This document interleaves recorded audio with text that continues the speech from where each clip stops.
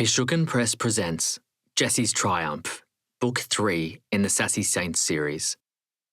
Written by Amra Pajalic and narrated by Rob Alec. Chapter 1. I was walking down the corridor, fixating on the scene in my novel when my protagonist was lost in the woods. The world around me was slightly hazy and out of focus. I knew I was in my high school corridor and saw the students milling at their lockers around me. But they were distant, ethereal, my body on autopilot as I floated in my make-believe world. Ow! Pain in my shin, and I fell forward, hitting the linoleum floor hard, my palms stinging and my knees burning. I looked up to find Joshua King standing above me. He attempted a concerned mask, ruined by the smirk tilting his lips. "Oh, sorry, mate, didn't see you there." He offered his hand under the guise of helping me up.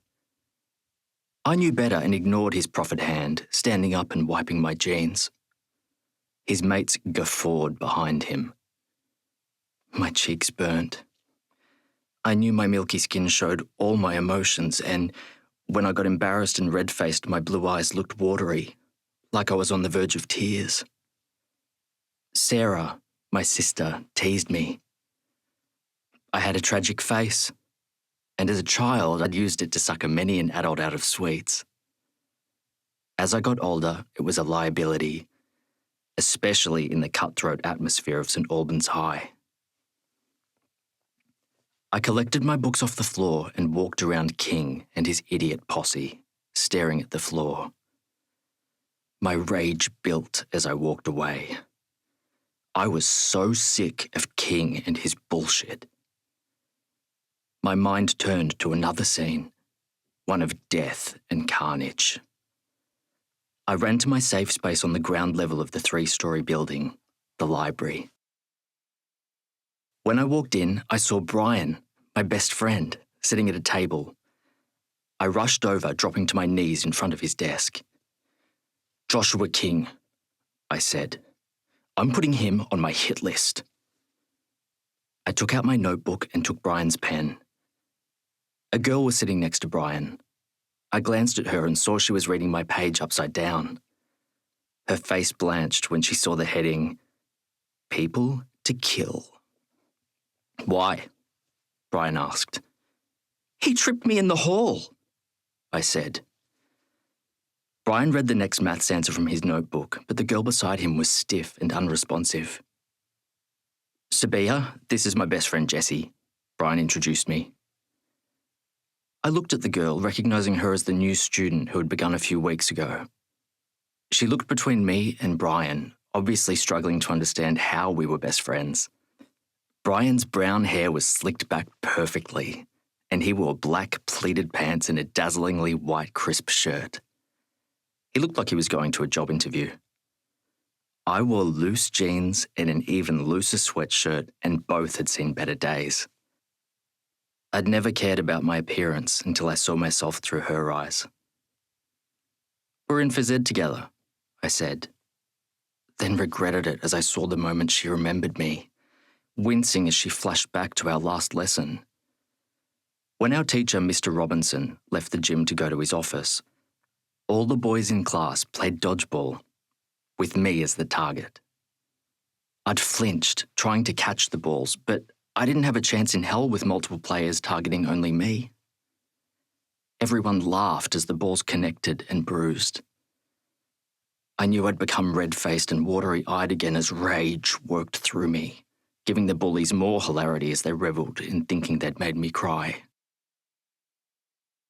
When Mr. Robinson returned and saw the balls on the floor around me, he'd asked me what happened. Mr. Rob and I had a deal. I'd told him I couldn't narc on the kids anymore. He'd tried to punish the bullies for their idiotic behaviour in the past, which only led to more of the same. When I said nothing, Mr. Rob ordered me to put the balls away. When we began playing soccer, he subtly punished King and his crew by not giving them their favourite positions. Their team lost, and mine won. It was a minor victory as victories went, but It was enough. I noticed the book she was holding, Tara Moss's book, Split. That one's great. I took the book. You've read it too? Sabiha sounded surprised. I can read. I threw the book on the table. Did she equate me with King and his Neanderthal brethren incapable of stringing together a legible thought? She grabbed my hand. I haven't met many boys who read. Sabiha smiled at me, and my heart lightened. Her green eyes sparkled and her golden hair framed her face. My heart sped up for another reason. I was just surprised to find someone who shared my passion, she explained. Jesse's the book lover, Brian said. I just read what he tells me to. She let go of my hand, and I clenched it, still feeling her touch. To hide my emotions, I looked at my watch. I've got to stock up on my rations. Seeing Sabiha's confusion, Brian translated. He needs to get reading material for the weekend. I quickly stood and went to the stack, peering at Brian and Sabiha through the gap in the shelf. As she stood and bent over to pack up, my skin heated as I noticed how her camouflage cargo pants curved around her waist. She straightened, revealing her bare midriff and curved waist. How long have you two known each other? Sabiha asked. Since primary school. Brian put his maths book away. Has he always wanted to kill people? Jesse's not a weirdo or anything. He uses fantasy to deal with the bullying. He couldn't hurt anyone. Good to know, she said. My stomach dropped. Of course she thought I was dangerous. What kind of weirdo talked about killing people at a school? I gently hit my forehead on the books in front of me. Shit. I glanced around, checking if anyone could see me. I had to be more careful. People already thought I was weird. I didn't have to help them. I quickly pulled a few books from the shelves, needing a comfort read, returning to my favourites of John Green and Melina Marchetta. Sabiha and Brian had packed up and were waiting by the counter. I placed my books on the counter next to Sabiha. This is a new title, Miss Swan, the librarian said as she scanned the latest John Green book. Write a recommendation since you're the first lender. I smiled, excited by the thought. As a writer, any byline helped boost my confidence. I placed my books in my book bag and caught sight of Sabiha's face. She was frowning as she eyed me and the librarian. I looked away. She hated me. What did I expect? I'd thought I had an ally. As if. Brian and Sabiha walked ahead of me as we walked out of the library and up the stairs to the second story. We had history together. Sabiha followed Brian to the back of the class and threw her backpack on the table next to him. I hesitated next to her, meeting Brian's gaze. Usually, Brian and I sat at the back. I doodled on the edges of my notepad as the teacher spoke while Brian stared out the window, caught up in his own world. If the teacher called on Brian, I'd quickly jot down the answer he could read out, maintaining the impression that he was engaged in class. Let's move down one so Jessie can sit on the other side. Brian waved to her right. Sabiha looked at me, flushing slightly as she moved one seat down. I sat in the chair next to the window. So altruistic of you to give up your favourite seat, I murmured. Brian shot me a frown but said nothing as he sat between us. The teacher asked us to discuss whether World War I or World War II was the war that affected the world the most. Brian moved his seat back so that he included Sabiha, as no one was sitting next to her. World War I because it's the first war that involved the entire world, Brian said. I agree because it's also the fact that it changed the class system. It brought about the demise of the aristocracy and there were millions of deaths both during the war and afterwards from the influenza, I added. It might have been responsible for more deaths, but it was steeped in the traditions of trench warfare, Sabiha said. The Second World War was much more brutal and bloody because it was about genocide and extermination. Hitler's ideology has become a blueprint that keeps repeating. Just look at what's happening in my corner of the world. I frowned, not understanding what she was referring to. I'm Bosnian. Ethnic cleansing is a new term, but it's the same concept. Exterminate an entire race of people for a land grab. The penny dropped. It was years ago, but I'd seen news reports about the Balkan conflict as the country that was once Yugoslavia tore itself apart, with each state seeking independence after their dictator Tito, who had ruled for 40 years, died. Can you really compare the ethnic cleansing of Bosnia and the Holocaust, though? I questioned, my intellectual brain engaged. Usually Brian made a one-sentence announcement and then attempted to segue the conversation into his social life. This was the first time I'd actually had someone to debate. Sabiha's jaw tightened. I wasn't comparing, I was justifying my argument that the Second World War was more brutal. She turned away, crossing her arms on her chest as she stared straight ahead at the whiteboard. Don't be a sore loser, I stirred. She looked at me, her green eyes flashing ire. I'm not, she spat. To you, this is an intellectual discussion about war. To me, this is real life. My family were brutalized and chased out of their homeland, so excuse me if I don't want to trade details to win an argument. I flushed, looking down at the table as I scratched the edge. I'd been so engaged in the discussion I hadn't thought through that I was pushing emotional buttons. The teacher asked us to share, but our group remained stubbornly silent. Apologise, Brian wrote on the edge of his notebook and held it to me. When I read it, he quickly scrawled over it and transformed it into a love heart. Sabiha was frosty for the rest of the double, barely looking at me. I want to apologise, I said as we packed up a few minutes before the bell. I didn't mean to be insensitive. That's fine, Sabiha snapped. Sabiha, Jesse apologised. Now you accept his apology, Brian intervened. She glared at him. Brian maintained eye contact. She wilted. I accept, she muttered, swinging her backpack onto her back. The bell rang, and we drifted out of the classroom and down the stairs. See you tomorrow.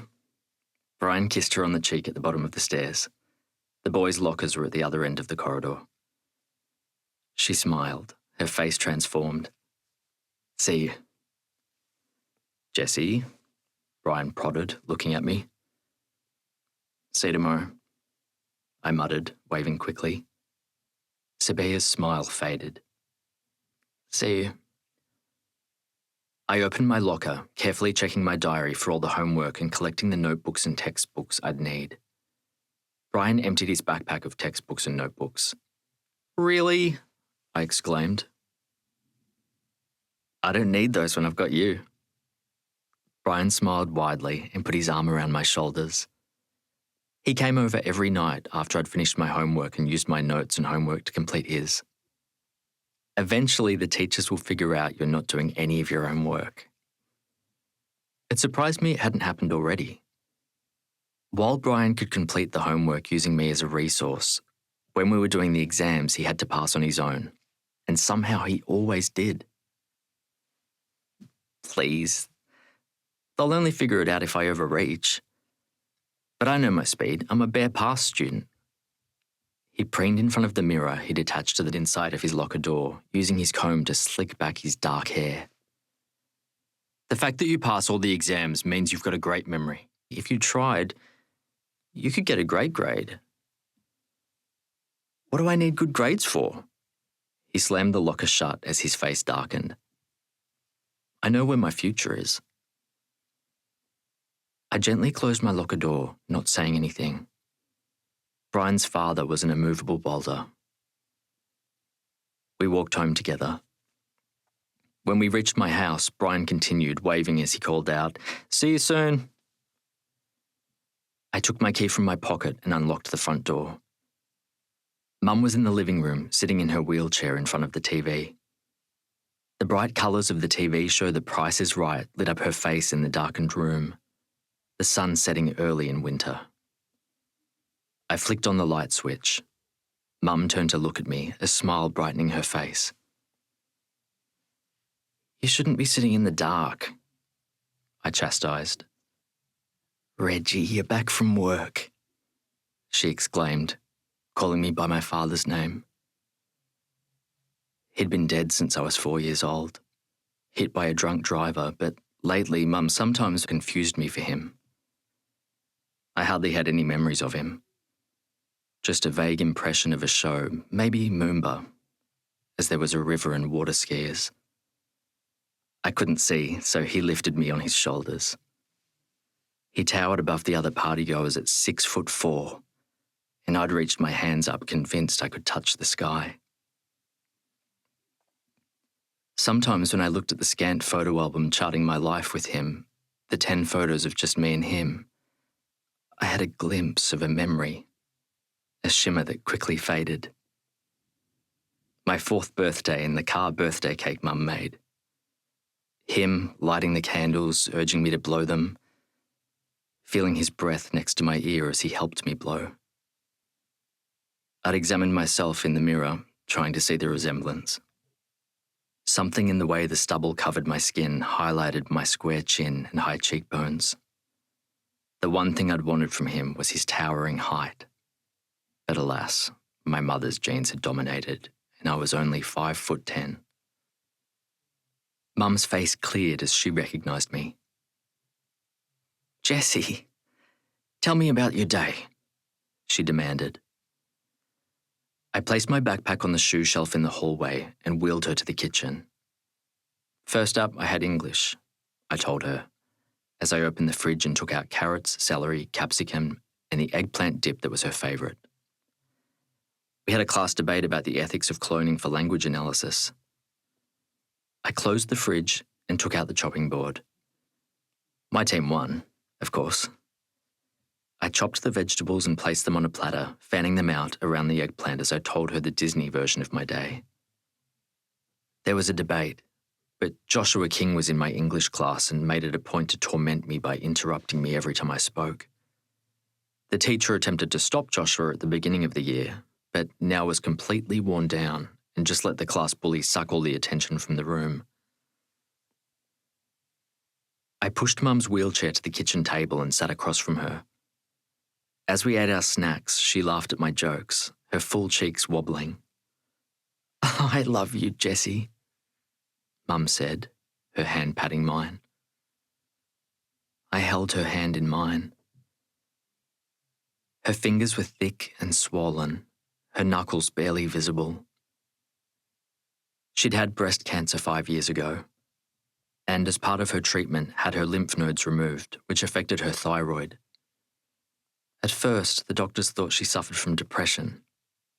She was tired and slept most of the day, and her short-term memory deteriorated. She attempted to keep up with her job as a nurse, but cut back her hours more and more as fatigue hit her. Her memory began failing, and she made a few mistakes on the job. She was put on sick leave. Without a job, she drifted increasingly into lethargy, sleeping all day, gaining more and more weight. By the time she was diagnosed with hypothyroidism a year later, her career was in ruins, and she was morbidly obese and struggling to function. I wheeled Mum back to the living room and parked the chair in front of the TV. She smiled as I turned the television screen back on. I returned to the kitchen, washed the dishes, and then checked the casserole I'd started in the slow cooker this morning. I put on the rice in the rice cooker, glancing at the clock. I had an hour and a half until my sister Sarah returned from work. I went to my bedroom. I turned on my computer, flicking through my notes and working on my English homework. When I finished, I went to the backyard with a washing basket, collecting the washing from the clothesline I'd put up in the morning. I folded it as I went, returning to the house and placing the dried clothes in our wardrobes and drawers. I checked on the rice cooker and the slow cooker. Both were finished and on warming. I served the table, putting out 3 dinner plates and cups and the cutlery, and then returned to my bedroom and started my history homework. I heard the front door open and Sarah called out. Her murmurs from the front room as she kissed Mum hello, followed by footsteps down the hall and a quick knock on my door before she peered in. Hello, baby bro. She blew a kiss. I smiled at her. She looked so much like me. The same blonde hair and blue eyes, the shape of the face. We both took after Mum. Looking at Sarah was like looking at Mum 20 years ago. Sometimes it made me sad. If Mum had been diagnosed earlier, how different would our lives have been? See you in 10. Sarah went to her bedroom and I heard the shower. It was the first thing she did when she came home, jump in the shower and get rid of all the clothes she wore. Nursing was grimy work, and she felt she had to decontaminate hers. Sarah was 22, 6 years older than me. After Mum went into remission, we expected life would return to normal, but it didn't. The thyroid medication that she used wasn't effective and had some pretty nasty side effects. Those were tough years. We survived on a pension Mum received from the government. We had to go to the food bank and all my clothes were second-hand and frayed. Our extended family had to chip in regularly to help with large bills, and every time there was a visit from the Department of Human Services, our Aunt Cara came to stay overnight, pretending that she was living with us to fend them away. When Sarah turned 18, she did a nursing course and started working full-time. At least the financial struggle eased a bit, but I had to take on more household duties to relieve the burden from her. I didn't mind. I was just relieved that those days of stress and scarcity were behind us. While Sarah was showering, I served up the food and placed it on the table. Mum wheeled herself from the kitchen. As I brought over a jug of water, Sarah walked in, wearing grey tracksuit pants and a matching top, her hair tied up loosely in a ponytail. You're a lifesaver. She sat down and lifted the serving ladle. I didn't have time to take a lunch break. She heaped her platter and began eating, shoveling in 4 spoonfuls by the time I'd served Mum and me. That's better, Sarah said after a few more spoonfuls. My stomach has stopped attempting to eat itself. How was your day? Anything interesting happen? We had a class debate. I sipped water. You did? How'd you go? Mum asked me. She had forgotten, even though I'd told her the story 2 hours before. Another side effect of her condition. I told the story again, this time for Sarah's benefit. We always began with my day. Sarah could only tell her work stories when we weren't eating, as most of the ones she found interesting or funny involved bodily fluids. Oh, also, I met the new girl, I added, serving myself another portion. New girl? Sarah's spoon paused on its way to her mouth. Name, description, attributes? Sabiha, blonde, blue-eyed, Bosnian Muslim, and I guess her key attribute was angry. So she's the angry new girl. Sarah smiled as she spoke. I guess she has reason to be. She's Bosnian Muslim and her family came from the war. You forgot to mention she's pretty. A wicked smile lit up Sarah's face. What? I don't need to say that. Even as I was speaking, I felt my cheeks flushing. I had been awestruck the first time I saw her. And as we argued in history, I'd felt more than the stirrings of intellectual debate. Oh, so she's really pretty, Sarah prodded. My cheeks got hotter, and I flashed her an angry look. Stop teasing your brother, Mum intervened. Just because Jesse finds the new girl pretty doesn't mean we have to tease him. Mum! I wailed. Sarah and Mum chuckled. This was the problem with being the only male in the house. I was constantly outnumbered and outmaneuvered. What was your day like? I asked Sarah, desperately hoping for a tale of horrible bodily fluids to take the attention off me. Oh, have I got a story for you? Sarah cracked her knuckles, a gleeful look on her face. She loved telling excruciating stories. A man came in, or should I say hobbled in, after he'd checked in claiming an excruciating stomachache. He wouldn't sit down. I closed my eyes and shuddered. It was going to be one of those excruciating stories about an obstruction in the bowel. Sarah gestured and mimed as she revealed details of the interview and investigation. When she shared details of the extraction, I had to breathe through my gag reflex. This was the problem with getting your wish. It was always a regret. After we ate, I collected the dishes. Shoo! Sarah took the plate off me and shooed me. I'll do the dishes. It's okay, I've got time. You've done enough for today. Sarah went to the kitchen and filled the dishwasher while I returned to my bedroom. Sarah still had to bathe Mother before bed, but she always wanted to be fair. As I was completing my maths homework, there was a brief knock and the door opened. I knew without looking it was Brian. He had a distinctive knock of refusing to wait for the all clear before barging in. He threw himself on my bed and sighed. I spun in my chair and turned to him. Do you want to talk about it? He was lying on my bed with his hand over his face. He shook his head. No point. I turned back and left him. He must have had another argument with his father. Nothing else laid him as low. Okay, I'm ready. He sat up. I handed him my notebooks. He scrawled on sheets of paper. I finished my homework and flicked to the document where my mate Charlie and I were working on a graphic novel. Charlie was autistic, and while he was high-functioning and so could endure the hallways of a public high school, he had found ways to cope. One of them was wearing headphones every day. Another was fictionalizing the school into a post-apocalypse world where everyone was a zombie or survivor. We'd started the project as a lark in our graphic design class when we were paired up, mostly because we were the class rejects. At first, Charlie hadn't wanted to speak to me at all. But I'd watched him with his sketchbook. I began writing captions for his drawings that I showed him. He loved it, and pretty soon we were collaborating. One day he showed me a blank page.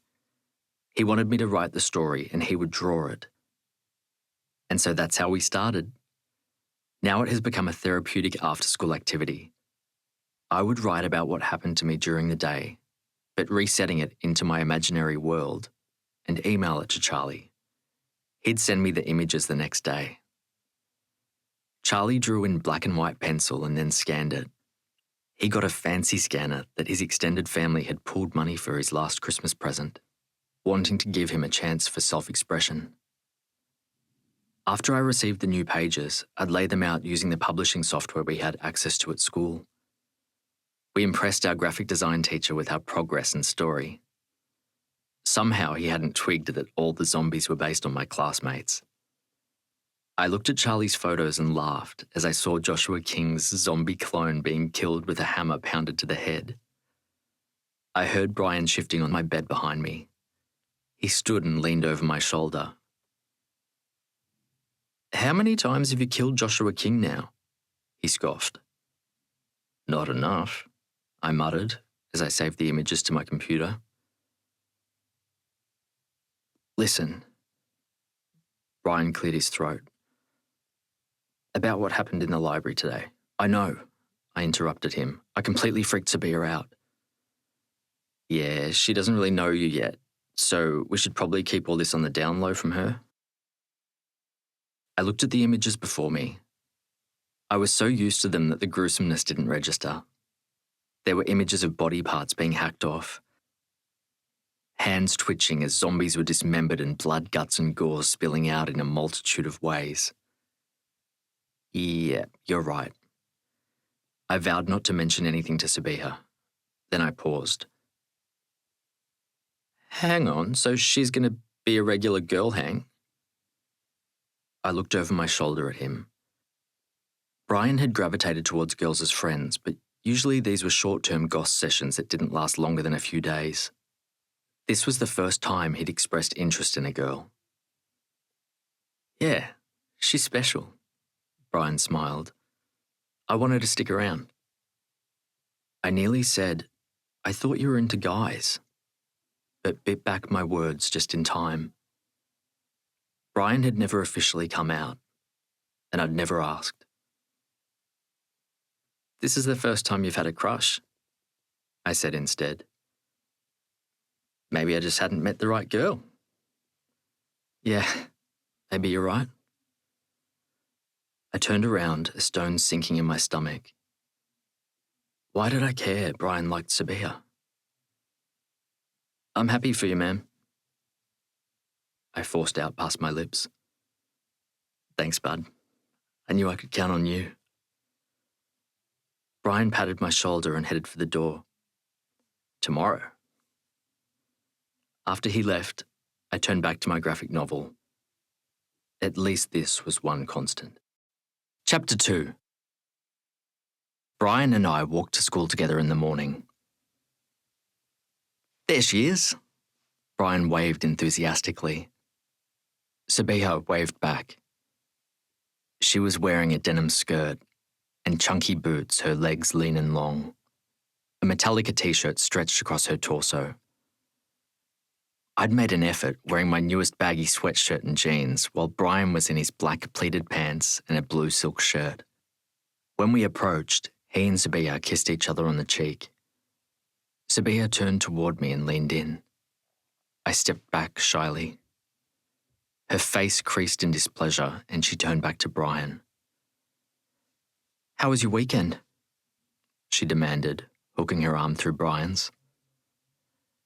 The two of them walked ahead of me and I watched them flirting. Brian was doing his trademark PDA, effortlessly curving his hand around Sabiha's waist. It pissed me off how comfortable he was with the opposite sex. He had no problems talking to girls or flirting. I wished I could be as natural as he was. Instead, I turned into a stiff tin man. We sat in our usual seating at the back, Brian in the middle during maths. The two of them giggled and sent each other notes while the teacher had his back turned. I copied from the whiteboard, pressing hard into the paper with my pen. One of us had to do some actual schoolwork. I completely flaked and didn't take down any notes. Sabiha giggled at the end of the lesson.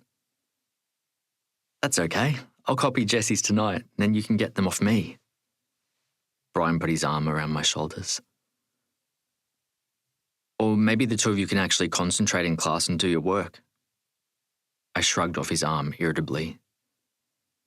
What would be the fun in that? Brian chided. Yeah, that's why we have you. Sabiha followed from the classroom. I stewed. I was just their glorified note-taker. Laters.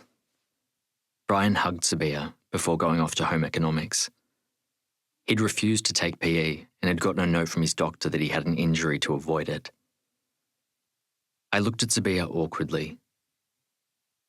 PE. I stated the obvious and walked to the gym. I realised I was walking ahead of her and slowed so she caught up with me. I tried to remember the me who was optimistic at the beginning of the year when I thought PE was a good idea. My plan was to get fit, chase off the last of my pre-adolescent puppy fat, and thought it would help. I hadn't accounted for the psycho, Joshua King. Sabiha and I lined up with our class in front of the gym doors. I tried to think of something to say, a conversation starter, but my tongue was tied. Hope it's not netball today, Sabiha moaned. I'm so sick of it. Yeah, me too, I lied. I actually love netball. It didn't give Joshua the opportunity to torment me because we had the net to separate us. We split up and went into our change rooms. I went to the corner that I'd marked as my own. As I changed, I kept my back to the wall and my eyes on the changing room. I'd learned to wear my sports shorts and t-shirt beneath my clothes so I didn't have to actually change so much as strip off. I never knew when Joshua was going to strike. I jogged out. Sabiha was on the gym floor, her black shorts revealing her long legs, her t-shirt fitted and showing off her waist. I felt my breath catch as I caught sight of her. She saw me and smiled, waving me over. We're playing basketball. She scrunched up her nose, looking adorable. My only goal is to stay the hell away from the ball, be my defense. She yanked me in front of her. My biceps tingled at her touch. As usual, Joshua King was one captain and George Giorgio was the other. Each of them began with their mates. After his mates surrounded him like a posse, Joshua gave Sabiha the once-over. New girl. He pointed at her. George looked disappointed. You snooze, you lose. Joshua smirked at George, looking like the king of the hill. No. Sabiha crossed her arms over her chest. Let's make it easy. Whoever knows my name gets to pick me. She waited. My girl, Sabiha, George said with a smile. My man, George. Sabiha approached him and gave him a high five. Joshua's smirk faded and he frowned at her. Hey, it's my turn. Not today. Today, it's this lady's turn. She turned back toward me. And Jesse has to come with. He's my defense. She yanked me by the arm, so I joined George's team. That's not fair. You can't take my turn and then pick someone else. Joshua huffed. Go cry about it to Mr. Robinson, see if he gives a shit. Sabiha marched on, pulling me with her. As usual, Mr. Robinson was sitting on the bench at the back of the gym, staring at a folder on his lap. He had the athletics carnival to organise, and the past few weeks left the class to their devices as he used class time to coordinate it. Joshua's stare hardened as he looked at Sabiha. Shit. He was going to get revenge. You shouldn't have done that, I told her as we waited for the picking to finish. Joshua's going to come at you. Bigger and better than him have tried and failed. Sabiha looked at me cockily. Anger churned in my stomach. Didn't she know how to stay under the radar? Everywhere she went, trouble followed, and now I was paired up with her and would be in the firing line. She was watching Joshua with a gleam in her eye. She thought this was a game. Shit. I would have to protect her from herself. This was my chance to stand up to Joshua and not let him get away with his shit. The game started and I followed the ball. Sabiha stuck close to me, but then we got separated by a melee. Joshua got the ball and headed towards Sabiha, dribbling, his eyes laser beam focused. I could see the thought as he went for her. He would slam into her hard, sending her sprawling onto the hardwood floor. It was a trick he'd performed many a time on me. I ran to head him off, but his mates surrounded me. Joshua was approaching Sabiha. Shit, he was going to hit her. Someone blocked me and I couldn't see. I heard a thud, a scream echoing around the gym. The action stopped. I pushed Anton out of the way and ran to Sabiha. She was on the ground, her legs sprawled, tears in her eyes. Joshua stood above her, his face formed into an O of surprise. What did you do, you prick? I slammed my hands into his chest, making him drop the ball as he stepped back. I didn't touch her, he shouted. Lying scum. I slammed him again. Mr. Robinson threw himself in between us. That's enough, Jessie. Joshua, go to the principal's office. I'll come deal with you. I didn't touch her, Joshua shouted. Now! Mr. Robinson roared, pointing his arm toward the gym doors. Joshua looked at his mates helplessly before spinning on his heel and leaving. I ran to Sabiha's side and knelt beside her. Are you okay? She nodded, wiping a tear. I took her arm and helped her up. She winced in pain. Take her to first aid, Jessie, Mr. Robinson said. I slowly led Sabiha from the gym. She hobbled, leaning against me. When we were out of the gym and had turned left, she straightened and walked normally. And that's how it's done. She pushed her hair over her shoulder and looked at me with a shit-eating grin. I stopped in surprise. You were faking? Shh. She put her finger on my lips and led me away from the gym doors. We don't want Mr. Robinson to know. I wonder if we can get an icy from the canteen. I mean, I'm a patient and all. She headed toward the canteen. Are you coming? I ran to catch up to her. Aren't you scared Mr. Robinson will follow up with the nurse? Nah, we'll come back near the end of the lesson and I'll tell him I waited until the ice pack took effect. He's not the sort of teacher who asks too many questions. I was too stunned to speak. When we got to the canteen, she put on a plaintive face. We're just in PE and I took quite a tumble. I cut my mouth and I was hoping I could buy an icy to soothe it. She covered her mouth and winced. Of course, dearie. The canteen lady slid open the freezer. Actually, can I get two? I'll use one for my knee, Sabiha added. The woman nodded and slid them across the counter. Sabiha rifled in her bra and produced a note. We went out and sat at the tables in front of the canteen. Here. She held out the second icy. What about your knee? I teased as I sat across from her. I thought you could lick it after you eat your icy, she said, her face serious. My eyes widened and I jerked back. Just kidding. She chortled with laughter, nearly falling backwards off the bench. I grabbed her hand and yanked her forward, holding her hand a little too long. Thanks, buddy, she said. We sat in silence, licking the icy. This was the best PE lesson I'd ever had. It was a lovely warm day and we were in the shade. Still, I couldn't rest easy. Aren't you afraid of Joshua King? He's going to want to get revenge. He's just a thug. You just have to put him in his place. She sucked out the juice in the bottom of her plastic tube. Anyway, I've got you to protect me. I looked at her with surprise. After the way you went at him, he'll think twice before coming after me.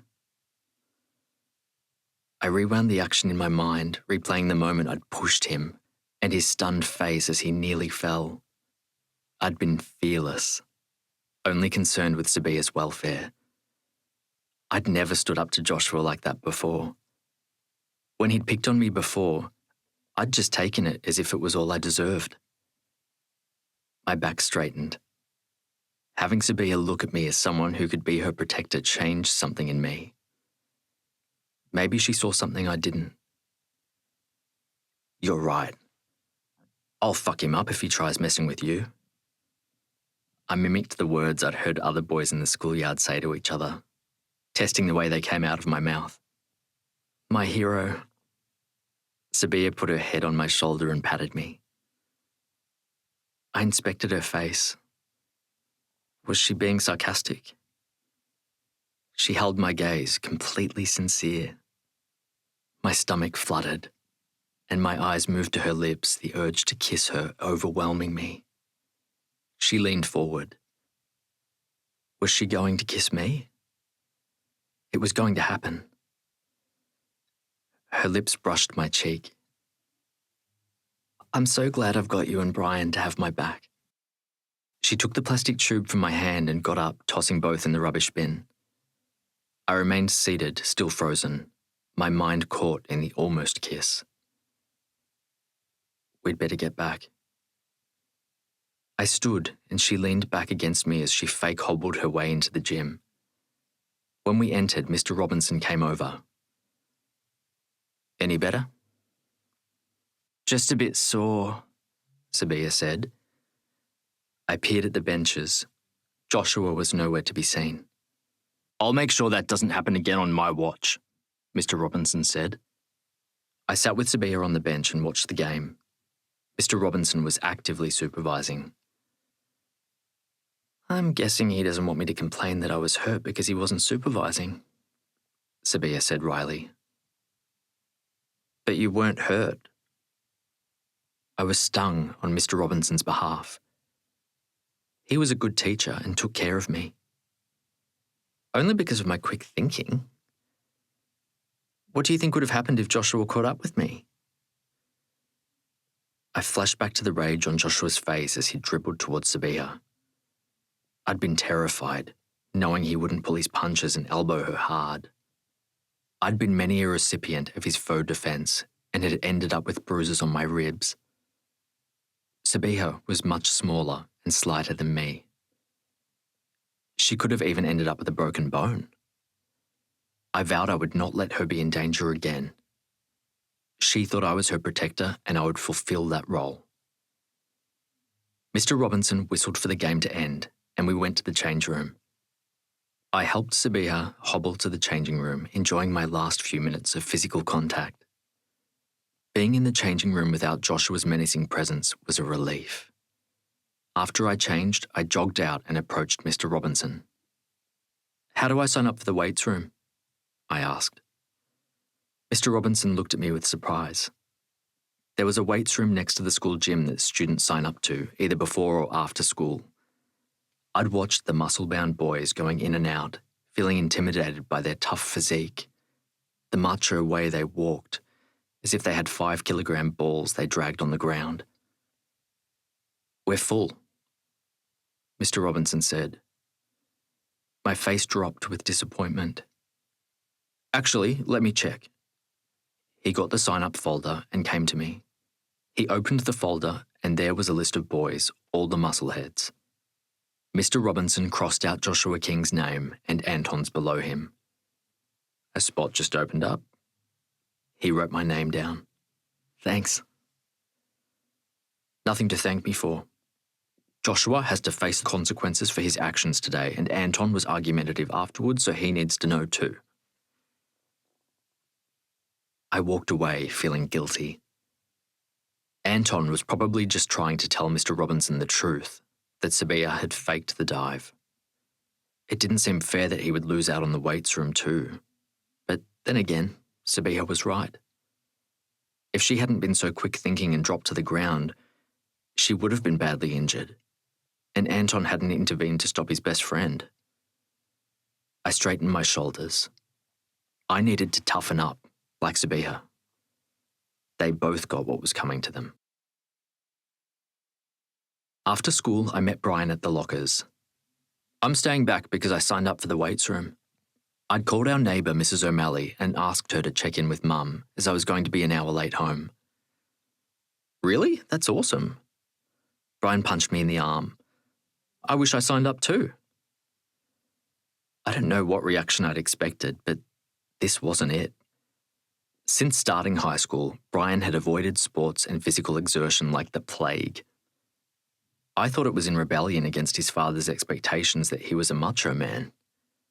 In primary school, he'd been on the soccer team and was a fierce player, but he'd never gone to the Oval since coming to high school. I'd never asked why. I just assumed he didn't want to be associated with the meatheads like me. Actually, you can. I gave him the lowdown about what happened in PE and about Anton and Joshua being scrubbed out of the weights room. Wow, so you actually stood up to that lughead? I nodded, a smile on my lips. I was pretty pleased with myself. Sabiha really is something. I don't think I've ever met a girl like her. Admiration coloured his voice. Yeah. I twisted away. I couldn't covet my best friend's girlfriend. Even though Sabiha and Brian weren't official, he'd staked his claim first. Let's go get ripped. Brian ruffled my hair as we walked down the stairs into the gym. Brian sniffed audibly as we entered the weights room. Oh, the musty perfume of sweaty adolescent male. A few boys were already there and they glanced at the two of us curiously. Cut it out, I muttered under my breath. Brian always used humour when he was uncomfortable, which only drew more attention to the situation. We made our way around the weights. We got to the deadlift and Brian went first, lifting 30 kilograms in 10 reps. I went after him and was wilting after 6. How was he able to do so much more? He was much more wiry than me. All that bricklaying is paying off. Brian smirked as he did a bicep curl and showed off his taut biceps. I snapped my towel at him and he laughed. By the end of the hour, I was sweaty and sore. As we headed out, I walked slowly, my muscles feeling the burn. We're going to be buff like all the macho lugheads in no time. Brian postured as he walked. I laughed with him. How come you stopped playing soccer? Brian's smile faded. Other boys don't like it when you're too different. My fashion consciousness was just a little too on the nose for them. Brian tapped his nose. I knew what he was saying. I'd heard others mention rumours about him being gay. He was obviously different from the other boys in our year level. He always styled his hair and loved experimenting with his look. I'd realised that he sometimes wore foundation after I'd seen it in his bedroom. He'd said he took it from his mother and wore it to cover up pimples. That's why our friendship worked. We were both outliers to our peers. I never fitted in with the lugheads either. I had to grow up too soon and do housework around the house when so many of my male peers only undertook the stereotypical male chores. It's a shame you gave up something you loved for those losers. We need to stop letting others define us and let them set our limitations. I'd let Joshua bully me for so long because I'd just perceived a pecking order and that I was at the bottom. It had never even occurred to me to stand up to him until Sabiha came on the scene. You're right, Brian mused. I let the fuckers win. Just like I let Joshua win. I'm never going to be that asshole's punching bag again. I fisted my hands. Are you sure about that? Brian looked at me askance. Yep, definitely sure, I snapped. Then turn around. Brian was looking behind me. I spun around, dread settling in my stomach. Sure enough, Joshua and Anton loomed towards us. The bastards must have been lying in wait. James, you prick, Joshua shouted as he got closer. You stole my place in the weights room. I stood my ground as he thrust his face into mine. No, I didn't. Mr. Robinson scratched you off to punish you. But I did nothing, Joshua shouted. Yeah, he was set up. Anton chimed in. You did nothing this time, and that's only because Sabiha fell before you got to her. If she didn't, she'd be in hospital. I spoke without heat, not wanting to inflame the situation further. Please, I was just going to give her a love tap. Joshua brushed off my words with the wave of his hand. Really? I lifted my top and showed the bruises discolouring my torso. Like this love tap? What do you think would have happened to a girl half your size if you hit into her like you did with me? Joshua looked at my bruises in shock. Shit, brah. You really did some damage. Anton blanched and stepped away. Yes, he did. Every week. I put my t-shirt down. But you will never do it again. You come at me again anywhere, anytime, and I'll put you in your place. And if you try to touch Sabiha, I'll put you in the ground. This time I didn't remain calm.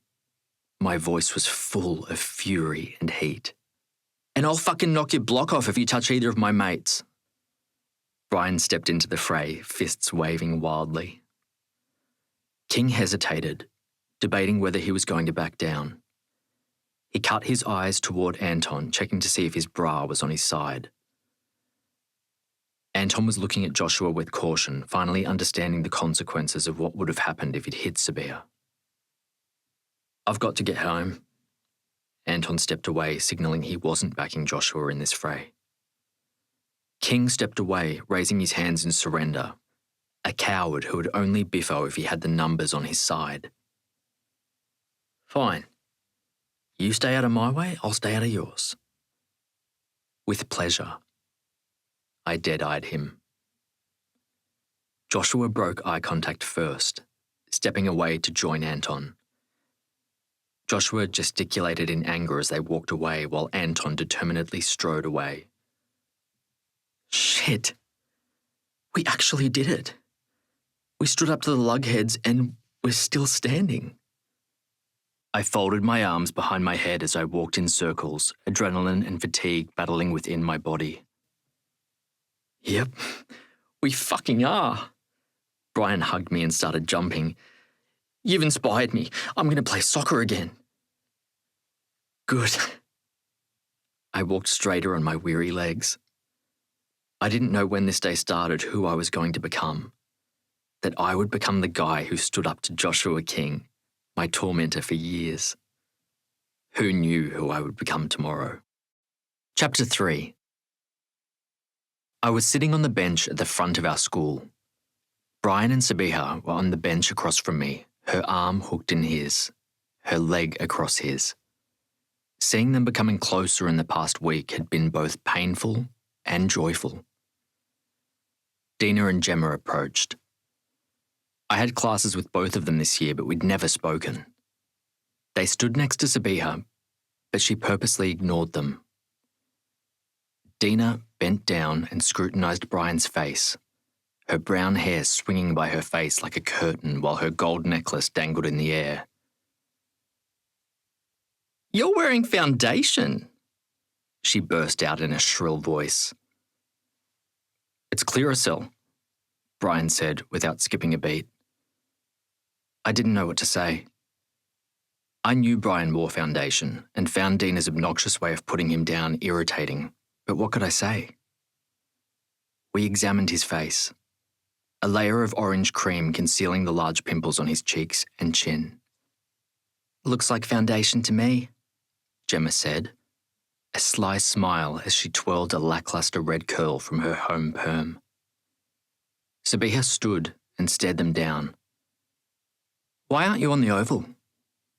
She demanded, making a shooing gesture. Dina's lips tightened and then she forced a smile. Do you want to join us? Sure. Brian jumped in before Sabiha could speak, pulling her up by the arm. Brian and I walked behind the girls as we walked to the oval. Gemma and Dina had taken a position on each side of Sabiha and whispered in her ear. Since when do you want to hang around the evil vortex? I asked. That's what he'd dubbed Gemma. Gemma and Brian used to go to our primary school. They'd even been friends for a whole 2 seconds, but Gemma was a gossip and bully, and we'd learnt to avoid her. I'm going to make it happen. Brian clapped me on the shoulder with happiness. Make what happen? I asked. Gemma looked behind her guiltily. Yep, they were talking about us. I tried to eavesdrop, but their whispers were too low. Wait and see. Sabiha stopped in her tracks.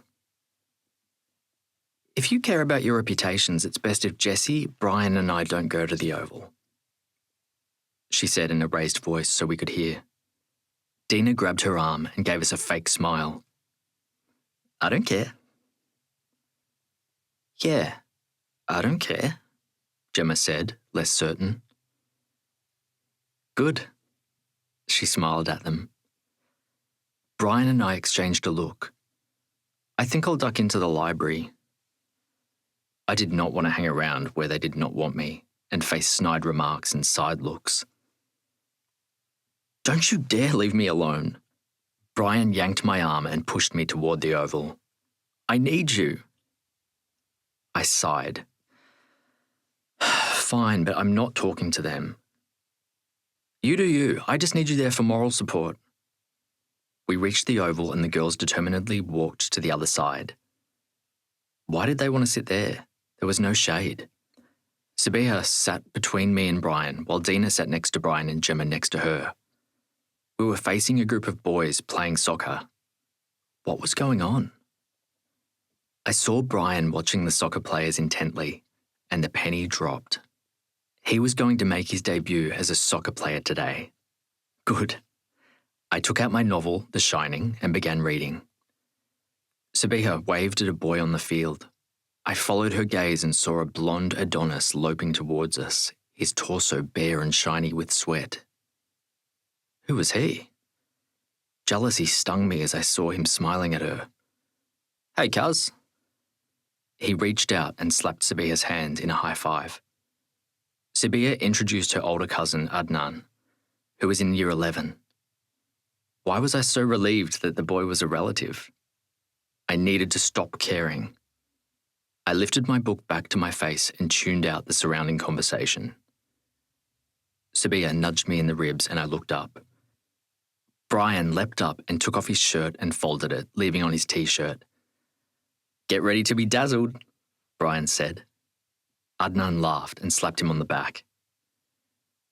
Geez, he'll ruin his makeup, Dina said. She and Gemma sniggered. Sabiha squeezed her juice box and her juice spilled onto Gemma, who squealed. I thought she did it accidentally, until I saw the sly smile on her face. The guys blocked Brian at first, but it didn't take them long to see his skill. Seeing his euphoria as he ran around the oval was so good. I looked back at Sabiha. It was like she was the linchpin that had started all this. With her as a friend, we were all challenging ourselves. She watched Brian with an admiring gaze as he ran, and I quickly returned to my book, finding it hard to take. Adnan and Brian ran over to us. You really can play, Adnan said as he picked up his backpack. Thanks. Brian put his shirt on.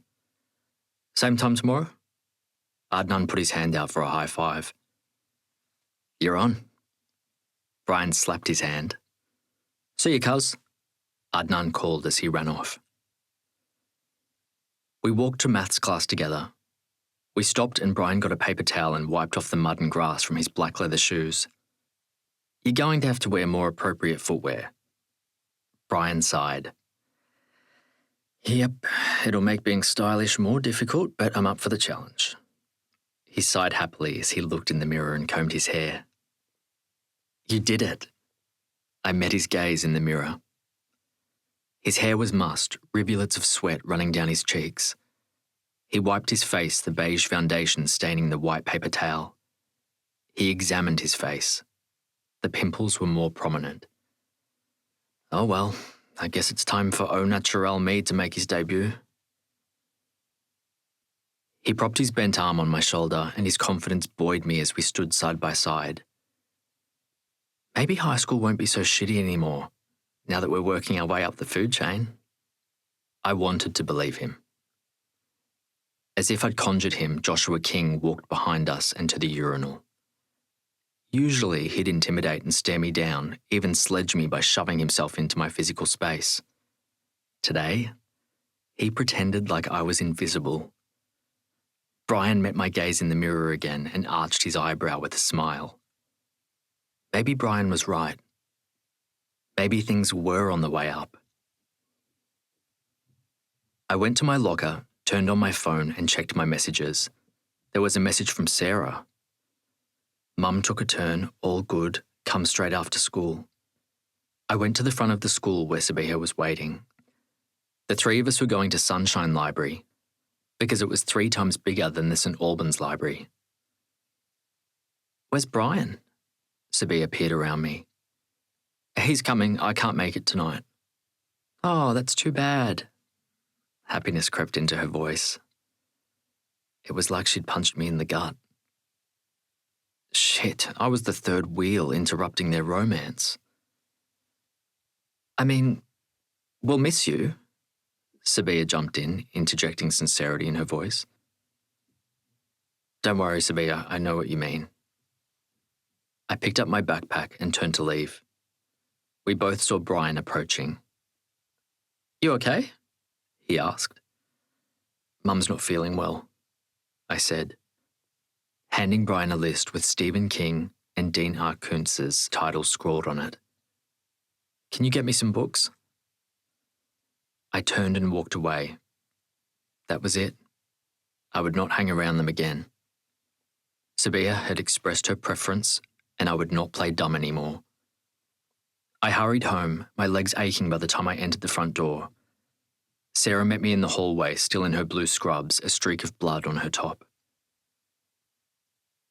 "Mum is fine." Sarah raised her hand before I spoke. "She accidentally took a double dose of her medication, her body temperature dropped too low and she became unresponsive. She's been to the doctor and she's better now." Mrs. O'Malley came by to check on Mum every day. She'd been the one who found her unresponsive and cold to touch. She'd called Sarah and then an ambulance. Thankfully, the paramedics had given her medication to counteract the double dose and Mum had stabilised. But it could have been a lot worse.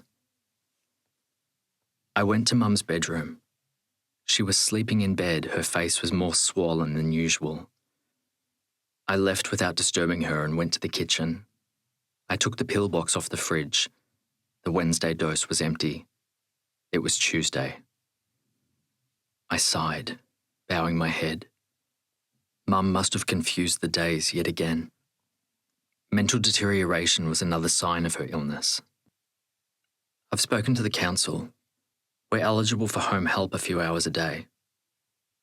Sarah sat at the kitchen table and gestured for me to join her. "You know Mum doesn't want that."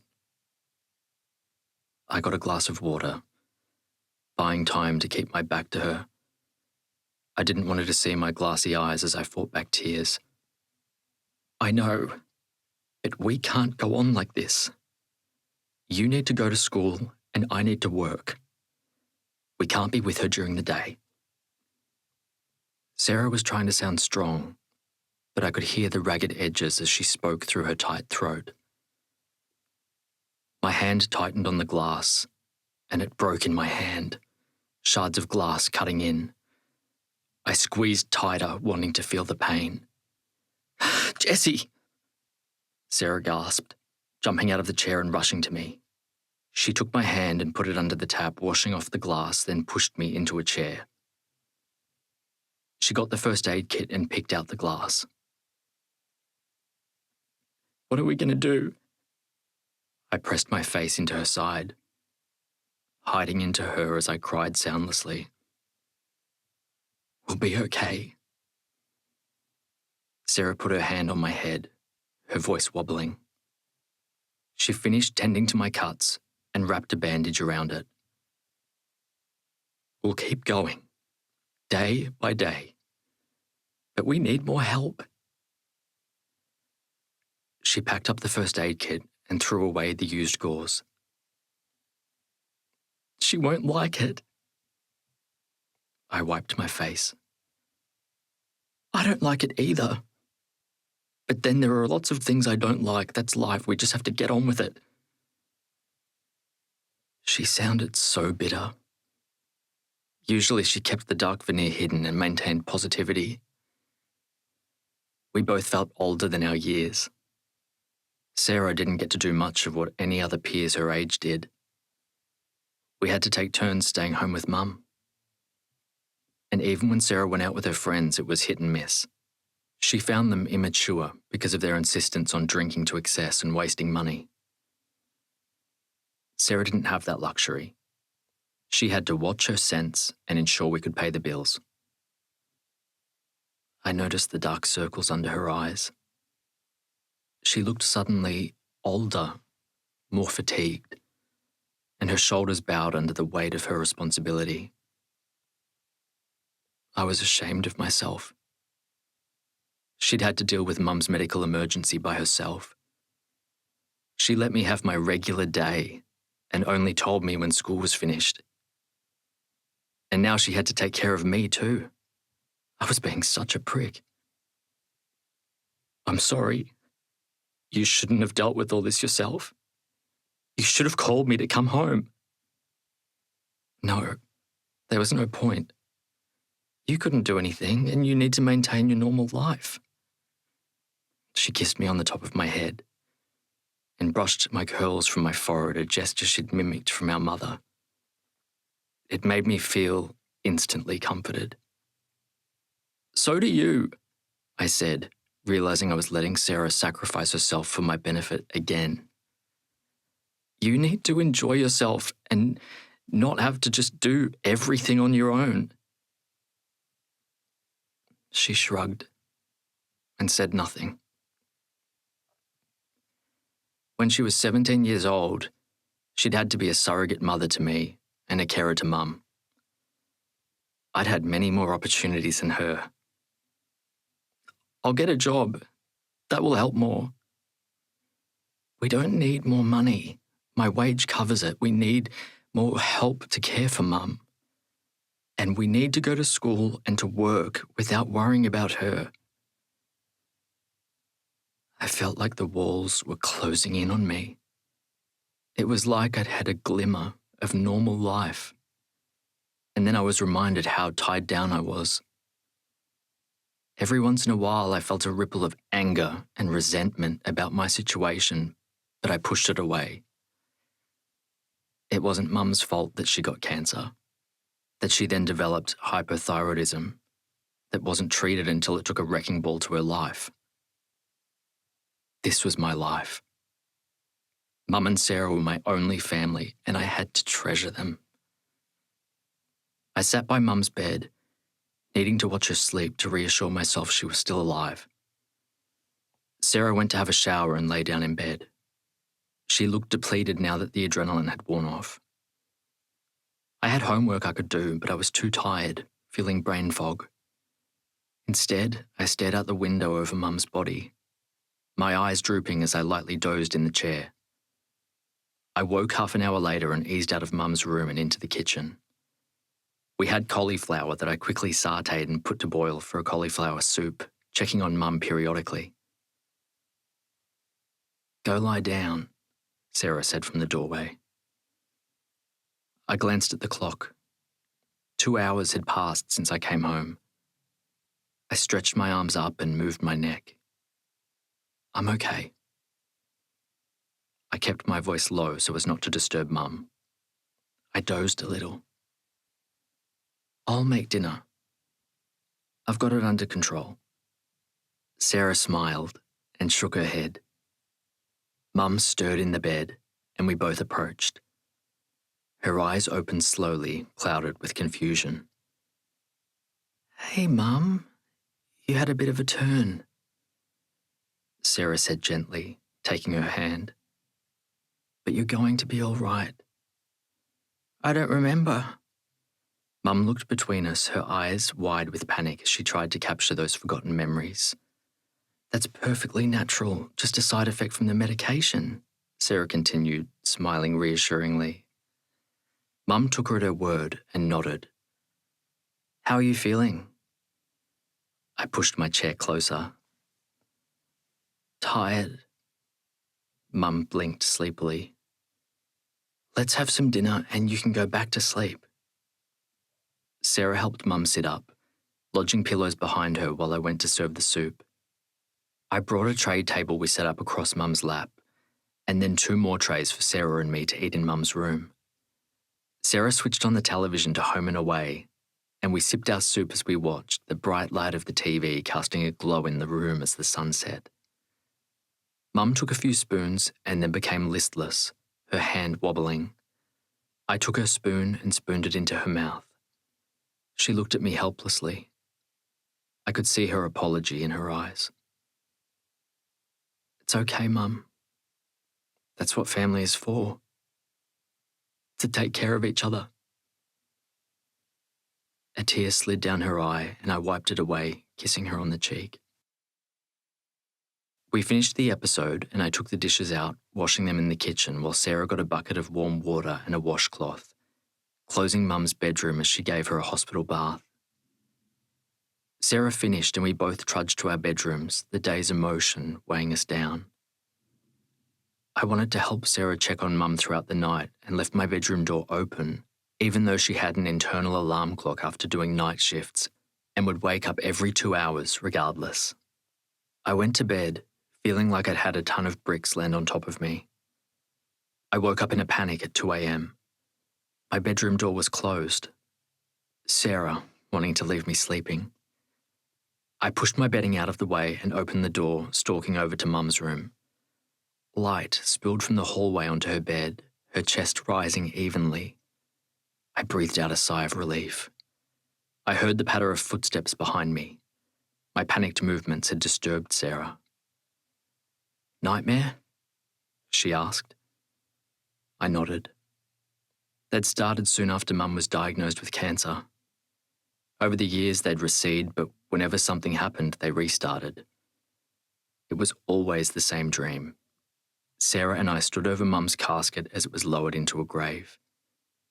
In the dream, I was always 10 years old, the age I was when Mum was first diagnosed, and I was screaming for her to return while Sarah held me back from falling into the grave.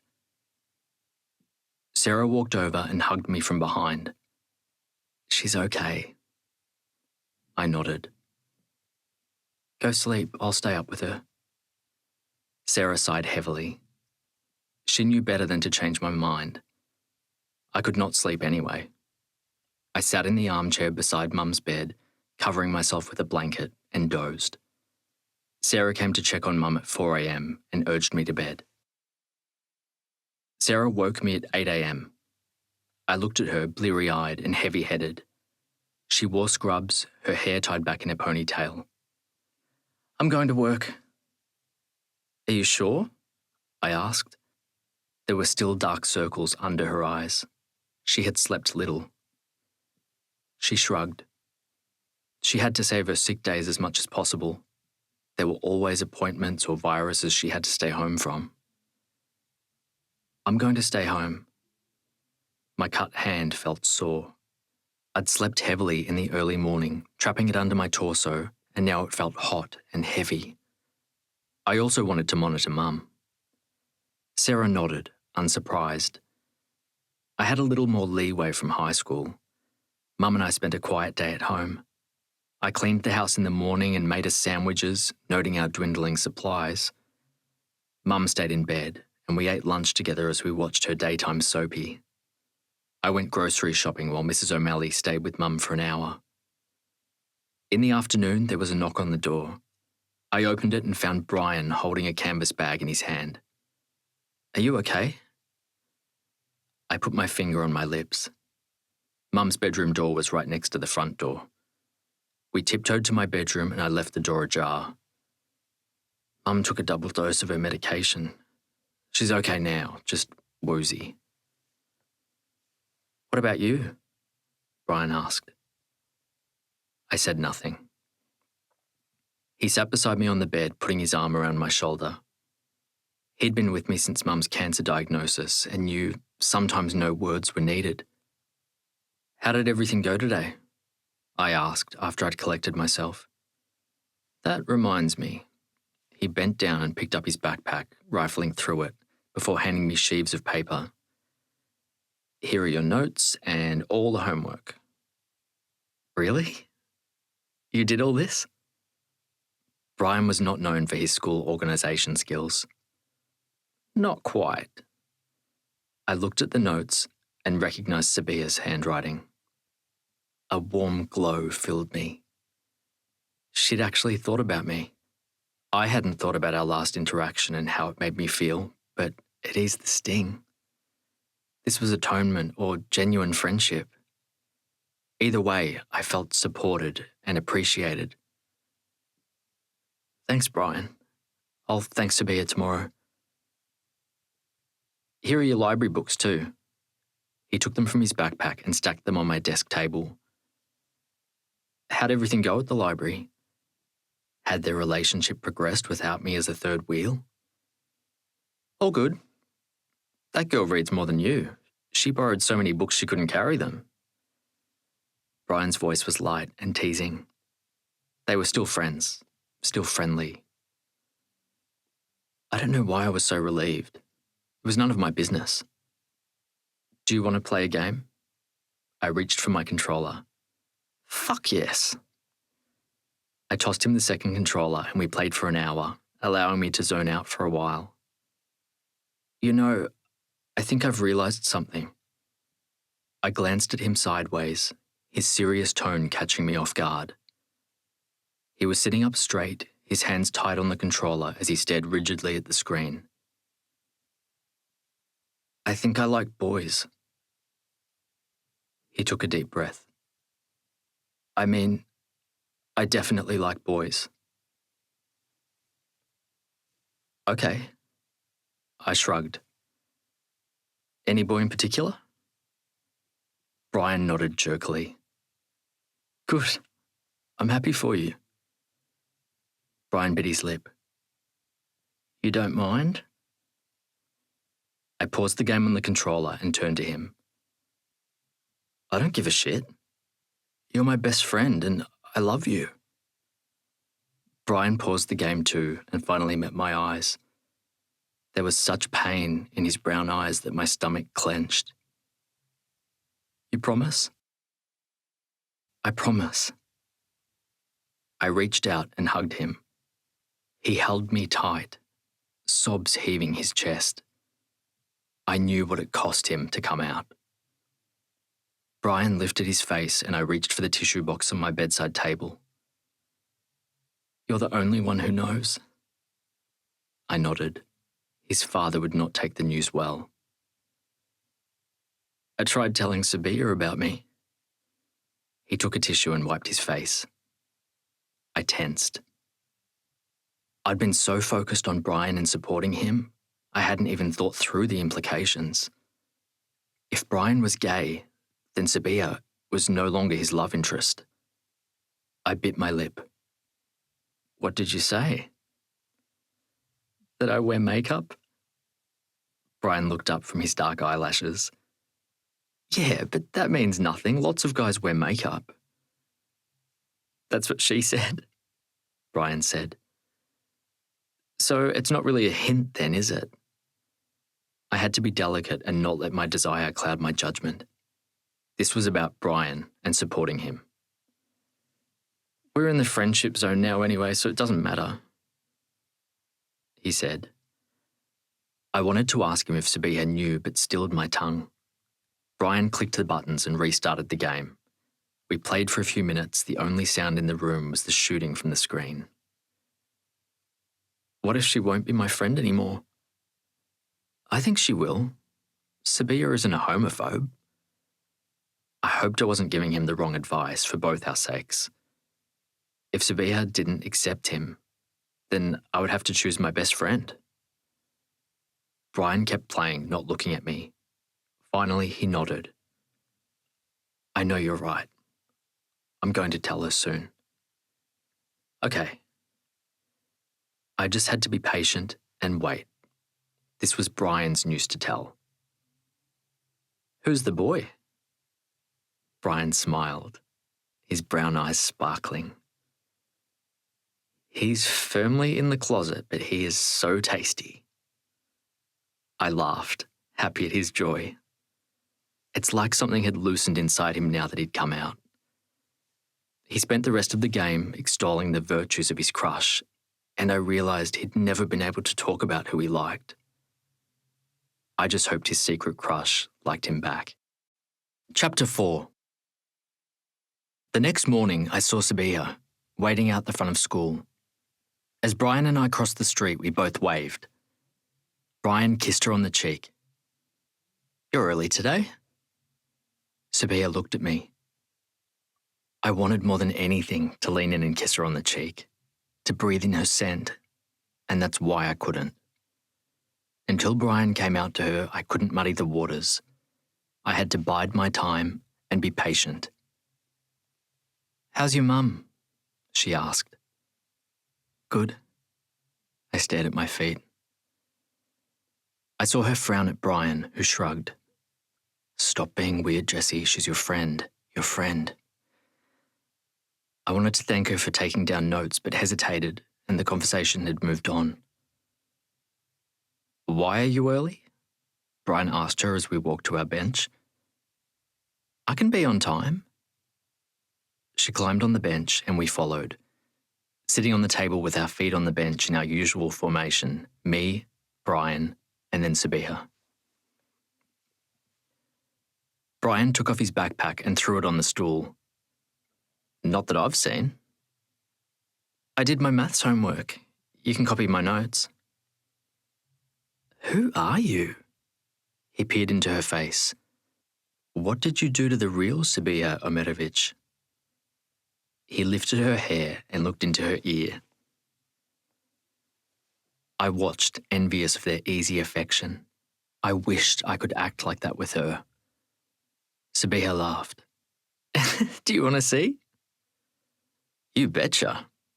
Brian tickled her waist. "'Cause I don't believe you did it." She unzipped her backpack and searched it. "It's here." Sure.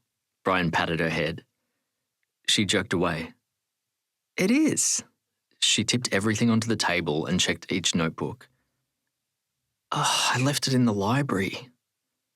"Are you sure the dog didn't eat it?" I forced myself into the conversation. I needed to stop being so awkward. "Smartass," she muttered. "Let's go and look." Brian gestured for her to lead the way. "Miss Swan," Sabiha called out as she ran to the counter. "Looking for this?" Miss Swan held out a notebook. Sabiha smiled and hugged it to her chest. "Thanks heaps." She turned to give Brian and me a triumphant look. "It was a pleasure having your company this morning, Sabiha," Miss Swan said. "I wonder why a girl who can't be on time to class would be early to school." "Are you blushing?" He peered at her cheek as we walked out of the library. "Perhaps she has a new crush she's stalking." Brian nudged me suggestively. I jerked back in surprise.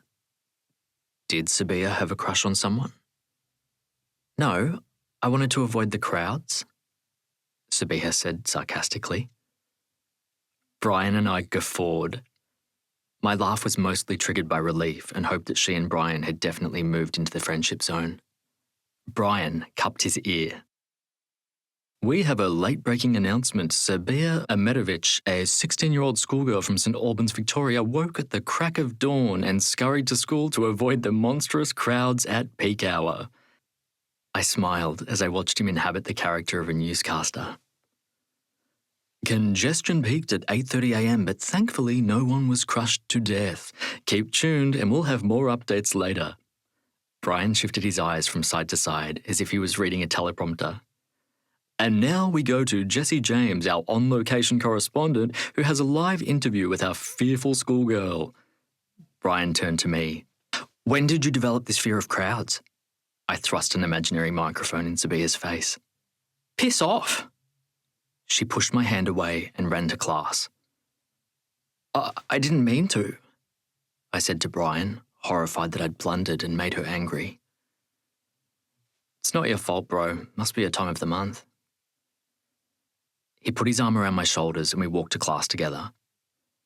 I nodded, my mind turning back to our earlier conversation. "You said earlier she had a crush?" "Sabiha has many crushes. She's a bigger perv than me." Brian waved his hand. I was surprised. I thought she and Brian were heading into the more than friends territory before he realised he was gay. "But I thought the two of you liked each other." "Of course we like each other. She's my best friend." "I mean, we're all best friends," he quickly interjected, not wanting me to think she'd overtaken my position. "But you're all touchy-feely with each other." Their PDA was constant, and from the sidelines, it looked like they were more than friends. I think we've entered the friend zone. I nodded, trying to process. I thought that the only obstacle in my path was Brian's claim on Sabiha. But now she might have other crushes. Where did this leave me? Why are you asking? Brian scrutinised me. Wait, do you like her? I hurried away, my cheeks flushing. Brian caught up to me. Because you have the all clear. Anyway, the two of you would be kind of perfect together. You both have so much in common. I glanced at him. That's exactly what I'd been thinking. Maybe there was hope if he thought so too. Don't worry, I've got your back. Brian slapped my shoulder. I'll clear the way for you. At recess, Brian and I returned to the front of the school to hang out with Sabiha, but she didn't show. My shoulders slumped as self-consciousness descended. This is my fault. No, it's not. You did nothing wrong. Brian was crushing a tree leaf and throwing it to the ground. She seriously needs to develop a thicker skin. I spent the rest of the morning down in the dumps. In fourth period, we were together again for history. Instead of sitting in her usual spot in the back row with Brian and me, she sat in the middle row. Brian watched her with furious eyes. She squirmed in her seat as if she could feel his anger scorching her back. He tore out a page of his notebook and scrawled something on it, tapping the person in front of him to pass it to Sabiha. Gordana was behind Sabiha and passed a note. Sabiha read it and turned and stared at Brian. He stared back. She wrote a reply and sent it back. Over the next 10 minutes, they kept scrawling messages back and forth. At one point, Sabiha looked at me. I tried to shake myself out of the dumps and sat up straighter, trying to wipe the mopey look off my face. She didn't need to know how much she'd cut me. We met at the door when class finished and walked together to our usual bench. Lunch was subdued. I avoided speaking to her. I would not fall for the trap again of relaxing my guard only to have her stomp on me. You two have English together now, don't you? Brian said when the bell rang. I'm off to science. He headed down the corridor. I stood next to Sabiha like a lump of wood. Shit, I hadn't thought this through. Now I had to go to class with her, and there would be no Brian to be a buffer. I was full of dread. This was going to be so awkward. Let's get going, Sabiha said cheerfully. We sat in our usual seat next to the window. I concentrated on the teacher's instructions. When we had to pair and share, I looked slightly over Sabiha's shoulder, not wanting to make eye contact. She got the hint and kept it all professional. The classroom warmed and Sabiha took off her jumper. As I went to write in my notebook, her arm was next to me.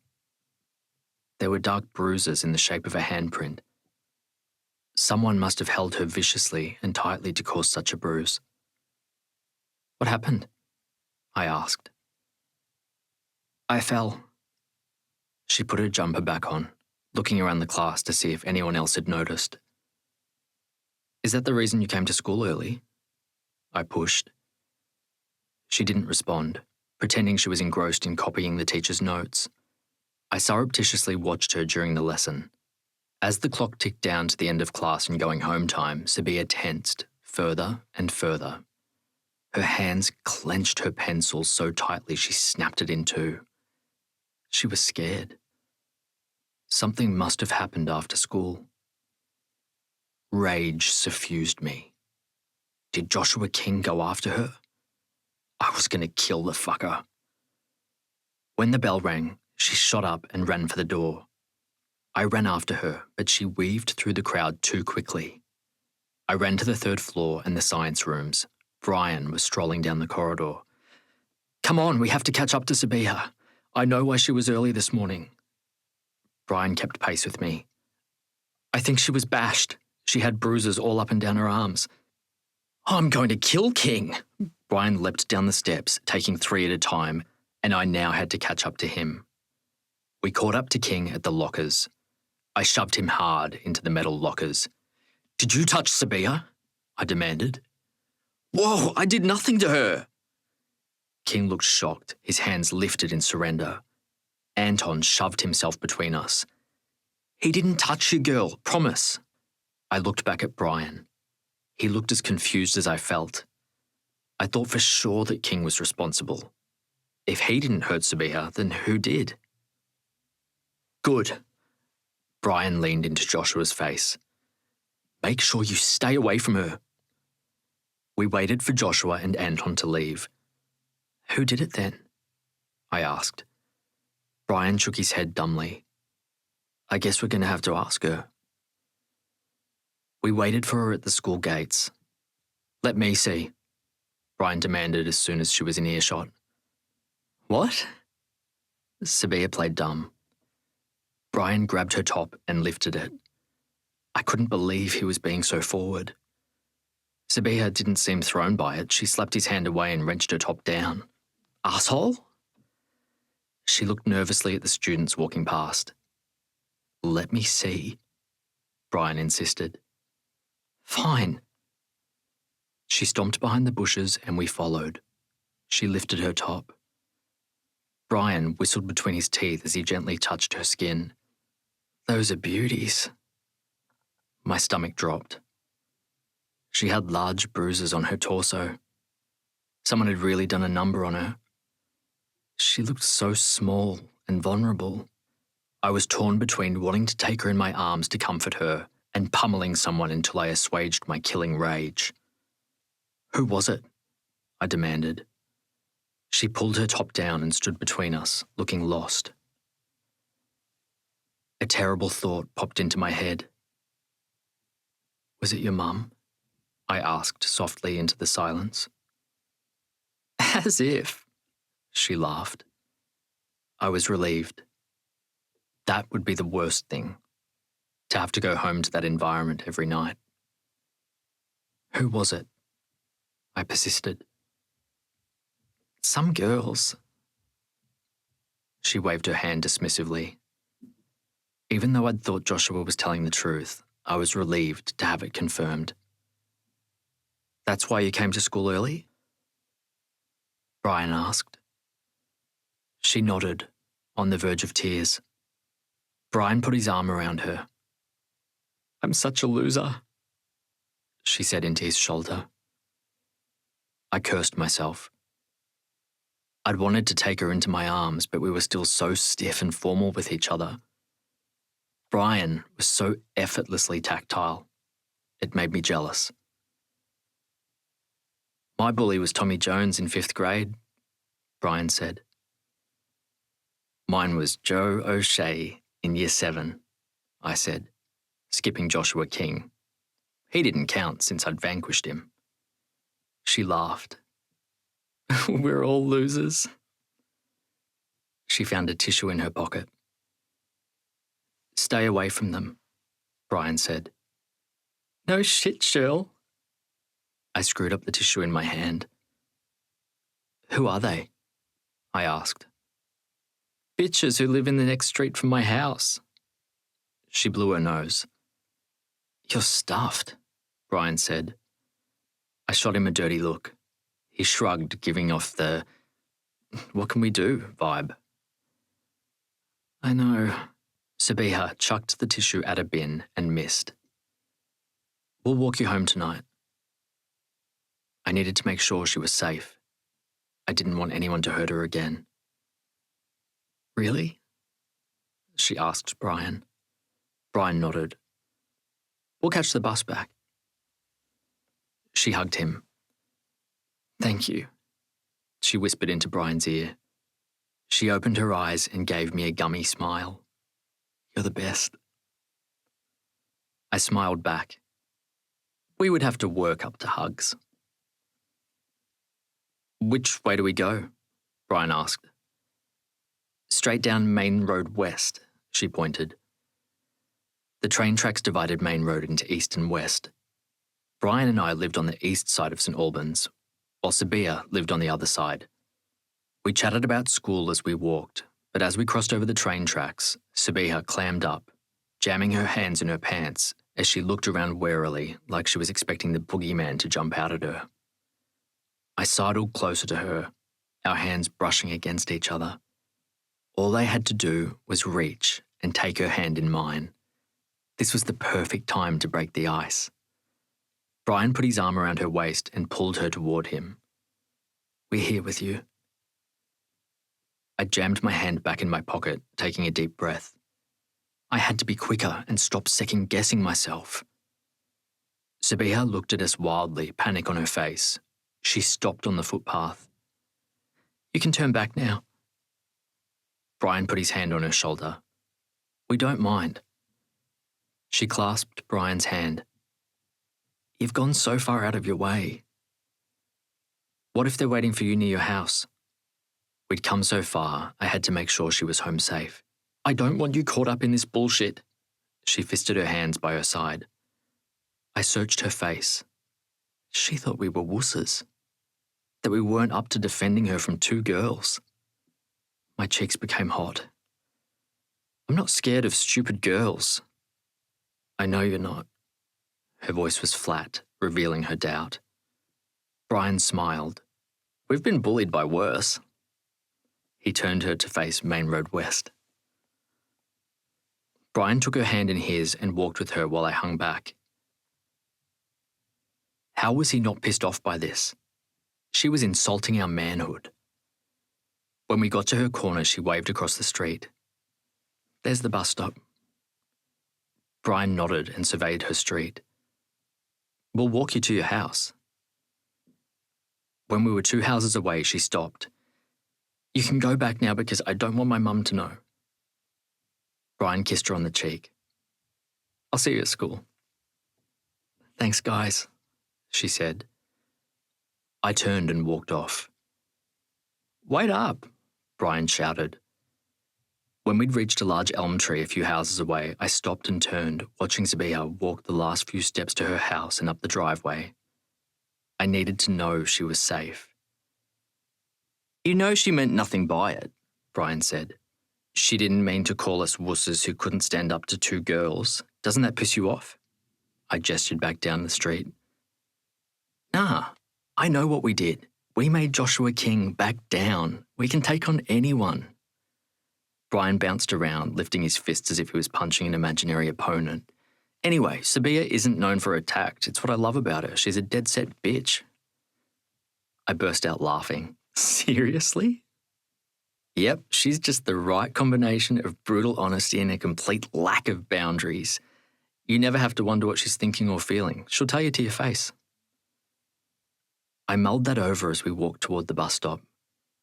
Maybe I needed to stop inferring Sabiha's motives and accept her at face value. She thought of me as a friend. That's what we were.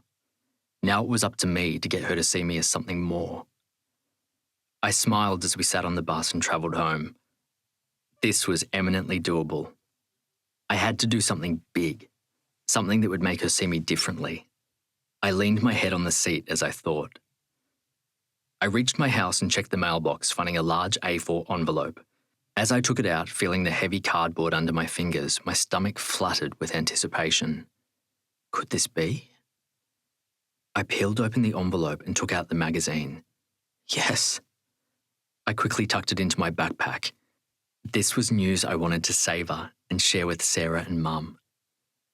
When I arrived home, Mum was in the living room watching her TV shows. She smiled and greeted me. Marion, a matronly woman with curly grey hair, appeared in the hallway, wiping her hands on the tea towel. After Mum's mishap with the medication last week, Sarah had arranged for a council worker to come in and be with Mum every day while we were at school. Marion was allocated, and she and Mum had become steadfast companions. I followed Marion into the kitchen. How was she today? She had a good day. Marion opened the oven door and took out a tray. On it was a crumbed fish fillet and potatoes. We watched her stories at lunchtime together, and while she was napping, I popped in here and got this ready. My mouth salivated. It had been years since I'd come home to a cooked meal. I looked at the kitchen sink in wonder. There were no dishes to do. Marion had washed them and put them away. Through the kitchen window, I saw the full clothesline. My eyes teared up. You didn't have to do all this. Marion approached and hugged me. This is my job. I'm here to take care of you. I bent down and hugged her back, her soft body reminding me of hugging Mum. Marion broke the hug. There's cut-up snacks in the fridge and a salad for dinner. I nodded, not trusting myself to speak. Marion said goodbye to Mum and the front door closed behind her. I got the plate of veggies she'd cut up and sat in the living room with Mum. She was in high spirits, regaling me with the highlights of her soapy and what she and Marion talked about. Sarah had been right after all. We needed help. Marion was at home with Mum all day. She completed the domestic chores and was Mum's companion, which meant I could come home and just focus on my schoolwork. The weight on my shoulders was slowly lifting, making me realise how heavy the burden of being a carer had been. After we finished the snacks, I took the plate to the kitchen and washed it before going to the carport. I rifled at the back and found Sarah's bike. She used to ride it to school and her part-time job at Hungry Jack's until she turned 18 and could drive Mum's car. It had been collecting dust and rust in the carport in the 4 years since. I wheeled it to the middle of the carport and turned it upside down, cleaning it and checking the brakes. Sarah pulled into the driveway and walked over. All good? She glanced at the house. Mum had a good day. Spending the day with Marion is really doing her good. Sarah smiled in relief. And she made dinner. Wow. Sarah was finding our new routine as wonder-inducing as I was. Do you mind if I give you a bike to Sabiha? She's having some trouble with transport to and from home. I knew Sabiha didn't want anyone knowing about her being bashed, and even though Sarah was my sister, it felt like breaking a confidence. Of course, it's not doing me any good. I wiped my hands on a rag and we walked into the house together. So you and Sabiha are progressing to the gift stage of your friendship? Sarah lifted an eyebrow as I followed her to the living room. I glared at her. What are you hoping she'll gift you in return? I reached to punch her in the arm, but she ran into the living room where Mum lifted her head from the couch. Jessie, stop tormenting your sister, Mum said sternly. Sarah and I stuttered to a stop, gaping at each other in wonder. This was the first time Mum had sounded like herself in years. We'd been her carers for so long that it seemed as if she'd deferred all parental authority. Of course, I murmured, a big grin on my face. Marion was a positive influence on us all. Chapter 5. The next morning, Brian knocked at the front door. I went to the carport and got the bike. You will not ride that, he exclaimed, examining the purple V-shape that signified it was a girl's bike. It's for Sabiha so she can get home safely. I'd woken up early and used the light to finish getting it ready. That's a great idea. Where did you get it? At Sarah's. It's been rusting for years. Brian looked at me knowingly. What? I demanded defensively, my cheeks heating. It's what I would do for any of my friends. I said nothing. He smiled knowingly. I kicked a rock near my foot, my cheeks becoming even hotter. Damn my complexion. We headed to school and I pushed the bike beside me. Give me a ride. Brian took the handlebars and took a few spins on the road before coming back next to me. Your turn. I took the bike and took a few spins before riding along next to Brian. My turn. He jumped on. We turned the corner and were onto Main Road. He soon zipped in and out of the crowd. I waited for him to return and saw him up ahead, riding through the front gates. Bastard. I picked up my pace. When I arrived, Brian was handing the bike to Sabiha. As I approached, he pulled me into a bear hug. Where were you? I punched him on the arm a little harder than usual. We were supposed to swap riding the bike to school. I'd wanted to be the conquering hero and hand Sabiha the bike that would save her. See her smile at me and think of me differently. Instead, Brian stole my limelight. Brian gave me a cheeky smile. I like the fast life. I turned to Sabiha. Do you like it? I asked with a shy smile. I love it. She stopped short, her face contorted as if she was figuring out an impossible maths equation. I don't... She glanced at Brian, pleading. Brian took pity on her. She doesn't know if she can take it for free. And I have no money to pay for it, she added. I deflated. So much for the conquering hero. I'd hoped she'd be impressed. Instead, she was worried about being beholden to me. Shit, how was I going to smooth this over? How about a trade? Okay. She looked at me suspiciously. Come up with something, James. Bring in your CDs so I can load them onto my computer. I breathed out a sigh of relief. That can't be the trade for a bike, she said. I nearly groaned in frustration. I'd never had to work so hard to give someone a gift. That's your fee for borrowing it for a year. Really? I shrugged. It was rusting in the backyard since my sister bought a car. I downplayed the work I'd had to do to get it ready. Thanks. She kissed me on the cheek. I blushed. I'd been hoping for a token of affection, for us to relax with each other, yet now that she'd kissed me, I was embarrassed. It was nothing. I put my hand through my hair. I'd better get going. I needed a time out. I could still feel the imprint of her lips on my cheek and wanted nothing more than to grab her and kiss her back. Where are you off to? Brian asked. Got to do something, I mumbled, and stalked off to the 3-story building. As soon as I entered, I leaned my back against the wall, panting. What a disaster. When I'd played out the scene in my mind last night, I'd imagined walking up to her and giving her the bike, making a declaration about how I wanted to make sure she was safe. I would impress her, her eyes watering with tears and gratitude, and then she'd hug me. Somehow the hug would become a kiss, and then... My thoughts trailed off. I glanced around to see if anyone was watching. Instead, my entire plan was ruined. Firstly by Brian jumping the gun and handing her the bike, and then by Sabiha's reluctance to accept it. I don't know why I'd cast Sabiha in the role of a grateful and meek maiden. She was anything but. I'd thought this would be the gesture that would turn the tide, and it had. I touched my cheek where she'd kissed it. She kissed me. It was the first time we touched. I needed to look at the positives. My plan had worked. Now I just needed to make a grander gesture.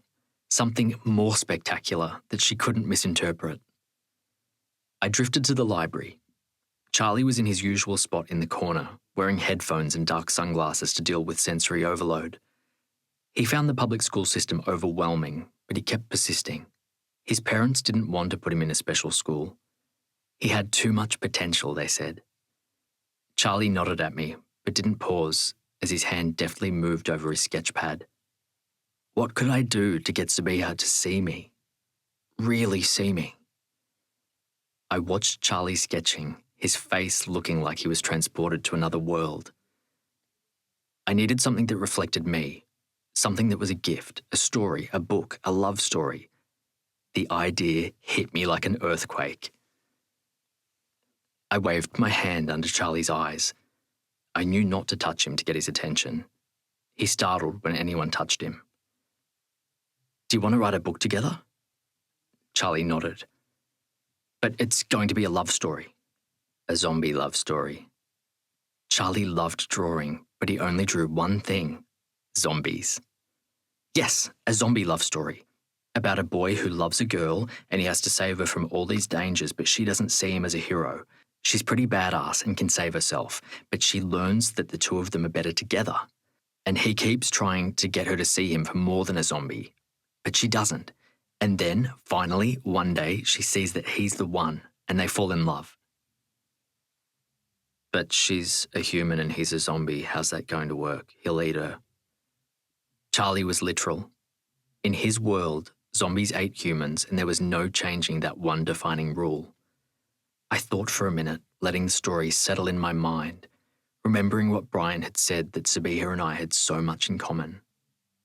But still, she was so much cooler than me and didn't see us on the same level. Yes, but she's a zombie too. She just didn't accept her true self. It's only when she falls in love with him she can truly accept herself and they can be together. Charlie nods. That works. And I know who I want the girl to look like. I led him to the library window. The bench we hung out at the front of the school was visible. Brian and Sabiha were sitting on the table facing us, the two of them laughing and animated. I want the girl to look like her. I pointed to Sabiha.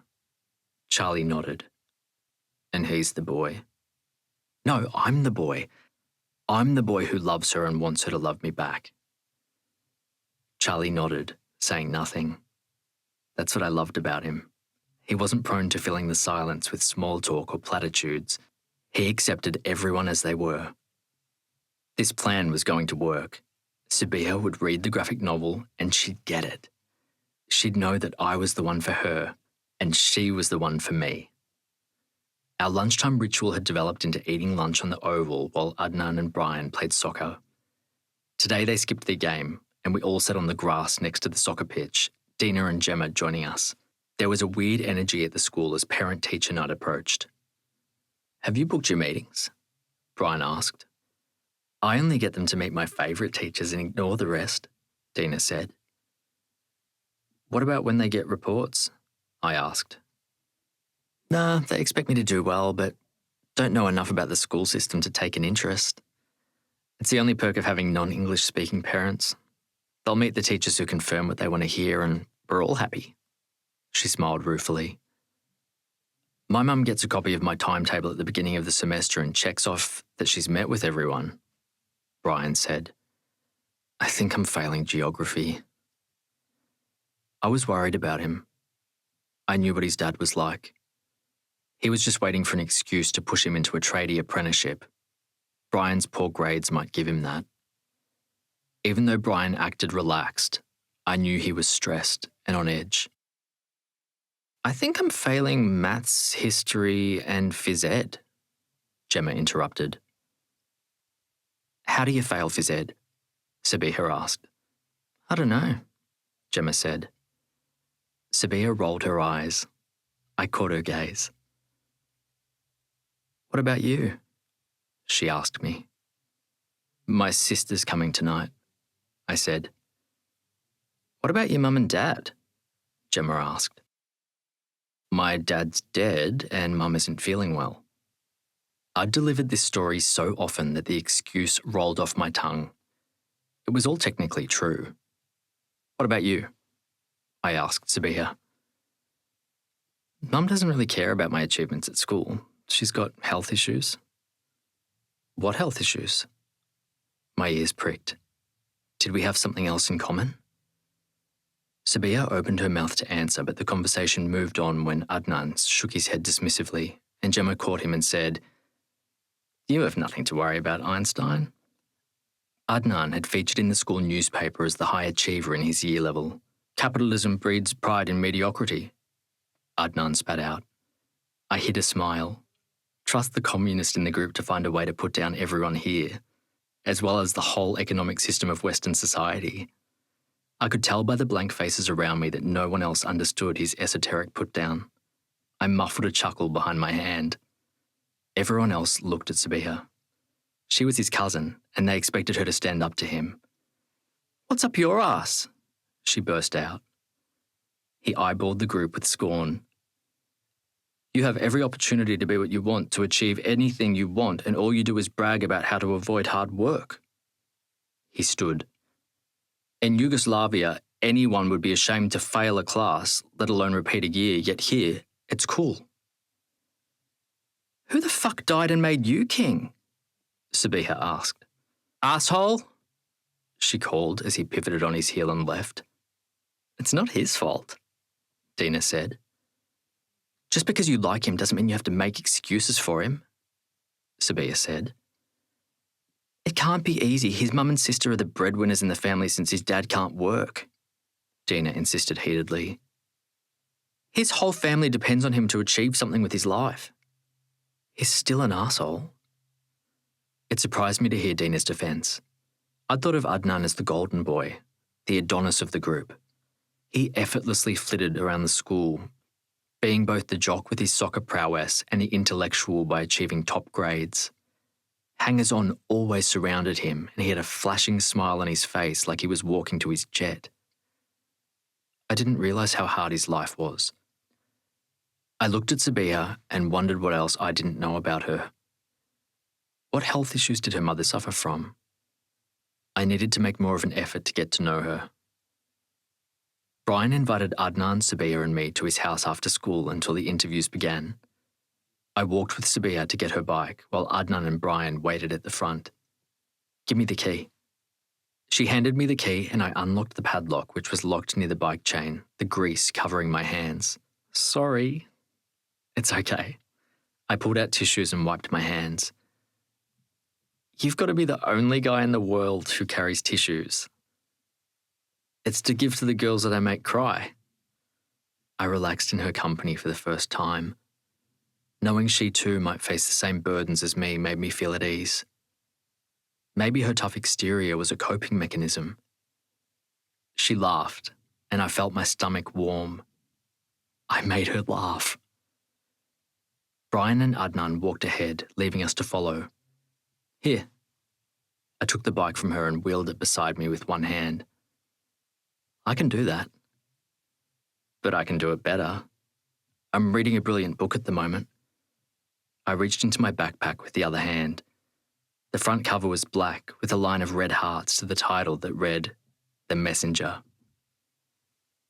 "It's an amazing book. Everyone's raving about it. I've read other books by Marcus Zusak, but this is the best." I watched her as she read the blurb, her green eyes intense, a small frown between her eyebrows as she concentrated. "It sounds great." She went to hand it back. "I'll have to chase it up at the library." "Keep it," I said. "I've already read it." This way we'd have something to talk about.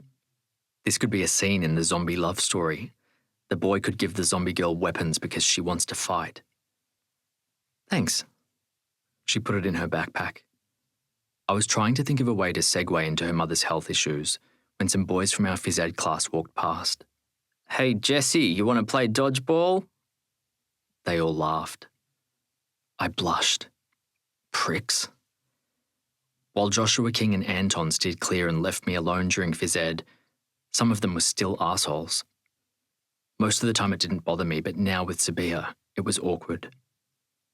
She was avoiding looking at me. "Why don't you tell them off?" she burst out. "Why?" I said. "So they can have a go at me again? Anyway, they'll get their own." "When you kill them." "I've already killed them," I said with a sly smile. I was trying to look funny, but regretted it as her face blanched. "Here, look." I quickly reached into my backpack and handed her a magazine, VoiceWorks. "I don't get it." I took it back from her and turned to the title page. She read the item above my index finger. Massacre by Jesse James. She flipped to page 22 and read the first line. "You wrote a short story?" I nodded shyly. "Yeah, and I found this magazine that only publishes writers under 25. I'd been so happy when I came home yesterday to find my copy of the magazine in the mail. I was a published writer. It was such a buzz. I'd only shown it to Sarah and Mum, who made a big deal and made me read it out loud during dinner. They clapped afterwards. When Brian came over, I showed it to him. He'd congratulated me in a low-key way. But now, Sabiha was reading it. I was a nervous wreck. I hopped on the bike and wheeled round and round, trying to work off my nervous energy. "Wow, it's amazing." She was looking at me differently. Finally, I could see things changing. "Thanks." I returned the magazine back in my bag, suddenly shy under her admiration. "Why didn't you tell anyone?" I shrugged, looking away. If people knew about this, they'd leave you alone. You're so talented. I smiled. Have you had other things published? I nodded. She kept interrogating me as I told her about my other success in the local council short story competition. She was even more amazed. I write a bit too. I've only submitted them to Miss Partridge, though. She laughed quickly. But I've sometimes thought about doing more. You can. My sister got me a membership from Writers Victoria. They send out a newsletter every month with a listing of short story competitions and places to submit. You can read my back issues. This was my in. This was the way I could get close to her, get the zombie girl to realise she was a zombie too. If you want, I cleared my throat, I can read your stories and tell you what I think. Really? And maybe you can read my stories before I submit them too. We can be critique partners. I continued as my plan snapped into place. You want my feedback? But you're a much better writer. You've been published in everything. My sister used to proofread for me, but now she's busy with uni. I lied. Sarah still always read my stories, but I needed to stretch the truth and make sure she wanted to spend time with me. I'd love to. Jessie! Sarah called from in front of the house across the street. I handed Sabiha the bike. I'll bring that stuff we talked about to school. I hesitated, wanting to say something more. Sarah saw the bike and realised who I was with. You must be Sabiha, she said as she approached and introduced herself. She rested her arm on my shoulder. He's told us about you. My cheeks reddened. Damn it, Sarah. She was going to ruin it all. Let's go, Sarah. I steered her toward the house before she could say anything else. We have to leave soon. Would you like to come in? Sarah asked Sabiha. Brian called out to her. He and Adnan were waiting for her at the end of the street. She has to go, I said, relieved we had a reprieve. Another time. Sarah made it sound like a date. See you tomorrow, Jessie, Sabiha said.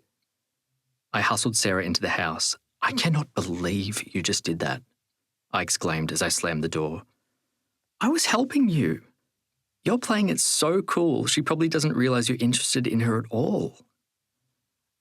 That's not true, I muttered, wondering if it was true. Did Sabiha have any idea I liked her at all? It was best she didn't. I had to woo her slowly.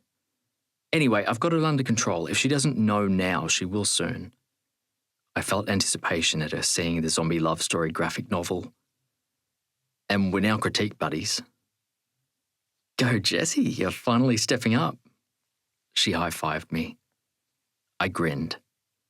Yes, it was all coming together nicely. Chapter 6. Brian and I waited for Sabiha at the bus stop, wearing a denim skirt and tight top. I gulped, admiring how she looked cool and tough. We were catching the bus from St Albans to High Point Shopping Centre. She told us she was getting out of going to religious classes by her mum, but wouldn't give details. There was a squirrely energy about her. I didn't ask too many questions. I was just happy to spend time with her. I'd never cared about what I wore before, but now I tugged at my loose jeans and even looser shirt. Maybe it was time to go shopping. Brian kissed her on the cheek and yawned. It's the break of dawn. It's 9 a.m, she said as she kissed me on the cheek. I desperately wanted to lean in and kiss her back, but was too scared to risk it. I was getting more comfortable in her presence. Since parent-teacher night, we'd been sending each other our writing via email. Reading her writing was like seeing into her soul. She'd sent me a story about an orphan girl whose mother abandoned her daughter to an orphanage to marry a millionaire. There had been such venom and anger in the mother's description, and then the daughter's bloody retribution as she burned the millionaire's mansion down with him in it. There had been a moment as the daughter was watching the mansion burning and thinking about her mother burning in the flames, and then it was revealed that her mother was at her feet, safe from the fire. I knew from the story that Sabiha loved her mother and resented her in equal parts, that something happened that made her feel betrayed. Now I just had to find some way to coax more information about her personal life and who she was. "Is it too early for you?" Sabiha asked me. No, but then I wasn't the one who stayed up half the night watching a Justin Timberlake special. I glanced at Brian, who was droopily winking. "Brian?" She whacked him on the shoulder. "I thought we were going to watch it together." The bus arrived and we walked down the back. I wanted to sit next to Sabiha, but as I was first in the aisle, Brian sat next to me and then Sabiha next to him. We made small talk, for once the conversation flowing. Brian was droopy and leaned his head back, contributing now and then, but Sabiha and I were doing most of the talking, recapping our week at school. We arrived at High Point Shopping Centre, and as we walked in, most of the shops were still opening and the walkways were empty and silent. "I told you it was barely dawn," Brian gloated. "There's Justin." Sabiha pointed to a shop window. "Where?" Brian stared around him wildly. I laughed silently beside her. "Very funny." Brian stuck his middle finger in the air and walked off. I laughed harder, feeling a sense of euphoria and goodwill. This was the first time that we were vibing together so naturally. I didn't feel constrained or shy, I could just be myself.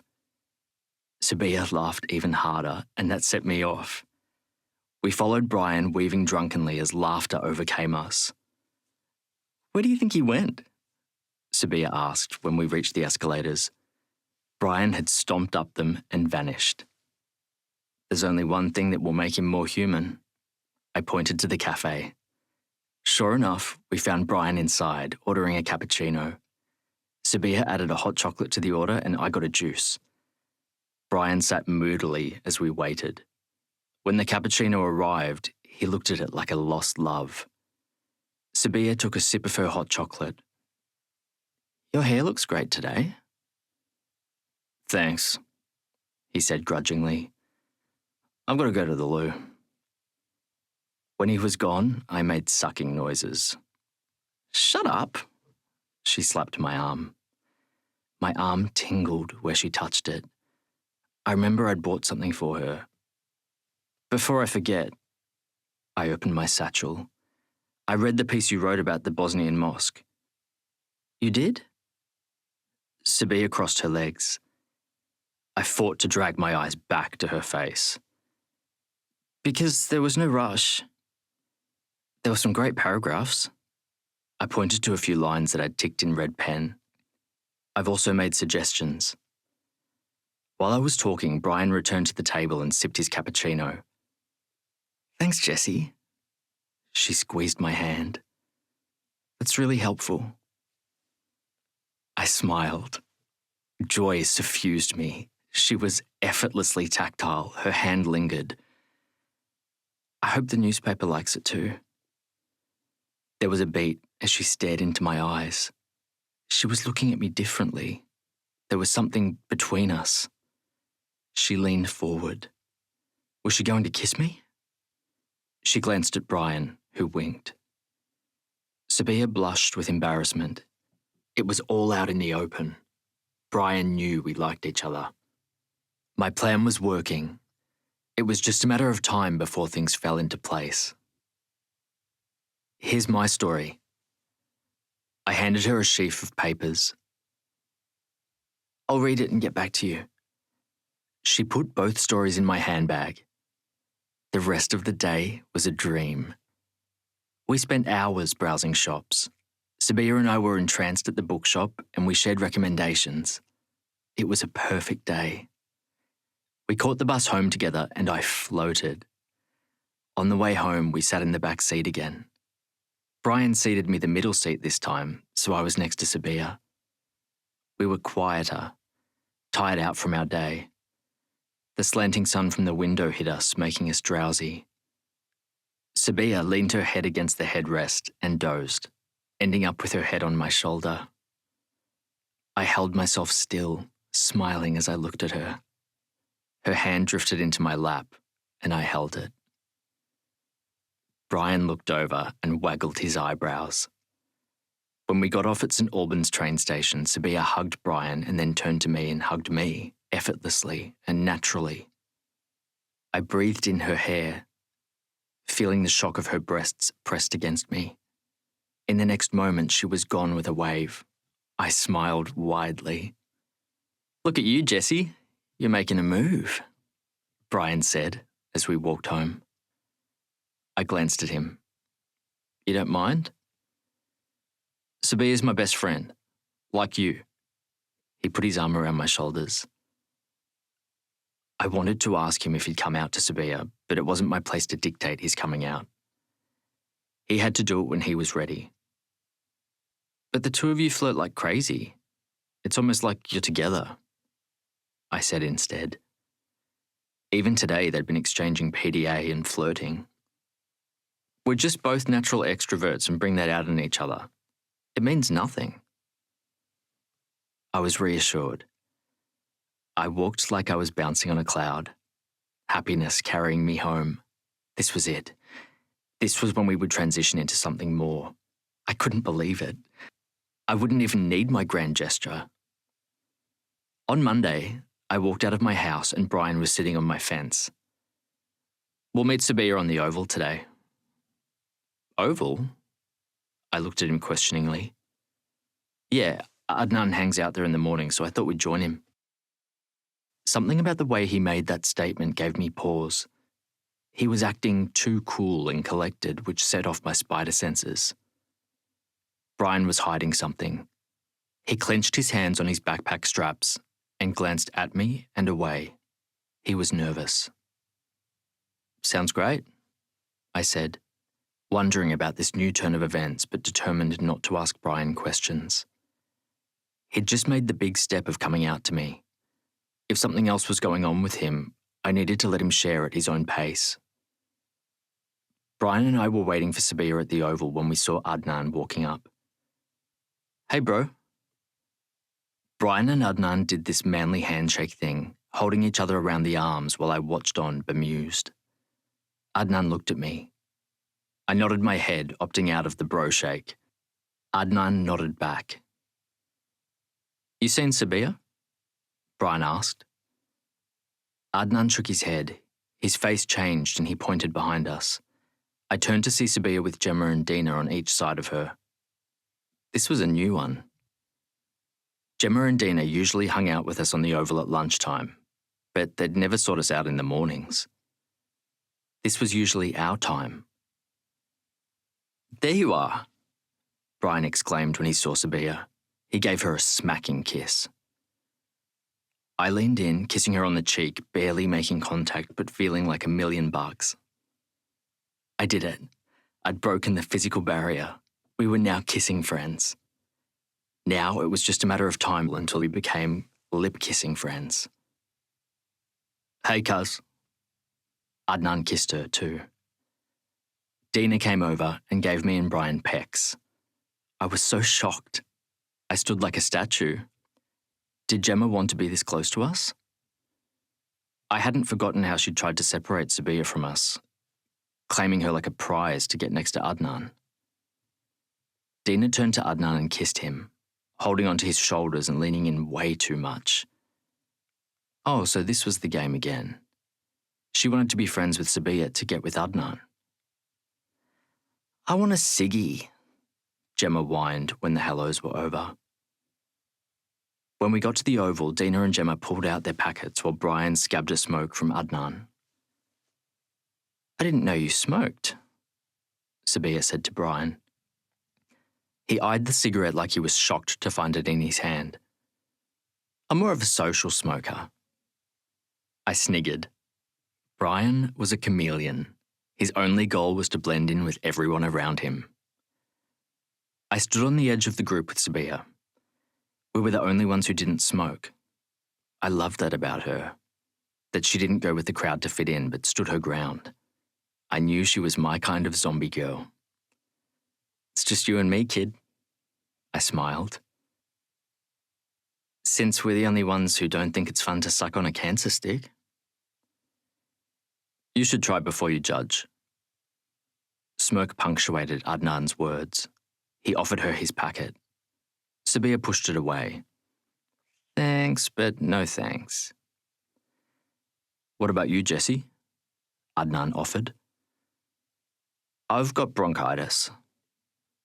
It was half true. I'd had it when I was younger, but in adolescence my lungs had strengthened. I just didn't want to smoke. After seeing Mum suffer from a cancer that came out of nowhere, I would not do something stupid that could lead to health issues. I knew what it was like to have your life ruined by illness. Adnan returned the packet to his shirt pocket. Sabiha and I moved away from the smokers. I read your article. Sabiha reached into her backpack. I'd written about teenagers who cared for their ill parents, interviewing my peers at Young Carers Network, an organisation that was funded by the government, funded to support those of us who were young carers. Sarah had joined when she was young, and now I was a member too. It was good to talk to people in the same boat as me, forced to grow up too soon and care for their parents.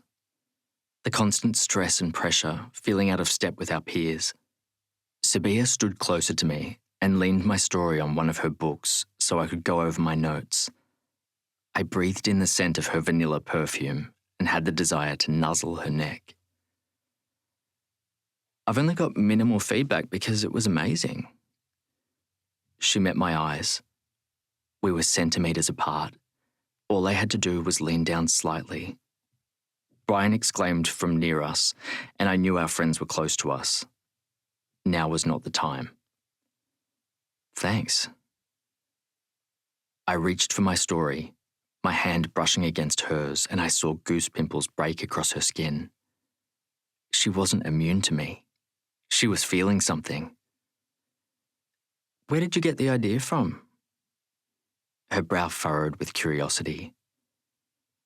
Someone I know is a carer. The usual lie tripped off my tongue before I thought about it. I wanted to get to know her and get her to know me, but I still had my guard up. How could I expect her to open herself up to me if I didn't open up to her? I opened my mouth, wanting to tell the truth, when Brian interrupted. Come here, gorgeous.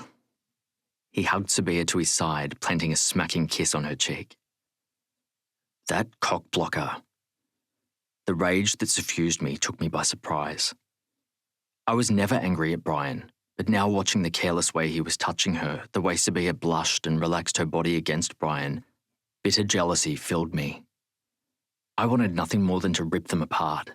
Hit Brian, wipe the smirk off his face. The violent feelings took me by surprise. How could I be feeling like this about my best friend? I spent the day slightly shell-shocked, dampening down my feelings. What's with you, bro? Brian asked as we walked home together. You've been giving me the silent treatment all day. You noticed, did you? I muttered. Seriously. I took a deep breath, working up my courage. I don't like the way you have your hands all over Sabiha. Wow, we're just friends. Brian lifted his hands up in surrender. Does she know that? I demanded. What do you mean? Brian asked. I mean, when you're hugging her, it doesn't look like she thinks you're just friends. I think she thinks you're something more. Brian smiled. Come on, you're taking this too seriously. I sped up, rage working through me. Brian ran to catch up. Sorry, I didn't mean to be a jerk. I didn't realize you really fell for her. Yeah, I did. And I think she's feeling something for me, but you keep cock-blocking me. I couldn't believe the words cock-block passed my lips. It was almost too blokey coming out of my mouth. Brian thought so too, because he was looking at me with his mouth formed in an O of surprise. Our eyes caught, and we laughed. Cock-blocking, seriously? Brian bent forward laughing, and he set me off even more. After the wave passed, he stood wiping his eyes. Sorry, I didn't mean to be a prick. I'll have the just friends talk with her tonight and give you more space. Good, I sighed, feeling better now that everything was out in the open. You know, you probably need an opportunity to cross over the line, some sort of event. I could see his brain furiously working it over. I'll come by later and tell you how the convo went. I had dinner with my family and then went to my bedroom to complete my homework, but I couldn't concentrate. I kept glancing at the clock, waiting for Brian to come over and tell me how the conversation went. I was in my room when Brian barely knocked and slammed the door open. "Did you talk to Sabiha?" I demanded. Yeah, I had the just friends talk. She knows where we're at. You've got nothing to worry about. The path is completely smooth for you. He sat on my bed with a bounce. "Did you come out to her?" I asked, after there was a beat with no more information forthcoming. "No need. She knows we're friends and nothing more." "Are you worried about her accepting you? Because after spending more time with Sabiha, I was now convinced that Brian had nothing to worry about, but he interrupted me. "No, I just don't want to put that on her at the moment. She's got enough going on with her mum." My ears perked up. What was happening with Sabiha's mum? I usually appreciated Brian respecting confidentiality. After all, as I was the number one beneficiary, because he never shared my mother's issues with anyone. But this time I had to bite my lip from asking questions and putting him in an awkward spot. "I'm going to have a party." Brian opened his notebook and waved a pencil in the air as he spoke. "What?" It took me a moment to change gears. "We should have a party at my house. My parents are going away to visit my aunt. Greg and I will have the house to ourselves. I talked to him and he's up for it." Greg was Brian's older brother, and he always looked for an opportunity to throw a party when their parents were away. "I was thinking of a superhero party. What do you think? This will give you the chance to spend time with Sabiha outside of school and cross over the line." He looked so eager and excited. "I guess." I knew there was more to it than his desire to play matchmaker. He wanted to have a party for a reason of his own. My mind flashed back to the bro handshake between him and Adnan this morning. Did they linger a moment too long? I pushed the thought away. It wasn't my business. Brian barely gave me the chance to answer before he got a pen and paper and started writing a to-do list. I turned back to my computer, thinking about it. Imagining Sabiha in a superhero costume, the lycra tight, dancing with her, talking with her. Maybe Brian was right, and this could be my chance. Chapter 7. The next morning, Brian and I walked to the Oval where Adnan was standing on the sideline. Soon after, Dina and Gemma arrived. I kept my eyes on the front, waiting for Sabiha to show. When she finally did, joy suffused me. "Hello, love." Brian grabbed her into a bear hug, lifting her off the ground. "Isn't it a beautiful morning?" As he swung her in his arm, she put her hands on his shoulders, her whole body flush with his. She smiled and leaned into him. Anger burnt through me. He'd just had the just friends talk. Brian met my gaze and I glared at him. He mimed, "Sorry." "He's been insufferable," Dina shouted. "What's going on?" Sabiha asked, after he set her on her feet. "The party's all set." Brian handed Sabiha an invitation to attend a comic book character costume party. I yawned. He'd stayed up late designing the invite, and then I'd typed it up and created graphics before printing them out on my colour printer. "Who are you coming as?" Brian demanded. He cut Sabiha off before she finished. "Because I'm torn between the Riddler or the Joker." "We all know the Riddler is out of your league, Brian," Dina quipped. "So you're coming as Poison Ivy?" Brian glared at her. We all laughed. "What about you, Adnan?" Brian continued. "He'd be a perfect Superman." Dina's eyes zeroed in on his chest. Adnan smirked. He thrust his chest and stood in the Superman stance, arms crossed. "Gemma?" Brian asked as he bummed a ciggy off Adnan. "Supergirl." Gemma watched Adnan. Dina's eyes narrowed. Brian coughed on his cigarette smoke. Everyone laughed as he got his breath back. I watched between Dina and Gemma, wondering how their quest for Adnan would pan out. I knew how a love triangle could be awkward. Brian looked unperturbed by their drama, and I felt foolish for thinking that he and Adnan were anything more than friends. "What about Jesse?" Dina asked. "Who could he be?" Everyone looked at me. I wanted to squirm under their attention. "I know." Brian came to stand behind Sabiha and me, putting a hand on our shoulders and pushing us closer together. "Peter Parker." I knew he was trying to apologise for earlier by pushing Sabiha and me closer. I didn't mind.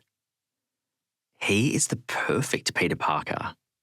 Dina approached me and looked into my eyes, unassuming yet has hidden depths. What game was she playing? A minute ago she was flirting with Adnan, yet now she's flirting with me? I knew she wasn't attracted to me. She'd never even glanced in my direction. I held her gaze, attempting to figure her out. "That's our Jessie." Sabiha put her arm around my waist. Full of depth. I turned and looked at her. Was Sabiha jealous?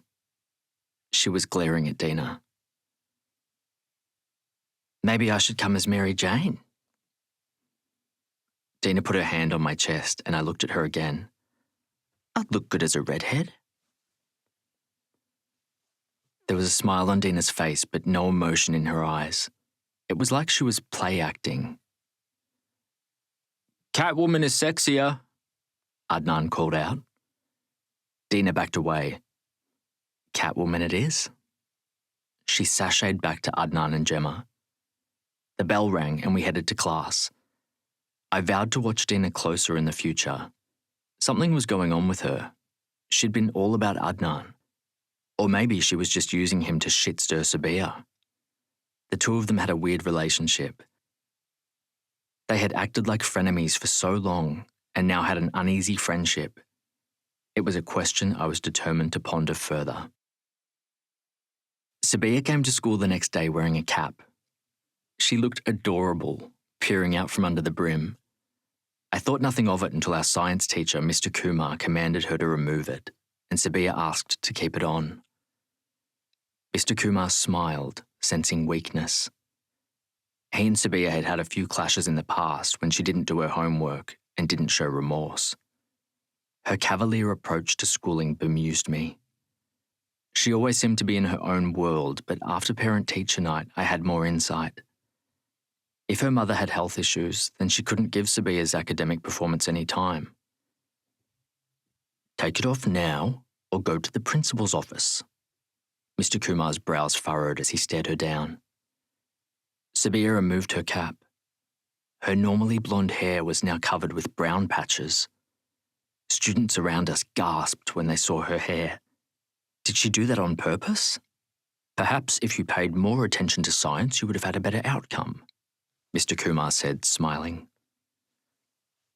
"I was aiming for this look."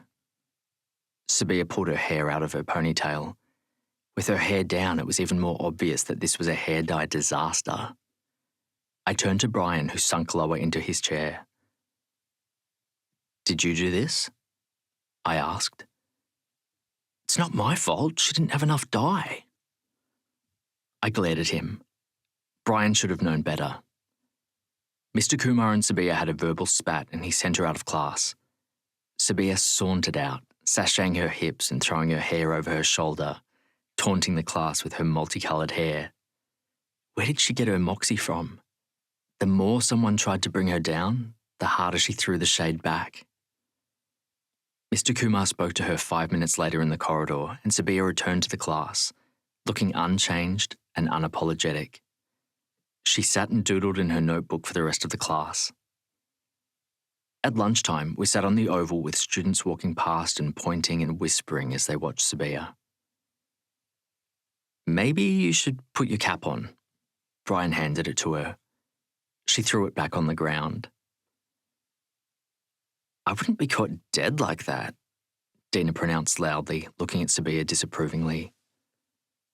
I wasn't surprised. Dina was a conformist.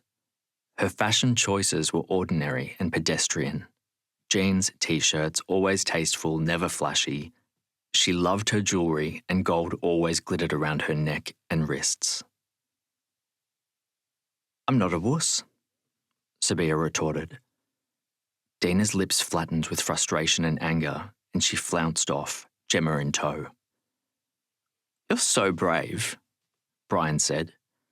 I would have faked pneumonia rather than go out like that. Sabiha looked disappointed. What's the big deal? It's only hair. It's more than that. Brian got excited.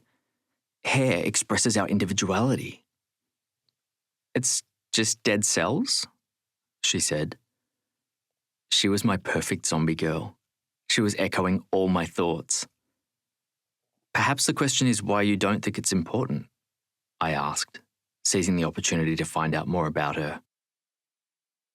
When you have a mum like mine, public embarrassment is a waste of emotion. When she's sick, she can be like a kid, and when she's healthy, she's not much better, so I don't find this shit, she waved her hand at the school, important. I only care what people I respect think about me.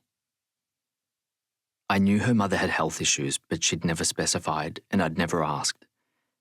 If I did, I'd have to tell her about my mum, and I wasn't ready for that. She'd told me her mother had nervous breakdowns, but now I knew it was more than that. She was exactly like me. Our eyes locked, and I couldn't look away. You don't really care if other people like you or not? Brian sounded incredulous. Not if I don't like them, she said. I believed her. She was completely fearless about other people's opinions. She was so brave, so much braver than me. I was still hiding, still keeping my mother a dirty secret from her and her from everyone else. I envied her. Brian glanced at the buildings behind us. We're different. There was such a naked look of longing on his face. I'd give anything for people to think I'm cool. But they know I'm a loser. That was one reason Brian and I were best friends. We kept ourselves hidden, only showing our peers what we wanted them to see. You are cool, Sabiha blurted. She glanced at me before continuing. You dress nicely and your hair is always perfect. Brian smiled sadly. No, you're cool, Sabiha, because you don't give a shit about what those idiots think of you. He walked away. But, she protested, leave him. I held her arm. He needs to be alone. I didn't want to make him feel bad. He does that himself. I knew he needed a timeout to process. He's right, you know, I finally said. About what? You are cool. My heart skipped a beat. I loved her. I loved Sabiha. She was everything I'd ever wanted, and now I knew I was right in thinking we belonged together. We were alike. Thanks. Her voice was a whisper. I dipped my head, wanting to kiss her. The moment was perfect. She blushed. The bell's about to go. She jumped off the table and bent to get her backpack, hiding her face. After what seemed like forever, the bell rang. I suddenly felt so powerful. She was blushing and awkward in my presence. Gone was the self-confident Sabiha who made me feel out of depth. The shoe was now on the other foot. I loved being the one who wasn't freaking out. I jumped up too and stood so that we were almost touching. We stared at each other. Saved by the bell, I said. She bit her lip. Her heartbeat pulsed in her throat. We'd better go or we'll be late. Her voice was tight. I stepped aside and let her lead. As we walked to English class side by side, our arms almost touched as we walked. I resisted the urge to take her hand. She stopped in front of the toilets. "I'll meet you in class." I walked to class feeling $1,000,000. My plan was working. Sabiha walked in as Miss Partridge was writing on the board. I expected Miss Partridge to tell her off for being late, but she smiled and finished writing the learning intention on the board before turning to speak to the class. "As you all know, the St Albans News has been running a weekly feature publishing articles from each school in the district. It is with great pleasure I congratulate two of our very own students, Sabiha Amirovich and Jessie James." The class clapped as Miss Partridge handed us a copy of the newspaper. Sabiha flipped through the paper and found our articles on page 13. I peered over her shoulder at our two bylines, side by side, an omen of things to come. James and Amirovich, side by side. "We did it!" she exclaimed. She turned to me with a smile of joy and hugged me, her hands moving to my back. I moved my hands to her waist and pulled her against me. She gasped as she met my gaze. "Congratulations." I leaned down and brushed my lips against her cheek, resisting the urge to kiss her. I was aware of the eyes of our peers in the classroom. "To you too," she whispered, letting go. I slowly moved my hands from her waist, a lingering caress through her t-shirt, gratified to feel her shiver. I spent the rest of the class in a daze, one part of me still copying notes from the board, the other part fantasizing about kissing Sabiha. It was just a matter of time. I caught her stealing glances at me. When I met her gaze, her cheeks flushed and she looked away self-consciously. I bit back a smile. After class, students congratulating me surrounded me. Sabiha was next to me, and then suddenly she was in the doorway. I looked at her and smiled. She smiled back weakly and left the classroom. I looked for her after school, but she'd already left the school grounds, probably excited to show off to her family. Brian sent me a message that he was meeting someone after school, so I speed walked home by myself. When I got home, Mum was in the living room watching television. "Look, Mum, I won a newspaper competition." I handed Mum the article and her glasses. She read it, and tears glistened on her cheeks. The article was about young carers that Sabiha had proofread for me. "I am so proud of you." Mum kissed me on the cheek and hugged the newspaper to her chest. Marion came in and Mum showed her the article. Marion read it as Mum held on to the newspaper. She smiled softly at me. "You're so talented, Jessie. Your writing is helping to change the world." The two of them laughed and spoke for a few minutes before Marion took her leave. "Jessie, hand me the phone," Mum asked after I'd walked Marion out. "Who are you calling?" I asked as I handed her the phone. Mum cracked open the phone book. "Everyone, silly." I laughed and left her to it, her eyes sparkling and her cheeks flushed with happiness. I walked into the kitchen. Marion had cleaned and she'd prepared a casserole that was bubbling on the stovetop. I went to my room trying to concentrate on my homework, but gave it up and worked on the zombie love story. While my frantic energy to make a big gesture had abated, winning the competition had ignited my muse. I'd been working on the graphic novel for Sabiha, but now I thought larger. Charlie and I were nearing the end of our first draft, and I was really proud of the story. Charlie's illustrations were mind-blowing with detail. Maybe we could get our graphic novel published. I researched publication opportunities and lost track of time. The door slammed open and I heard the murmur of voices as Sarah and Mum spoke. I left my bedroom and saw Sarah reading the article as she stood in the hallway. "Jessie, this is amazing," she gasped when she finished, grabbing me in a tight hug. "We need to have cake," Mum told Sarah. "I'll go to the cheesecake shop and buy it." Sarah got her keys. "Don't worry about it, I need nothing," I insisted. Sarah had just returned from work and was exhausted. She didn't need to run another errand. "I won't be long," Sarah left, still in her dirty scrubs. I laid out plates for dinner and turned off the casserole, eavesdropping as Mum continued her phone calls. She was now talking to my paternal aunt, working her way alphabetically through the address book. I returned to my room and worked on my zombie novel. A little while later, I heard the front door slam and expected Sarah to call me, but she didn't. Maybe she was having a shower first. I zoned out. There was a soft knock on the door, and Sarah peered in. "Come to the kitchen." I nodded, quickly hitting save before I stood and followed. Sarah had set the table with a cake with balloons hanging off the chairs. Sarah had bought a picture frame too, and framed my newspaper article in it, so it was sitting on the table.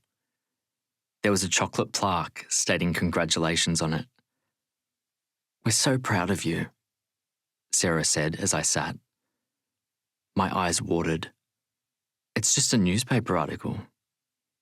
"No, it's not. It's a realization of your dream. You're a writer." I sat straighter. This was true. Mum was smiling at me, her eyes glassy and glowing. "You take after your father," she whispered. "He was a writer too. He wrote me the most beautiful love letters. I'll leave them to you in my will and you can read them then." "They were very risque." She fanned herself. Sarah and I laughed. I loved hearing about my father. He died when I was young, and Mum hadn't spoken about him for the longest time. I knew he'd loved reading, and I'd inherited his library. Some of my most prized books came from him. The dog-eared copies of 1984, All Is Quiet on the Western Front, The Call of the Wild. When I'd read his books and then the notations on the margin, it was like I was bringing him back to life again. Sarah had a shower while I served. After the cake, Sarah took Mum for a shower and then helped her to bed. I washed the dishes and walked to my room. Mum was lying in bed, the bedside lamp on. Beside it was my framed article, and she was gazing at it. She turned and, seeing me in the doorway, waved me over. I lay on the bed next to her, curling my arm around her waist and laying my head next to hers on the pillow. "I worry that I'm a burden on you and Sarah." Mum stared up at the ceiling. "You both have to sacrifice so much to care for me." "It's not a sacrifice, it's what you do for family." I clasped my hand in hers. "Anyway, things are so much easier now with Marion." "I know, but I don't want you to be held back in life because you're taking care of me. I want you to go to university and achieve your dreams. Maybe I should go to a nursing home. There are people to care for me there and the two of you would be free." "Don't you dare say that." I gripped her arm hard and leaned on my elbow to look down at her. "You're the one that holds us together. Without you, Sarah and I would drift away. We need you. Promise you won't ever say that again." Mum looked at me and caressed my cheek. "My dear Jessie, you have such a big heart." She patted my hand. "Okay, I promise." I kissed her on the cheek and stood, turning off the lamp. "Love you, Mama." "Love you, Jessie." I closed the bedroom door behind me. Sarah was in the kitchen making her lunch for the next day. "What's with the sad face? This is a day for celebrating," she said jovially. "Mum said she should go to a nursing home." Sarah put her salad in the fridge. "I hope you told her she was being ridiculous." "Yes, I did." "You don't think she'll do it?" "She can't do it if we don't let her. But there is something you can do to make her feel better." "What?" I asked. "Plan your future. She worries, thinks she's holding you back from thinking about what you'll do after high school and that you won't go to university." It was true. I was too scared to think about the future. I tied my whole life up with caring for Mum and pushed away anything that would jeopardise that. I nodded. Okay, I'm going to make some plans. Love you, baby bro. Sarah kissed me on the forehead and I followed her down the hall. I'd already started researching how to submit our graphic novel. Now I had another reason to actually go ahead with it. I needed my mother to know that I was going to be all right, that she was not a burden in my life, but a source of inspiration. Chapter 8. Did you hear the news? Brian demanded as I walked out my front door. What news? I shrugged on my backpack and stepped in with him, feeling distracted and dazed. I'd had to pierce another hole in my belt that morning, as my weight training was having an effect. When I'd looked at myself in the mirror, I'd felt wonder. My biceps were getting more defined and torso looking taut. When I put on my t-shirt and jeans, it hid all my gains and I was happy with that. I wasn't ready to show off my new look. Adnan won a car on The Price is Right. Brian's voice was high-pitched and he was bouncing as he walked. Good for him. I know. Can you believe someone we know has a car? I wonder if he'll drive us somewhere. Why would he? Adnan did not strike me as the altruistic type. He is Sabiha's cousin. He'll drive her, surely. I don't think so. Adnan didn't treat Sabiha like a beloved relative, more like a pest. We don't know that, Brian said. I stopped trying to break his delusions and let him prattle on with his imaginings. He walked quickly, and I had to quicken my pace to keep up with him. At school the next day, Sabiha was standing next to Adnan as I walked up. She wasn't wearing a cap anymore. Instead, her hair was tied in a ponytail, the patches visible here and there. A group surrounded Adnan while Sabiha stared moodily at him.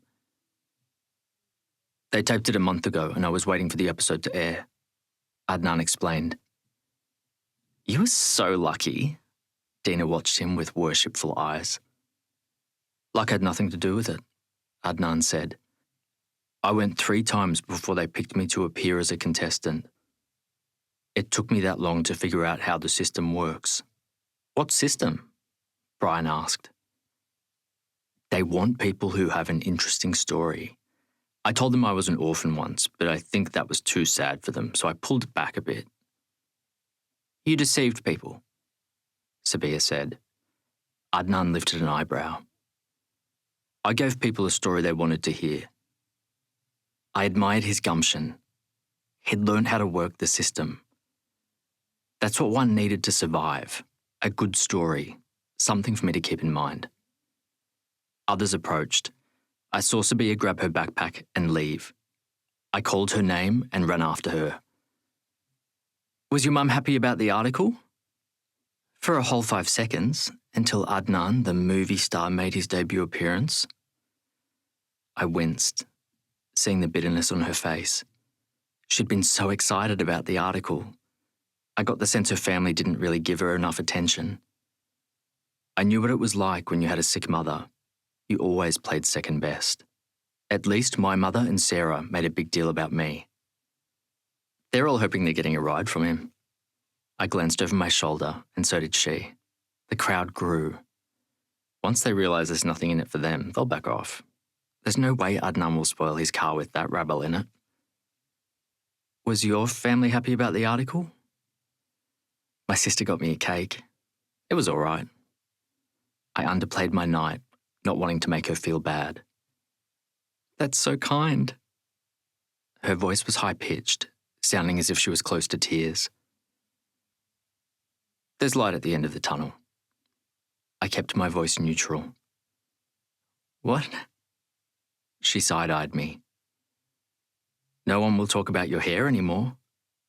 Sabiha laughed, her tears drying up. Happiness punched me in the gut. I did that. I made her feel good. At lunchtime, Brian tugged us toward the Oval. I'm not in the mood to be Adnan's fan club today. Sabiha turned away. Let's go to the library. Come on, don't be a sour loser, Brian urged. I'm not a sour loser. I just don't want to be around him. Let's go to the library.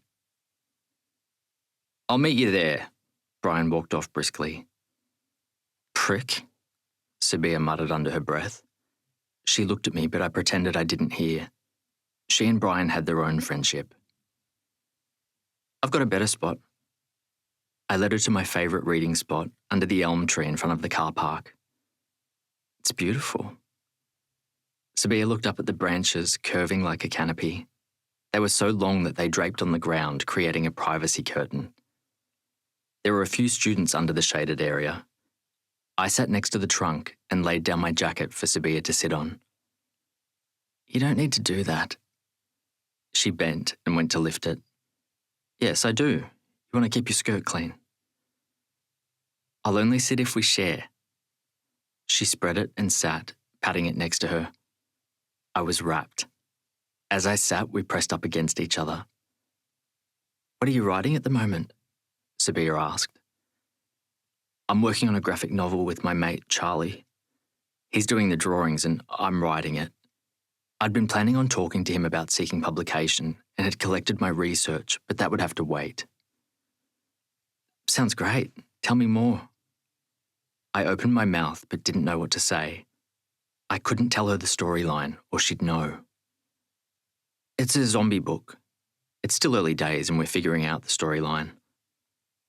I'd love to help and critique when you're ready to show it to someone. I nodded. I knew she'd have to read it at some point. After all, she was the inspiration for me writing it. But the thought made my stomach flutter with butterflies. What if, after all my work and effort, she didn't like it? Why is this the first time it's been only the two of us? Sabiha mused, breaking me out of my anxiety spiral. I carefully peeled back the Glad wrap from the other half of my sandwich. I got the feeling that you wanted to be alone with Brian. I decided to be honest and see where the chips landed. She winced. Brian and I are just friends. She put her sandwich down and placed her hand on my arm. Nothing more. Really? I stared at her hand, my skin tingling. She went to remove it, but I put my hand over it and held it. I'm glad to hear that. I wanted desperately to kiss her. This was finally my moment. There was no one around, no one to interrupt or cockblock. I want us all to be friends. Her hand tensed under mine, her cheeks pinking. I met her gaze and saw trepidation there. It wasn't the right moment. She wasn't ready. I smiled and patted her hand and let go. We're friends. I was content to wait. Things were finally moving in the right direction. What character are you going to be at Brian's party? I frowned. I don't know. What about Zorro? Maybe. I've heard that cowboys always get the girl.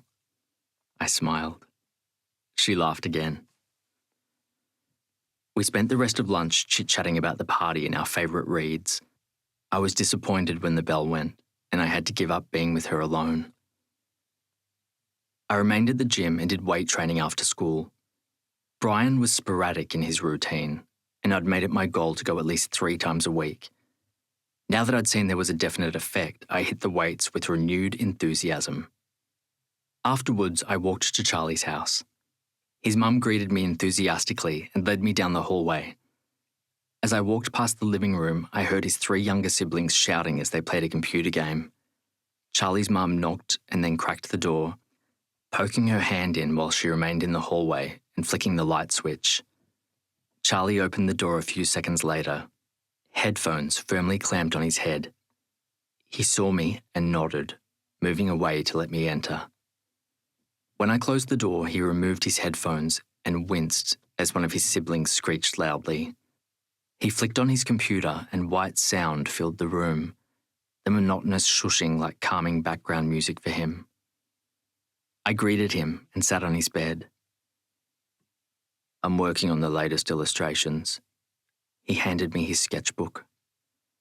I'd recreated the scene with Sabiha's ruined dye job in the zombie world, with Jasper attempting to do a makeover to make him look like a human, and therefore more like Sapphire, as she's a zombie who thinks she's a human. When the makeover fails, Sapphire comforts him, telling him she accepts him exactly as he is, and that everyone is a little bit of a monster inside. He had recreated their near kiss, with Sapphire showing uncertainty for the first time as her feelings change for him. Charlie had perfectly captured Sabiha's vulnerability. Her eyes were wide, her lips parted, and my skin raised in goosebumps. This is amazing. I gently caressed Sapphire, Sabiha. Did you read my email? I'd emailed Charlie the research I'd found about a literary speed dating event at the Quill and Quire Collective Writing Organisation. Charlie nodded. Do you want us to submit the graphic novel? Charlie nodded again. Great. I smiled with relief. Let's work on the pitch. You do it. You'll have to pitch by yourself. His face was impassive and his voice held no emotion. Most people would assume he was unbothered by the thought of letting me submit by myself and take the limelight. But just because Charlie didn't show any emotion, it didn't mean he didn't feel. I knew he felt everything, and he felt it deeply.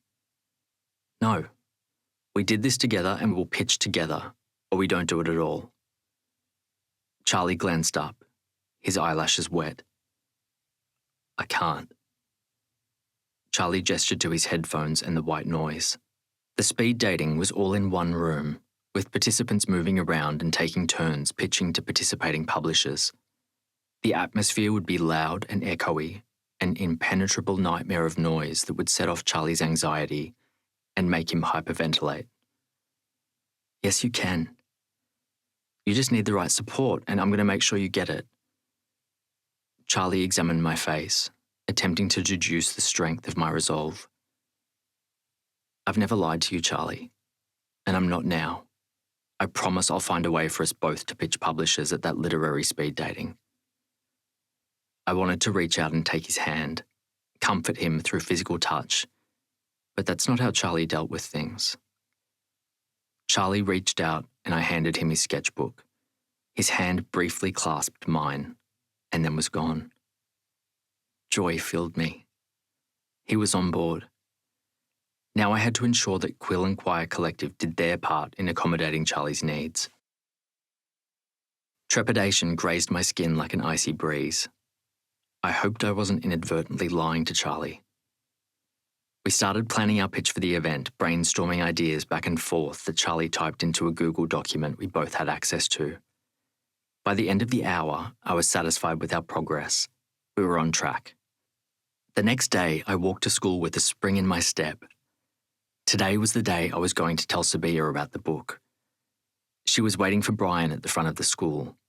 My shoelace was undone, so I stopped to tie it. Brian continued. I followed, admiring Sabiha's dark brown hair. She looked beautiful with her green eyes standing out more. Brian was looking at his phone as I arrived. I heard them talking about movies, mentioning titles like Juno, American Gangster, and the Bourne movie. I got to the table. Are you going to the movies? I dropped my library bag on the ground. Sabiha signaled Brian. We don't know yet. Brian shifted, still looking at his phone. We're staking out Sabiha's new crush. New crush? Sabiha had a new crush. I felt like a ton of bricks landed on top of me and had to blink rapidly as I processed. I thought we were on the same page, that she liked me and I liked her. We'd had a near kiss on Friday, and now she was already crushing on some new guy. When the hell had this happened? You want to come? Brian was still scanning the sessions on his phone. We're seeing The Bourne Supremacy. You can help provide a cover for us? No, I've seen it. I lied, turning and walking away. I needed to get away from both of them. How could Brian not have told me what was going on? I got my emotions under control and waited at the lockers. Brian arrived, opened his locker door, and looked at himself in the mirror. Why didn't you tell me? I demanded, slamming my locker shut so it reverberated loudly. "Tell you what." Brian looked at me in surprise. "That Sabiha had a new crush." "You know what she's like. There's a new guy this week and someone else the following week." "But we were vibing together." Maybe I had imagined it. I thought we'd had a connection, that she wanted me to kiss her. What if I was wrong? "You probably were." Brian clapped his hand on my shoulder. "But you know what she's like. As soon as a guy is too into her, she freezes up, acts all freaked out." "You mean I freaked her out because I liked her?" I demanded. "What sort of game was she playing?" "Probably." Brian shrugged. There was something weird here. Why did she freeze up when a guy liked her? "What should I do?" "You either talk it out with her, and that might lead to her saying she's not into you because she's too freaked out. Or you could play hard to get." "What does that mean?" "That means don't show her you're into her anymore. Act cold and let her come to you. That's what I would do." Brian closed his locker. I followed suit, both of us carrying our textbooks and notebooks as we walked to class. "Who is he?" "A hairdresser. Some pretty boy who is Bosnian." He sat in his seat. "I don't know if she really likes him or is just trying him out to bond with her mother." "Why does her mother care?" I frowned. I know that Sabiha and her mother were experiencing some sort of tension, with her mum wanting her to go to religious school and do housework.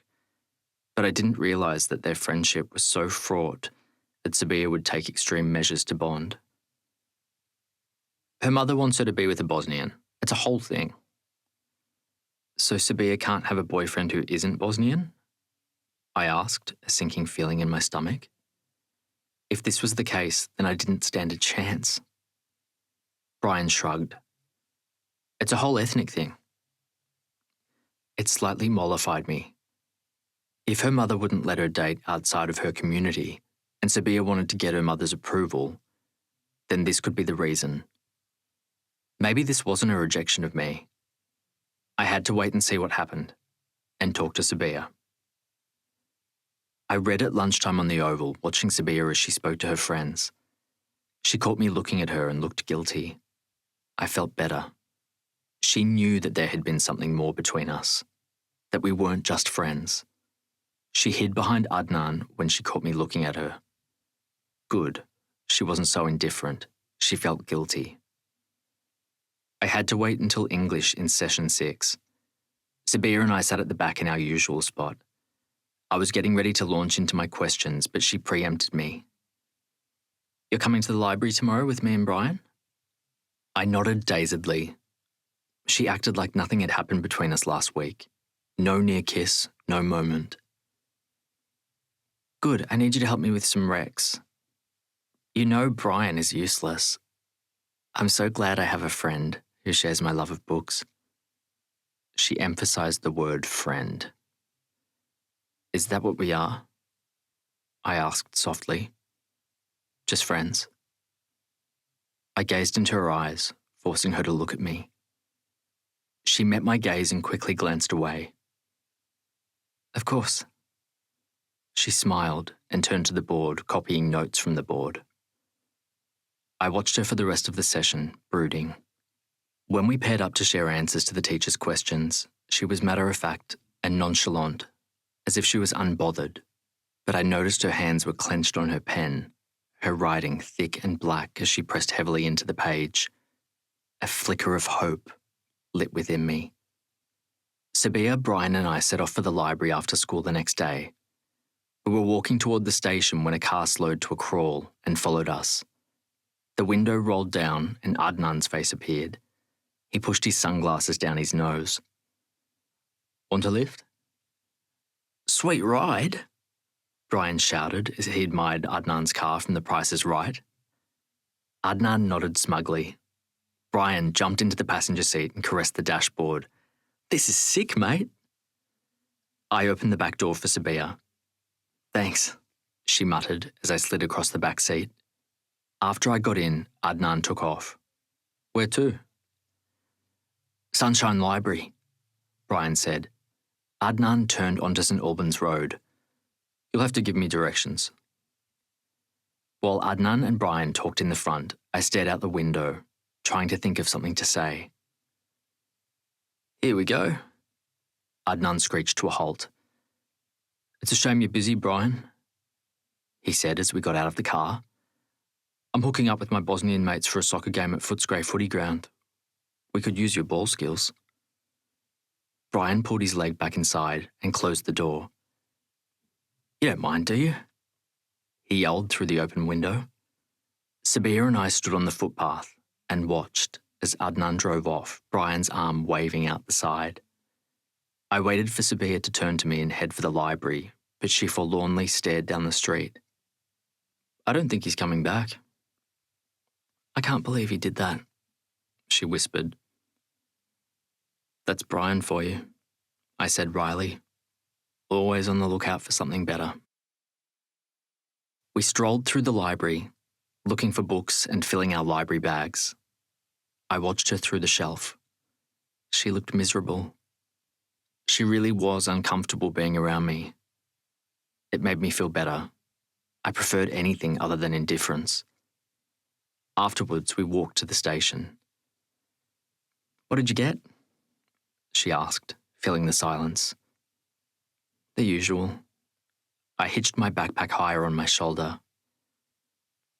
What's the name of your new crush? I fought to keep my expression neutral so she wouldn't think I was anything more than an interested friend. His name is Edo. I hope it works out on Saturday. I kept my voice even. She glanced at me in surprise, but I stared straight ahead. Did you do your English homework? I still have some writing to do. Not yet. She furrowed her brow. I focused on the theme of perception within To Kill a Mockingbird. I rattled on about my essay, enjoying her petulant face. Maybe this was working and it bothered her that I wasn't bothered about her crush. Way to go, Jessie. You're killing it. Maybe Brian's advice was sound and I had to act cool.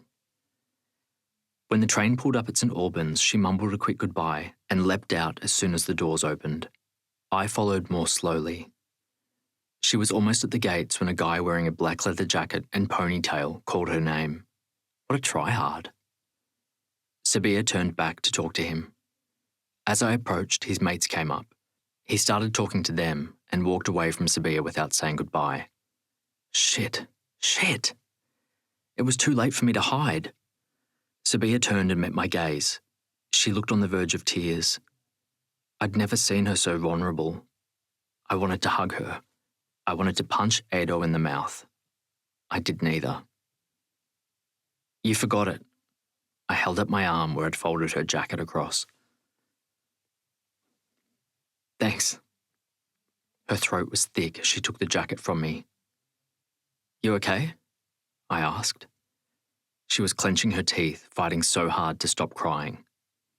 Sure, she forced out, angry and breathless. I handed her a tissue. She met my eyes, looking angry and vulnerable. Thank you. I'll see you at school.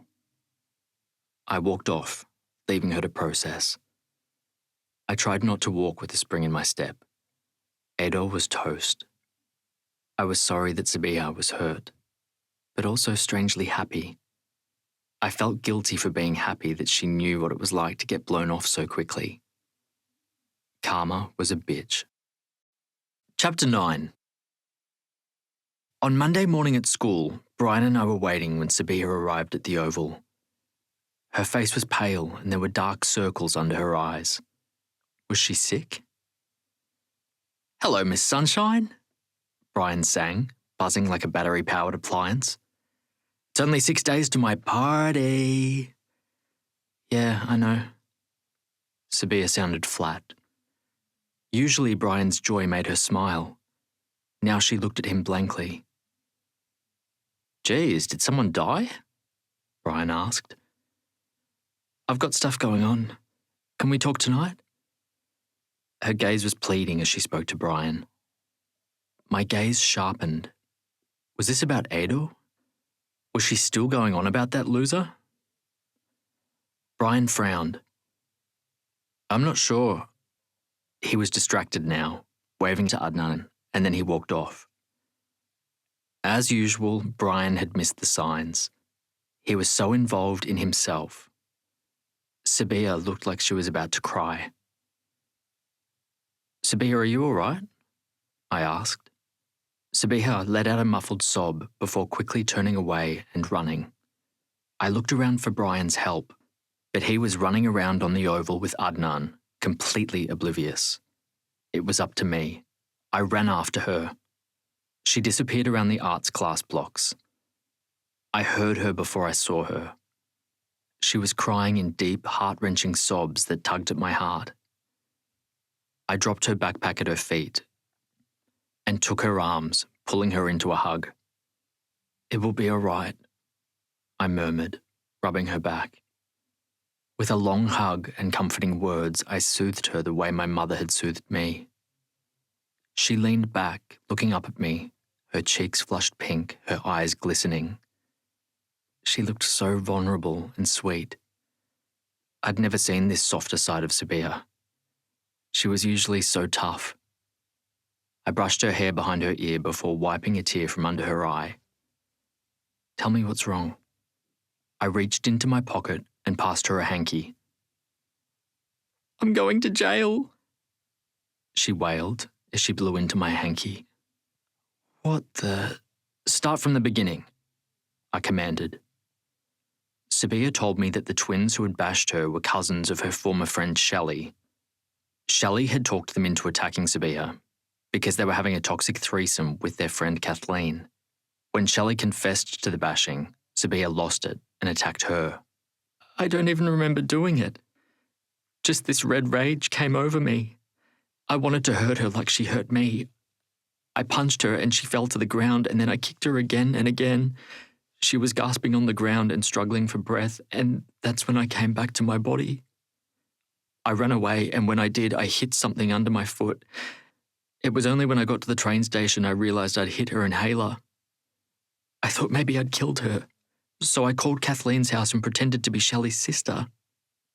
She's alive. I didn't kill her. But now she could get the police onto me. They could arrest me and then my mum. She won't survive this. She'll end up in hospital for sure. Sabiha wailed, her hand clenched on my hanky as she dabbed at her tears. I paused a moment, processing what she'd told me. I don't think you have anything to worry about. Haven't you listened to what I just told you? Sabiha. I put my hands on her shoulders, forcing her to look at me.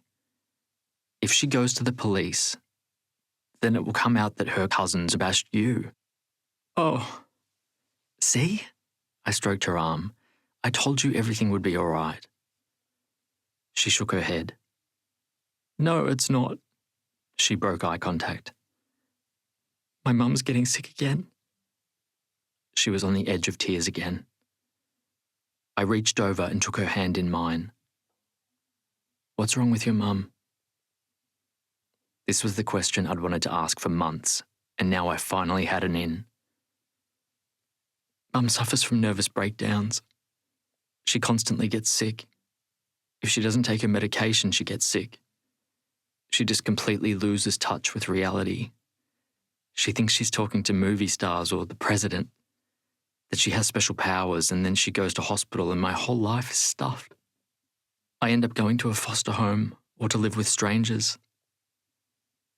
As she spoke, I felt goose pimples.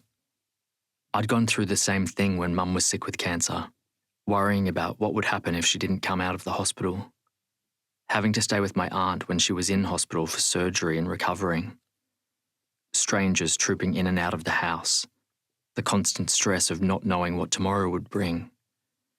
The only safe place was school, where there was a reprieve with routine. I knew that Sabiha and I were kindred spirits. Trauma bonded us, and now I finally had my confirmation. The bell rang. Are you okay to go to class? I picked up her backpack and handed it to her. She nodded. On the way to the lockers, she ducked into the toilets, returning with her face slightly damp and the redness subsiding from her eyes. We had sessions 1 and 2 English, and she was unfocused, gazing out the window with a faraway look. I copied notes and ran interference when the teacher asked us questions. When the bell rang for recess, I walked Sabiha to her locker, and Brian followed. After we swapped our books, I took her arm and led her down the corridor. "Aren't you coming to the Oval?" Brian asked. "Not today," I said, without breaking my stride. We sat under the elm tree and she told me the rest of her drama. About her grandfather not understanding her mother's illness and believing that prayers would be a magic cure. About her mother's boyfriend who she didn't like. Sabiha talked and talked, her body unfurling as she released her tension and stress. "I'll see you in history," I said, as we went our separate ways for 3rd period. I had biology with Brian, who demanded, "What's going on with you and Sabiha?" "Nothing," I shrugged. "Are you sure? Looks like she's finally given in. My advice worked, huh?" He smiled archly, looking smug. "No, she's just having a bad day." I didn't want to tell him. If he wanted to know what was happening with Sabiha, he should ask her. I wasn't the Sabiha telegram that would share all her business. "She's always having a bad day," he waved a hand dismissively. I was angry on Sabiha's behalf. Brian was minimising the issue because it suited him. The teacher began speaking from the front and I ignored him for the rest of the lesson. When I met Sabiha in history, she was still pale and distracted. We all ambled to the Oval at lunchtime, but our huddle was out of whack. "What's with you and Jessie?" Brian asked Sabiha as I walked behind them. "He's being a friend." "Looks to me like he's more than a friend." His tone was snide. His eyes shifted and he followed Adnan as he approached. "Not that you'd know what a friend acted like." Sabiha's voice was full of sarcasm. "What do you mean?" Now Brian was defensive. "Maybe if you stopped being so impressed with Adnan, you'd know," she snapped. Brian looked shocked. She moved away from Brian and went to stand by me. Brian pivoted on his heel and left to play with Adnan. I sat next to Sabiha on the edge of the group. She looked emotionally exhausted. She took out her book and began reading. I knew what it was like. She was overwhelmed with emotion and needed a reprieve from life. I did the same. We read as everyone else talked around us. A little while later, she lay on the grass and soon her eyes closed and she dropped the book by her side. I shifted closer so my body gave her shade on her face. She curled against me, her hand clasping mine. I smiled as I continued reading, feeling content. Even though she may not know it consciously, we were definitely on the more than friends track. I watched Brian as he ran joyfully around the oval, his eyes tracing the ball and Adnan in equal measure. I was going to have to talk to him. The bell rang and Sabiha droopily opened her eyes, smiling as she saw me peering down at her. "Time to go to class." I stood and gently tugged her to her feet, wanting to keep holding her hand but letting it drop instead. We walked to class together, our shoulders touching, and I was content to be back in her orbit. After school, I waited for Brian at the lockers. "We need to talk about Sabiha." "Sorry, can't. I'm going to play soccer with Adnan." Brian threw his backpack in and locked the door with a slam. "See ya." He ran down the steps at breakneck speed. I followed leisurely and saw him jumping into Adnan's car before they sped off. An internal alarm bell pinged. Brian and Adnan weren't just friends. "Oh, Brian, what have you gotten yourself into now?" I murmured under my breath. I could only deal with one problem at a time. I turned toward home, determined to get Sabiha's help. "I wanted your advice," I asked Sarah as I handed her the mashed potatoes during dinner. "My friend's mother suffers from nervous breakdowns." Sarah frowned. "That's not a medical diagnosis." She scooped the potatoes next to the lamb cutlets. Yes, that's what I came with in my research. They're from a non-English speaking background, and so I think they used the wrong term for her mental illness. I'd searched the term nervous breakdown and found vague explanations about someone struggling with their day-to-day and being unable to function in everyday life. Sabiha's description of her mother's symptoms did not match. Okay, what are the symptoms? Sarah scooped steamed veggies on her plate and passed me the bowl. She goes through these phases of hyperactivity. She stays up late cleaning the house over and over and doesn't sleep for days at a time. Then she gets very impulsive, spends money, gives away belongings, forgets to pay bills. Any physical changes? Sarah swirled her mashed potatoes and veggies together before taking a bite. Her eyes glitter and the pupils shrink. She gets itchy and scratches her body and struggles to talk, slurring her words and sounding drunk. Are there auditory hallucinations? She hears voices that tell her to do things? I shook my head. She imagines things, thinks she has powers but doesn't hear people talking to her. That's good. If they were auditory hallucinations, it might be schizophrenia, but all the other symptoms sound more like bipolar disorder. Does she go through depression? Yes, when the medication hits. She can't move and just lies on the couch. I remembered Sabiha telling me the way her mother looked. She gave up on life, lying listless and limp on the couch. It brought back flashbacks to Mum's cancer when she couldn't move and just lay there as if she was slowly dying.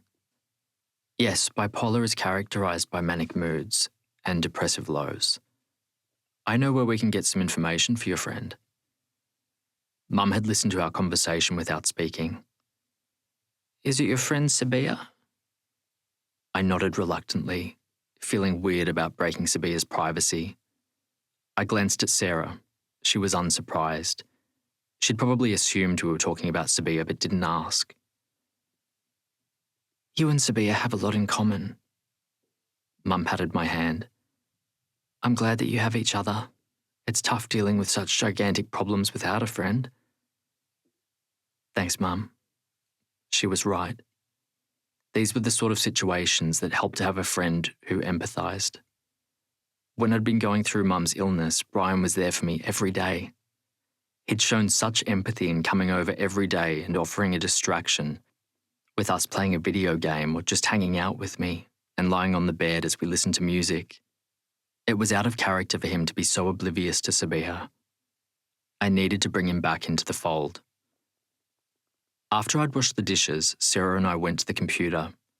She showed me the Black Dog Institute website and we downloaded fact sheets about bipolar.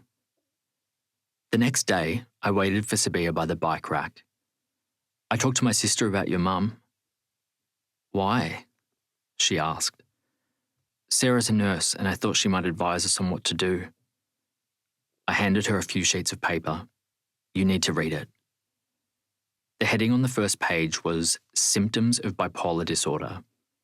Sabiha stood reading the handout as I waited next to her. When she finished a few minutes later, she gaped at me in wonder. This description fits Mum to a T. I've always known the name of her illness, but I've never really understood it. She swayed, her face dazed. I led her to sit on a bench next to the bike rack. Now I can see there were signs all along. She did all these things. She read from the paper. Spending money recklessly, hyperactivity, high energy levels, inappropriate behaviour, mystical experiences. It's just that we didn't know. I waited, letting her process. Why didn't she tell me? Sabiha sounded betrayed. If I'd known, I could have watched over her. She probably didn't know herself. I sat next to her, our legs pressed together. Sarah told me that many people who come from overseas don't know how to translate the medical jargon. My sister included contact details for the CAT team. I flipped the handout to the last page. You know, the crisis assessment treatment team that professionals or family members can call in an emergency. I don't think I need to. Mum seems to be taking her medication again. Okay. I folded the handout and returned it to her. It's there if you need it. As she took it, our hands touched. I can't believe you did this, She held my hand. That's what friends do. I gripped her hand gently. I wanted more, so much more, but I would not put myself out there anymore. She had to make the first move. She leaned in. It was going to happen. She was going to kiss me. "Hey, lovebirds," Brian called out as he approached. Anger coursed through me. Damn Brian. He'd ruined my moment again. I watched him and Sabiha bicker as I calmed myself down. Brian caught sight of the paper in Sabiha's hand and snatched it. "What's this?" She grabbed the pamphlet back. "What do you care?" "Of course I care," Brian said. "We're friends." "Yeah, right," she muttered under her breath. "Sabiha, what's going on?" Brian asked. "If you were a real friend, you wouldn't have to ask that question," she shot back. "What does that mean?" Brian demanded. "I am a real friend." "A real friend cares about what's going on in your life." She gestured at me. "A real friend doesn't dump you as soon as something better comes along." Is that all we were? Friends. Was her kiss a pity kiss, one of gratitude? I dropped her hand. A real friend would understand that you have a life and can't be at their beck and call 24/7, Brian said. A real friend would sense when you're in need. She stood and they were facing off. A real friend would tell you something was going on instead of taking pot shots, Brian shouted. Enough! I stood between them. I had to calm this situation or I would never understand if Sabiha really liked me. He's the one who... Brian and Sabiha spoke over each other. Cool it, I shouted. Brian, we've been friends a long time. I placed my hand on Brian's chest. You do sometimes get caught up in new things and forget about everyone else. Brian stared at the ground and kicked a pebble with his shoe. I turned to face her. And Sabiha, you can't expect people to guess when something is wrong. You have to tell them. I guess, she said, chastened. Now, are you two making up? I asked as I looked from one to the other. Brian made a face. She sucked in her lips to stop a smile. All right, Dad. Brian grabbed me into a hug. Get off me. I tried to push Brian's arms off. Watching us grapple, Sabiha burst into laughter and grabbed my arm. Brian threw his arm around her and pulled her in so that she was between me and Brian. Laughing, I pressed my chest against her back while Brian was up against her front. Maybe it was better to be friends, to slowly find our way to each other. I needed to stop being so impatient and just let it be. My hands relaxed around her and Brian, contentment filling me. Oh, an orgy, Dina said as she and Gemma came around the corner, Adnan following. We need one more girl for this orgy. Brian grabbed Dina's arm and pulled her into the circle. We laughed at Dina's giggles as Brian tried to pash her. Our laughter was infectious and Dina started up too. Let her go. Gemma beat her hands against Brian's back. There's room for you too. Brian turned to Gemma. Yuck, Gemma exclaimed as she stopped hitting him. The bell rang and we all moved away from each other, suddenly self-conscious, straightening our clothing as we headed to class. Sabiha glanced at me shyly as she straightened her clothes. There was definitely a spark. Definitely more than friends. What's going on with Sabiha? Brian asked as we walked home from school. A lot. I'll let her tell you.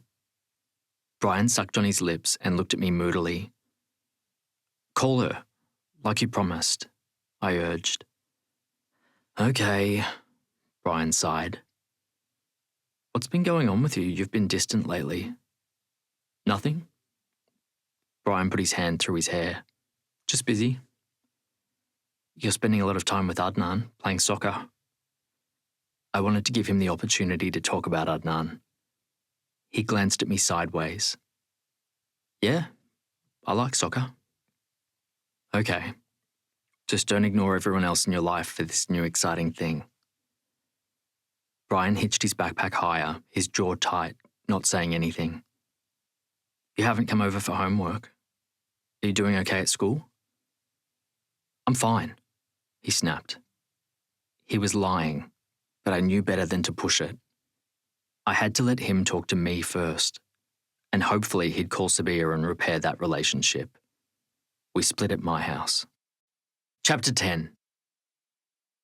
The rest of the week flew by.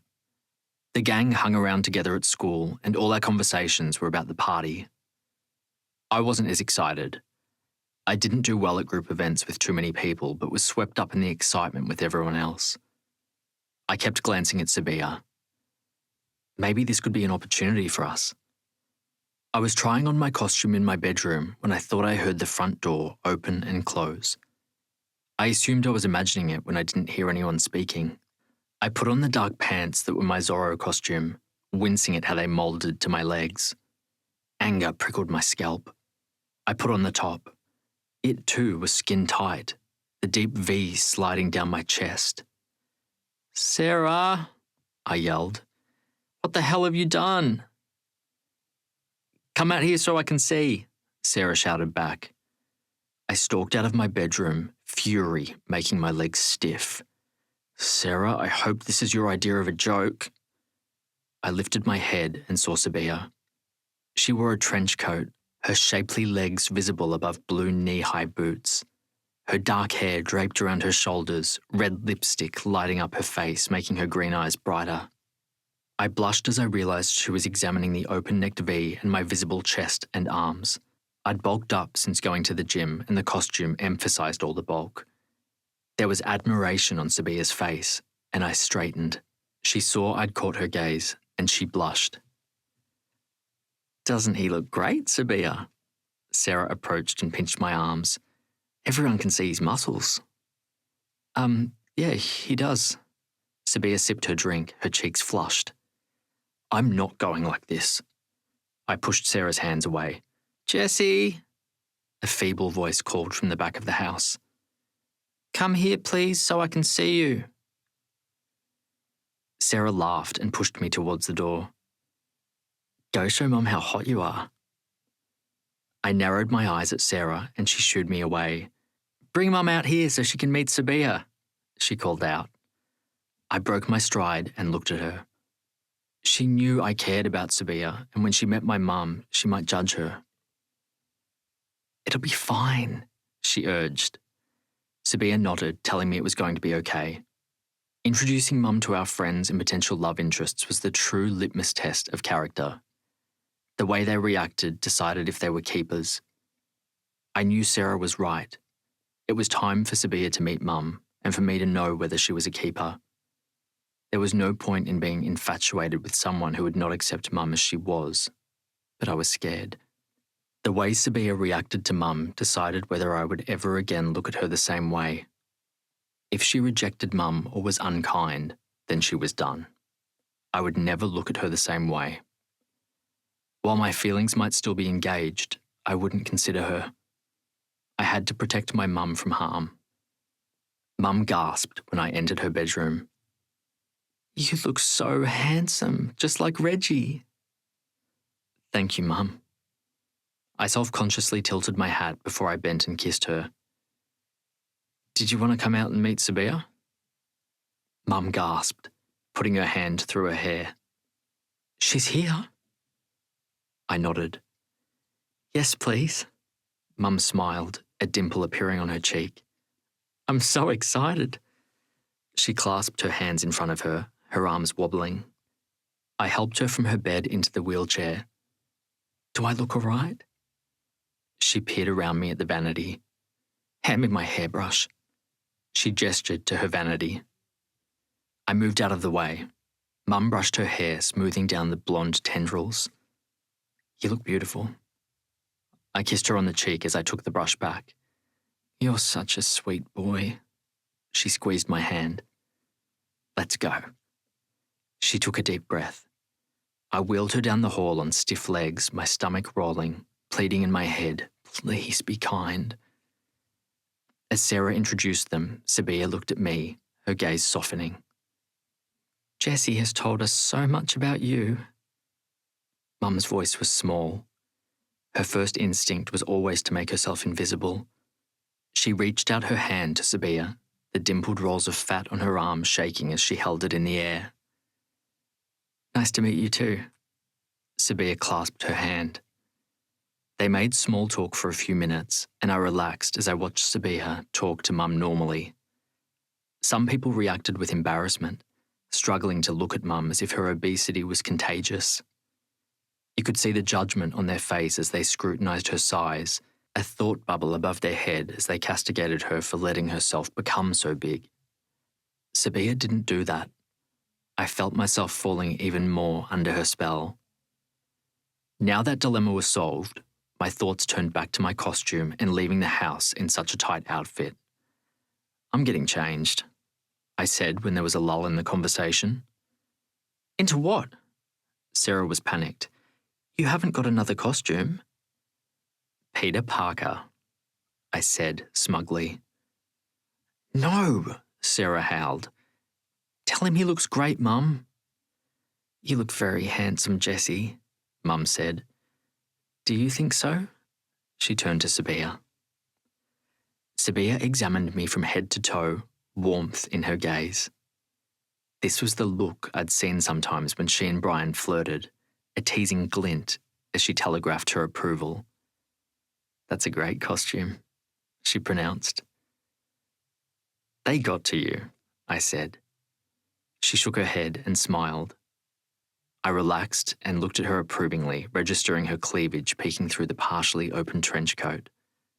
Okay, you win. I lifted my hands in surrender. Mum smiled at Sabiha gratefully. Sarah headed for the TV cabinet. Photo time. She held a camera. Oh no, I groaned.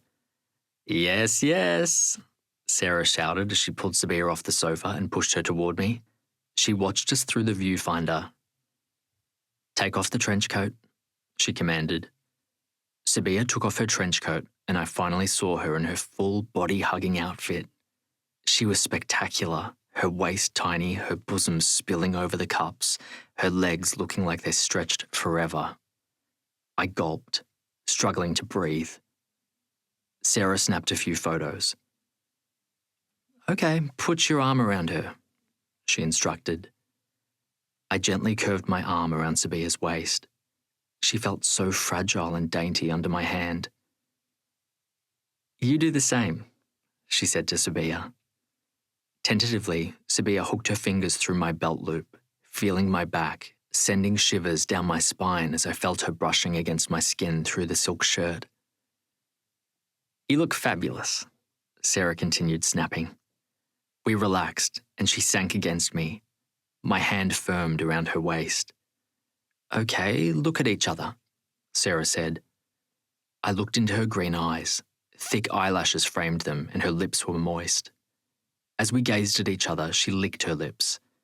My gaze followed her tongue. She gasped. My hand tightened on her waist, and I brought her closer, fighting the urge to kiss her. Her gaze searched my face as if this was the first time she was seeing me. I took a deep breath, my chest pushing into hers. I needed to break this tension. It's okay. I nudged my head towards Sarah.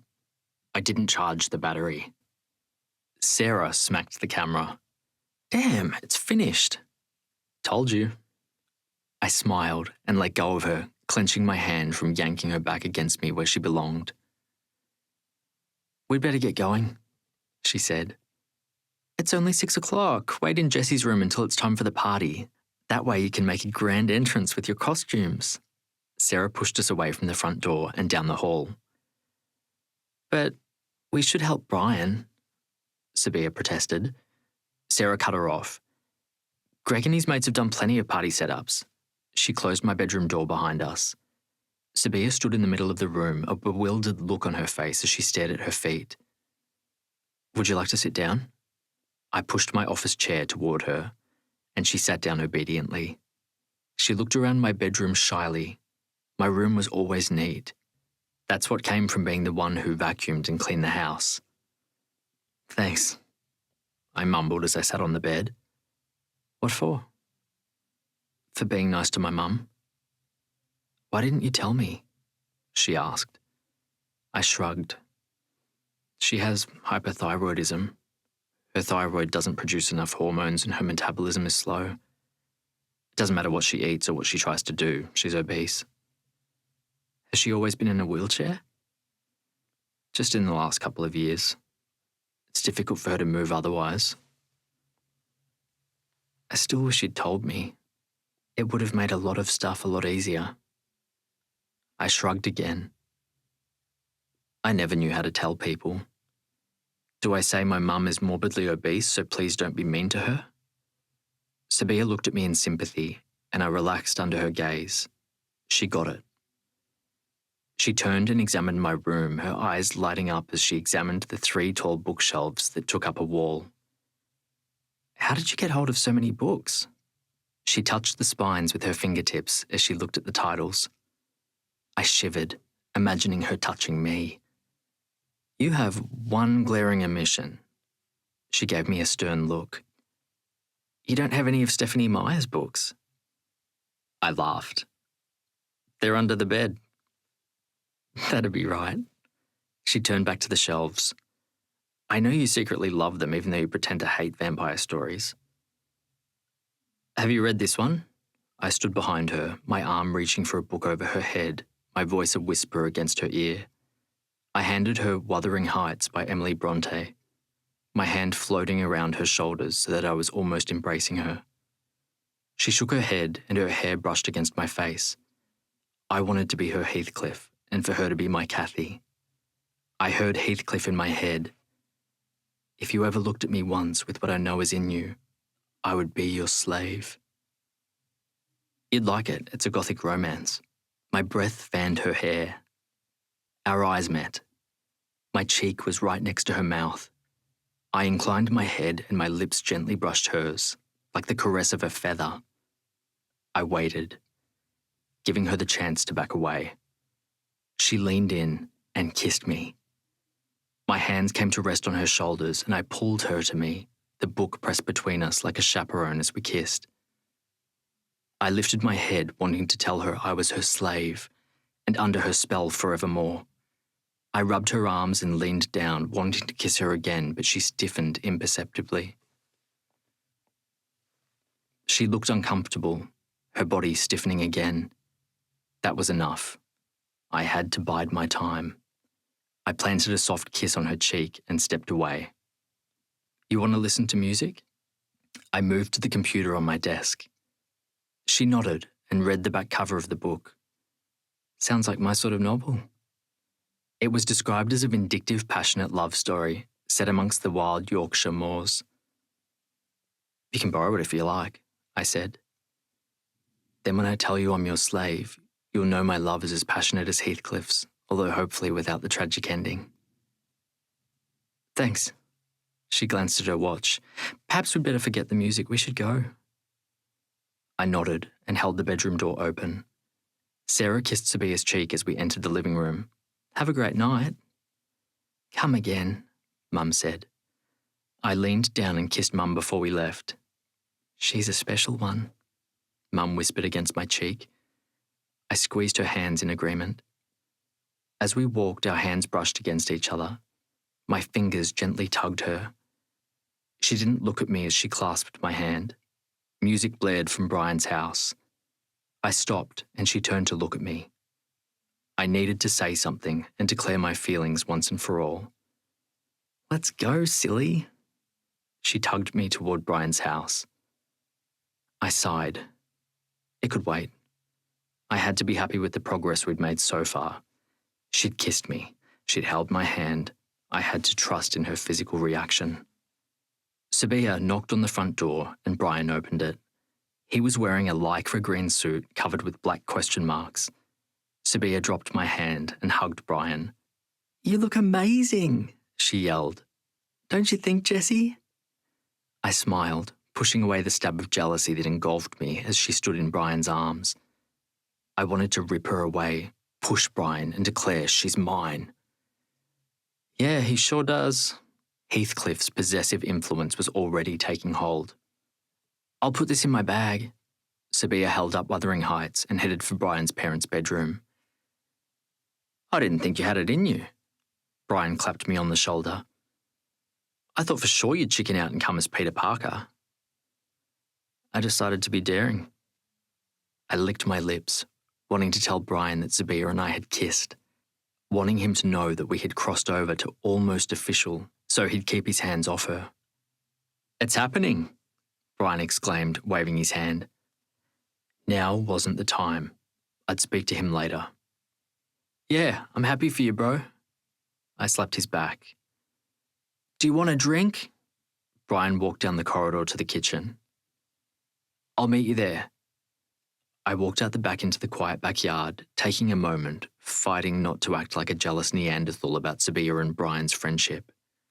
I knew nothing was going on there. They'd both told me as much. I needed to stop being insecure and reading into things. I entered the kitchen to see Brian serving Sabiha Baileys, which she sculled from the bottle. "Go, Sabiha!" Brian exclaimed when she handed him back the bottle. "Another, please." This time he half filled a glass, and sipping her drink, she walked into the living room. I got a can of Coke and followed her. Partygoers had arrived, some in costume, some in regular clothes. Sabiha finished her drink. "You want me to get you something?" "I'm good." I held up my Coke. "You're such a geek." It sounded like she was making fun of me. Should I drink? Make her think I was cool. I hated the taste of alcohol, not to mention that I needed to be present to take care of Mum. Sabiha returned to the kitchen table and got another drink. I debated about telling her to stop, but thought better of it. There was a frenetic energy in her moves, a desperation that I was afraid to examine too closely. Gemma arrived in a Supergirl costume and asked Sabiha about Dina. Her boyfriend, Rob, was with her in a Superman costume. Sabiha curled her lip as she looked at them, and I could read the scorn on her face. Brian was dancing to Push It by Salt and Pepper, and Sabiha approached him from behind and curved herself around him. I squeezed the can of Coke, crinkling the metal and making it froth at the top. He and Sabiha ground their hips against each other as they mouthed the words. "They're friends, nothing but friends," I chanted. I followed Sabiha as she stumbled into the kitchen and slurped orange juice and vodka. "How are you doing?" I asked. "I'm having a blast," she shouted, leaning against me. With or Without You by U2 played, and she swayed as she sang. I took the glass from her hand and returned it to the table before lifting her arms and placing them on my shoulders. I sang in her ear as we slow danced, wanting her to feel the weight of my words, understand what I felt for her. She leaned back in my arms and closed her eyes, hanging in midair. My heart beat faster as I looked at her beautiful face. I pulled her up and she opened her eyes, her smile tender. She felt the same. I knew it. I put my hand under her chin, tugging her toward me, desperately wanting to kiss her. Suddenly, her face sobered and she stiffened in my arms. "Don't do that." She pushed my hand away. I tried to pull her back. I don't understand." "Just don't do it," she shouted. I watched her in puzzlement as she reached for the vodka. "Just don't like me, okay?" She added orange juice and headed for the living room. There was a tearing in my chest as hope leaked out. She didn't like me. I ran out to the backyard, hiding in the dark shadow under the awning, wiping tears from my face. I was such an idiot, thinking this would be my big moment. I took a deep, shuddering breath and put back my mask. The only saving grace was nobody would see my red-rimmed eyes. I was going home. I heard shouting. "Shit, Gemma's gonna rip Sabiha's face off!" I heard someone shout as they slammed the fly screen open next to me. What happened to Sabiha? I was walking before I even knew it. I caught a cloud of satin on the dance floor as Gemma attempted to kick Sabiha, who was crawling on the floor, away from her. Rob carried Gemma away and the two of them went into the corridor. I lost sight of Sabiha and pushed through the crowd. She was leaning against a wall. I followed her to the kitchen and found her pouring herself Jack Daniels. "Sabiha, are you all right?" I held her arm and peered at her face in concern. There was a red mark on her cheek like someone had slapped her. I wanted to find Gemma and Rob and soundly kick them. "I'm bloody marvellous," Sabiha slurred, blinking sleepily at me. I took the glass from her. "You've had enough." "No, I haven't." She hit my arm and reached for the glass. "Everyone having a great time?" Brian shouted as he walked in. "I am," Sabiha shouted back and grabbed Brian. "It's a great party." She kissed him on the cheek. "You want some?" Brian asked as he poured himself a drink. She reached for the glass. "Fucking oath." "She's had enough." I pushed between them. Brian took a sip of the glass I'd put down. "It's a party." Sabiha took the glass off him. "I'll drink to that." She can barely stand. I grabbed the glass out of her hand. "Don't be a bore," Brian said. "I'll keep an eye on her." Someone called his name and he turned in the other direction. Adnan broke through the crowd. He'd shunned a costume and wore a white t-shirt and jeans. Brian hugged Adnan. "I didn't think you'd make it." "I came when the party started." Adnan rubbed Sabiha's hair. "Hey cuz, so are you a prostitute or Wonder Woman? I can't tell the difference." "Ha ha," she sneered, brushing his hand away. She swayed on her feet, her face turning white. I helped her to a chair before she fell. She pushed me away. "I'm fine." Brian and Adnan laughed and left the room. I knelt beside her. "Are you going to be sick?" "No." She shook her head, looking pale. I got a glass of water and handed it to her. "Thanks." She handed back the empty glass. "I feel better now." I got a washcloth and ran it under the tap. I knelt back beside her and held the damp washcloth against her forehead. "You need to ease up." "I'll be fine." She took the washcloth from me. "Brian will take care of me." Blind rage filled me. I was right here, but it was all about Brian. "You need to understand one thing." I squeezed her wrist. "Brian takes care of himself first, last, and always." "No, he doesn't." She tried to pry my hand away, but I didn't ease up. "He's my best friend," she said. "He's been my best friend longer," I told her. "Brian will always put fun first and responsibility second. Where is he now?" I knew I was being unfair to Brian. His selfishness now was uncharacteristic and a sign of other issues, but I wasn't in the mood to be fair anymore. I wanted Sabiha to see me. She didn't look like she was listening. Her eyes were closed and she was listening to one side. Had she fainted? "Did you hear me?" I shook her. She pushed me away. "Mind your business." "Fine." I threw off her hand. "You win." I couldn't do this anymore. I couldn't keep begging her to see me, to think of me. She wanted Brian, not me. I turned and left, making my way through the crowd. I adjusted my face mask so it collected my tears. I opened my front door, attempting to be quiet. Sarah was sitting in the living room watching a TV show. "What are you doing home so early?" she asked, lowering the volume. I didn't reply as I removed my boots and left them in the hallway. I walked into my bedroom and went to close the front door, but Sarah held it open. "Jessie, what happened?" "Not now." I held the door, looking down at the ground. "Did something happen with Sabiha?" I looked away. She pushed into my room. "What is it?"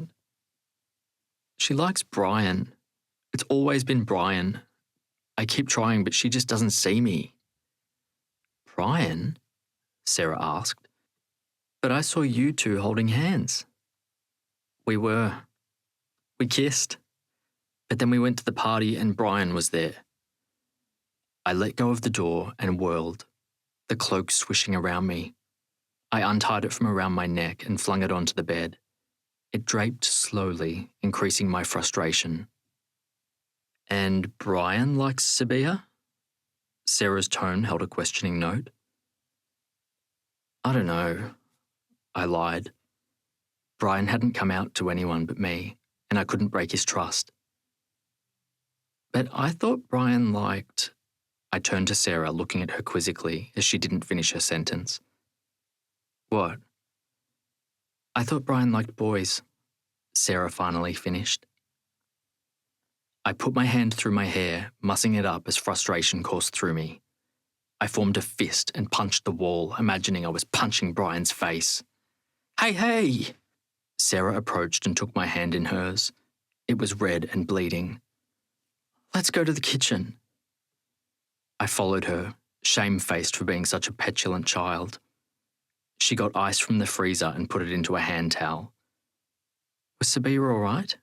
I mean, had she been drinking? Sarah asked as she slammed the freezer. Well, yes, but that's it. Sarah cut me off. She was just drunk and flirty. It means nothing. It's more than that. She told me not to like her. Sarah frowned as she got the first aid kit and dabbed alcohol onto my cuts. What brought that on? We were dancing. What song? U2, with or without you? Oh. Sarah made a sound like she understood something. What? I demanded. That's a full-on song. That's an I love you love song. I said nothing. You didn't tell her you loved her, did you? She squeezed my hand and I winced and moved it away. No, I said, not meeting her gaze. Did you or didn't you? She demanded. I didn't. Sarah stared at me until I squirmed. I was about to. There you go. You put too much pressure on her. She just realized she likes you and you're already at the I love you stage. You freaked her out. So, that doesn't mean she should have flirted with Brian. I stood. It's Brian. She probably doesn't even think of him as a real guy or a real flirtation. He's just a friend. She patted my shoulder. Just wait and see. Tomorrow it will all be all right. I didn't want to believe her, but hope again stirred in my heart. Sarah was always right. Maybe she was right about this too, and Sabiha just needed time to adjust. But then I remembered her face. Her discomfort and disquiet filled me again. Sarah was wrong. Sabiha didn't like me. I spent the night tossing and turning, not catching a wink of sleep. Chapter 11. I finally fell into a restless sleep early in the morning. I heard the front door opening and then footsteps in the hall. My bedroom door burst open. I opened my eyes blearily to find Brian pacing up and down in front of my bed. What's wrong? I sat up. I did something bad. Brian put his thumb into his mouth and bit his fingernail. Oh God, I felt nauseous. He and Sabiha hooked up. They were together. I didn't know how I was going to hear this. Sabiha found out I was gay. Brian winced. How did she find out? I asked, pulling on a top and my jeans. She saw me with Adnan. Brian glanced up, checking to see if it freaked me out. I'm not surprised. I pulled on my t-shirt. Shit. He's firmly in the closet. Do you think anyone else knows? Brian looked terrified. No, I only suspected because I know you. Brian sat despondently on my bed. I love him. I think he loves me. The way he said it broke my heart. With such hope and trepidation. Is that what I sounded like with Sabiha? And if he finds out Sabiha kissed me, he won't take it well. He bit his fingernail again. I don't understand why she did it after seeing me with him. I spun away, hiding my face. Sabiha kissed Brian? She did it after kissing me? After knowing that Brian was gay? Did she love him so much that she wanted to turn him? I realised I wasn't listening to Brian and smoothed out my face and turned back. Do you want breakfast? I asked, needing to buy myself some time to process. Yes, please. Brian followed me to the kitchen. He kept talking about Beckham, the code name he'd given Adnan in public, as I made pancakes for all of us. Why had Sabiha kissed Brian? Was it to get back at Adnan, who was always a thorn in her side? Or was she just so desperately in love with Brian that she had to try everything? As I poured batter into the pan and made pancakes, I realised I had to know why she did it. Brian hung out for breakfast and then went home, saying he was going to sleep the whole day. I fought the urge to call Sabiha. This was a conversation I had to have face to face. Monday, I waited impatiently for Brian to show up at the front of my house, but when he didn't arrive, I walked to his and knocked on the door. Greg answered and let me in. I knocked on Brian's door and entered. His room was dark, and he was still in bed. He sat up, his hair mussed, wearing a singlet. What time is it? Time for school. I opened the curtains. Brian flinched and covered his face with his arm. I don't feel well. No, you're not doing this to me. I threw his jeans on the bed. You are not leaving me to clean up your mess. I'm sick, I'm telling you. Yes, sick with guilt. You need to go to school and talk to Sabiha. Deal with the mess you made. Seriously, I'm sick. I peered closer. He looked pale, but it wasn't anything his excessive drinking at the party couldn't explain. You're coming to school. I could not face the thought of seeing Sabiha by myself. How could I talk to her without exploding? I yanked Brian up. He blanched and ran down the hallway and into the bathroom, slamming the door behind him. I walked down and heard retching. Damn it, he really was sick. Okay, you stay home, I'll bring your homework, I said through the door and ambled slowly to school, feeling nauseous. My first 2 sessions were psychology with Sabiha. I arrived when the bell had already gone and the corridors were empty by the time I'd reached the classroom. I walked in as the teacher was about to commence, sitting at the back. Sabiha glanced at me and quickly away, covering her face with her hair as she avoided looking at me. The teacher gave us instructions to work with our partners. I walked to her and dropped the folder on her desk. She flinched. I followed up on those articles in the library, I announced as I sat down and read through my notes in a monotone voice. When I'd prepared the research last week, I had imagined this moment, the two of us sitting pressed up against each other as we pored over our notes. Instead, I wanted to be anywhere but here. Is there anything you have to add? No. Her voice was barely above a whisper. I grabbed his folder and went to stand, but changed my mind. I had to know. Whatever it cost me, however hard it was to hear the truth, I had to know. I dropped the folder on the desk again and turned in the chair to face her. I want to know why you did it, I demanded. She couldn't meet my eyes. It just happened. Cut the crap, I interrupted. Why Brian, of all people? What do you mean? She looked up. You know I've always liked Brian. Yes, but he's had the talk with you, I said, so I don't understand why. Yes, we had the talk. She was getting angry. He was the one who kissed me. He was the one who changed his mind about us being more than friends. He kissed you? I asked. Yes, she said. I stared out the window behind her, seeing the perplexed look on my face in my reflection. Brian said that she saw him with a boy. that she knew he was gay and that she'd kissed him afterwards, trying to turn him. Or had I misunderstood that? "Jessie, I'm sorry about what happened between us," she said. "I shouldn't have led you on when I always had feelings for Brian." She really didn't know that Brian was gay? Did Brian assume that she saw him when she walked in on him in his secret bow, but she actually saw nothing? She didn't actually know anything about him? "Have you talked to Brian since Saturday?" I asked. "We haven't had a chance." "This is a mess." I put my hands through my hair. Shit, I didn't have any choice. I had to tell her the truth. Bloody Brian, always leaving me to sort out his mess.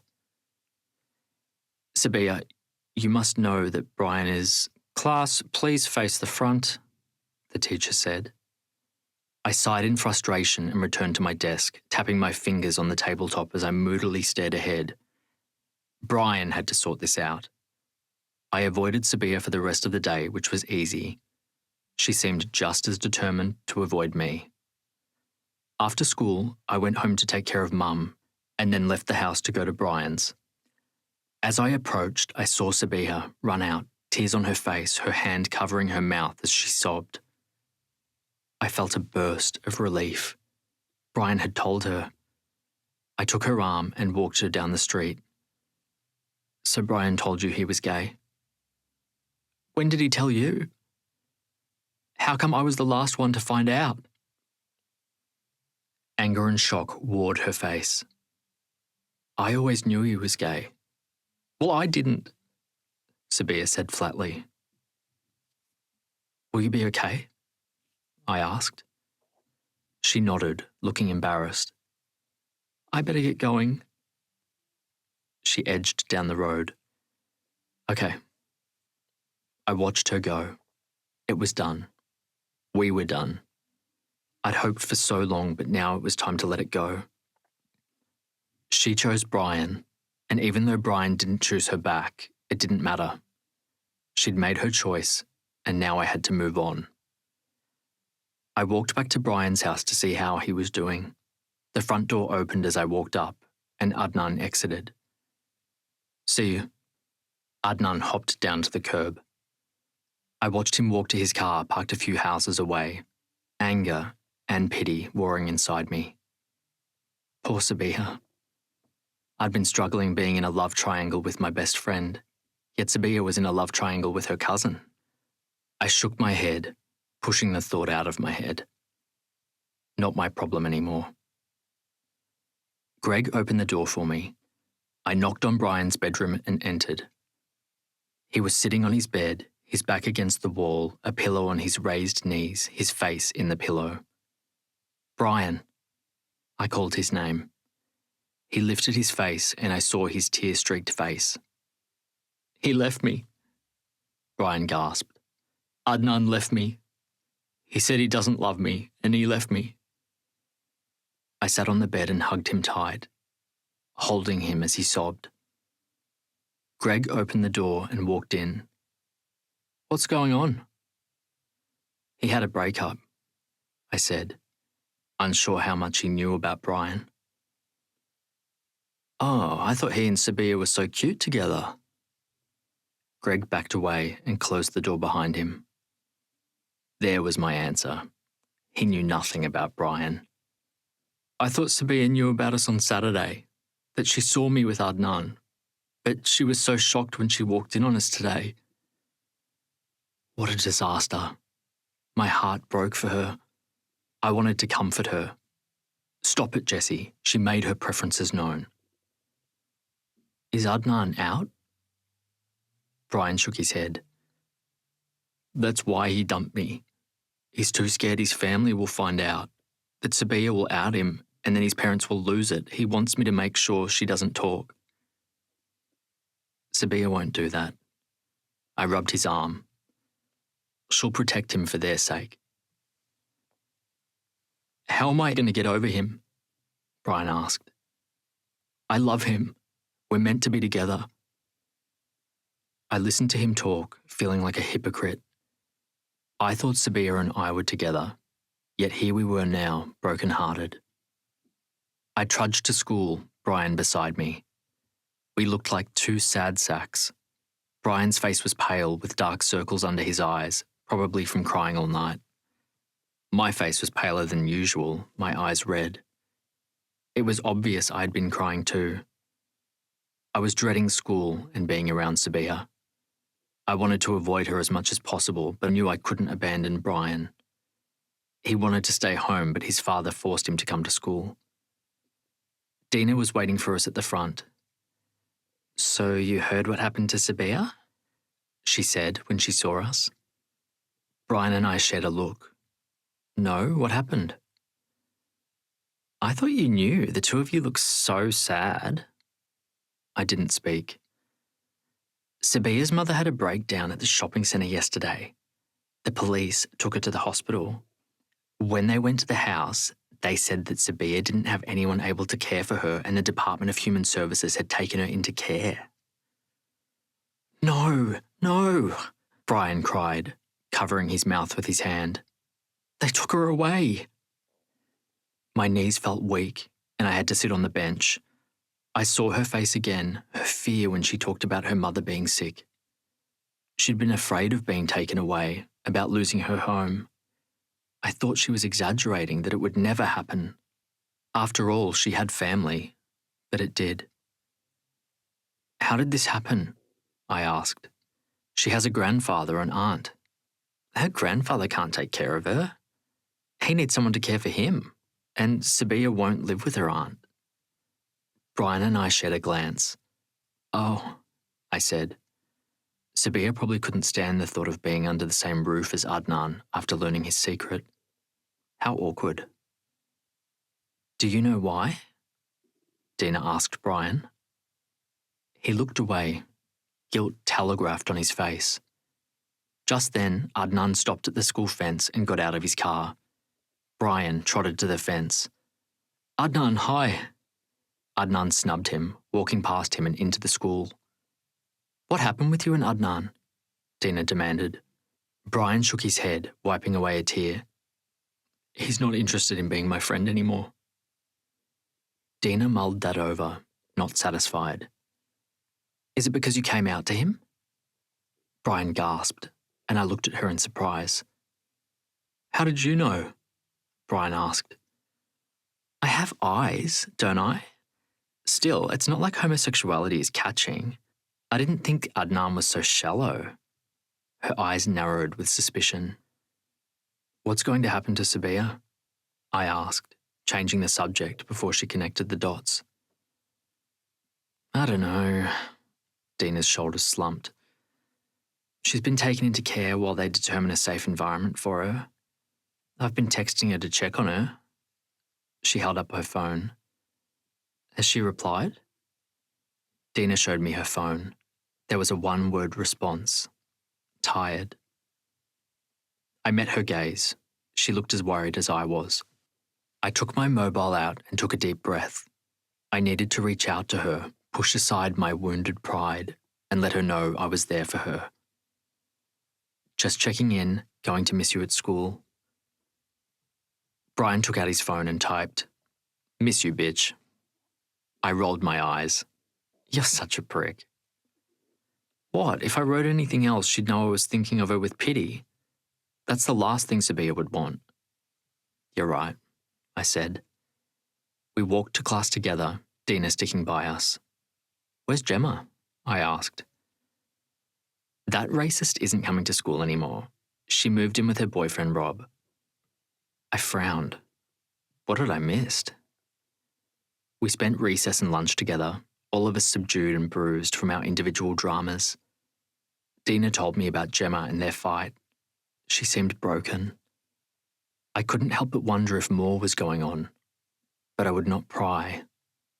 Dina had always been a mystery, cloaking herself in drama. I couldn't help but feel there was something she hid below the surface. Brian wanted to go to the Oval at lunchtime. "No, we're not doing that," Dina said determinedly. "Why? I want to play soccer."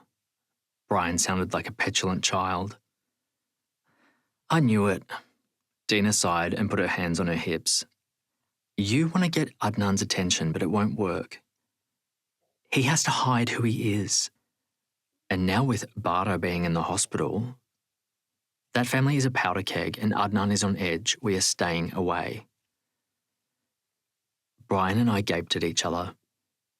I hadn't thought Dina was so perceptive. Brian's shoulders relaxed.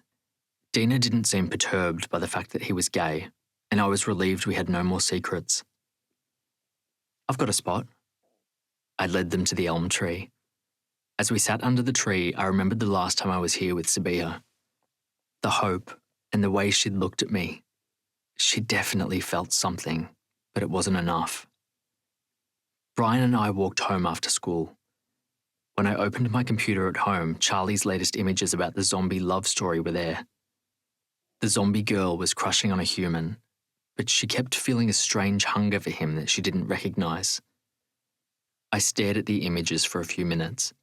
Charlie had perfectly captured Sabiha's expression when she was contemplative in the zombie girl. I wondered what she was doing. None of us had heard any responses to our text messages. She'd only sent that one message to Dina. I wanted to give up the comic book. What did it matter? There was no love story, just unrequited love, but it wouldn't leave my mind. It was almost like the graphic novel was giving me the opportunity to rewrite my story with Sabiha, to make a new ending for us. In my dreams, I kept seeing the scene play out. The zombie girl speaking and Jasper, my doppelganger, replied. I woke up in the early hours of the morning and wrote captions for the scenes, sending them off to Charlie. I had to keep my commitment to Charlie, I told myself. He deserved better than having a friend drop out after he'd invested so much work. But it was more than that. I needed to work on the book. I needed something to hold on to of Sabiha. If I couldn't have her, at least my fictional alter ego could. The next 2 weeks passed in a fog, and then Dina told me Sabiha was returning. The department had brought her home, and her aunt would stay with her. I watched from the library window as Dina stooped at a car.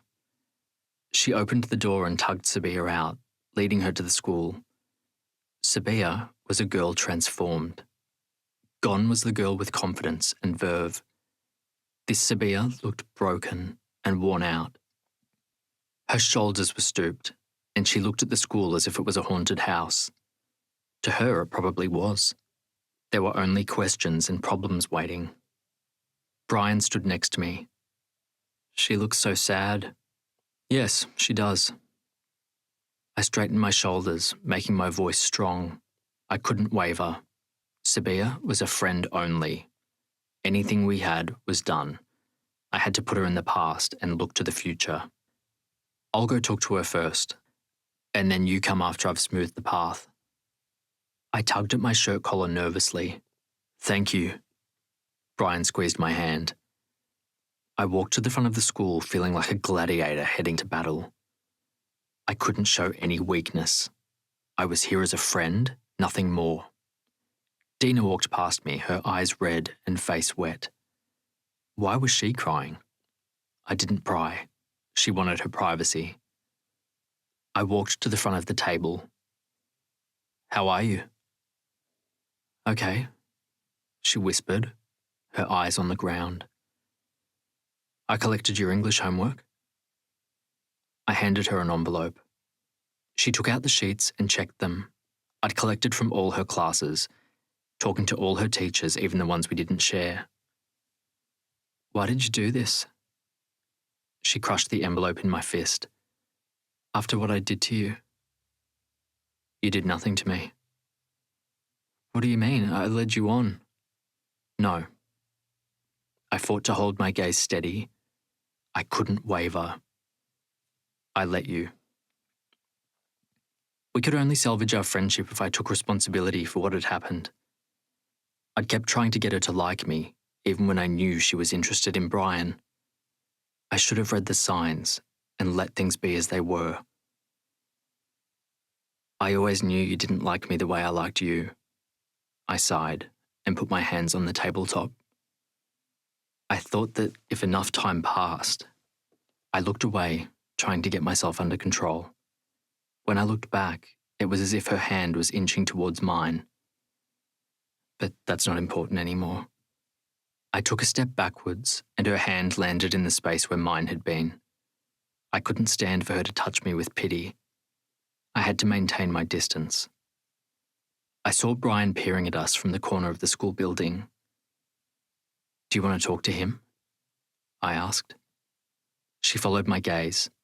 When Brian saw we were watching, he ducked back. Sabiha hesitated. "He wants to apologize for what he did." I kept my gaze steady on where Brian had been. I didn't trust myself to look at her. "Okay," she said.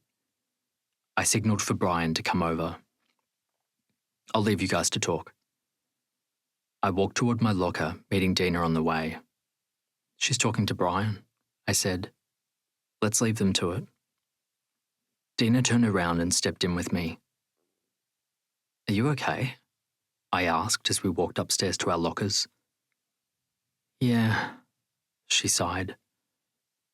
"A broken heart is a heavy burden." I stiffened, thinking she was talking about me, but then I looked at her face. She was talking about herself.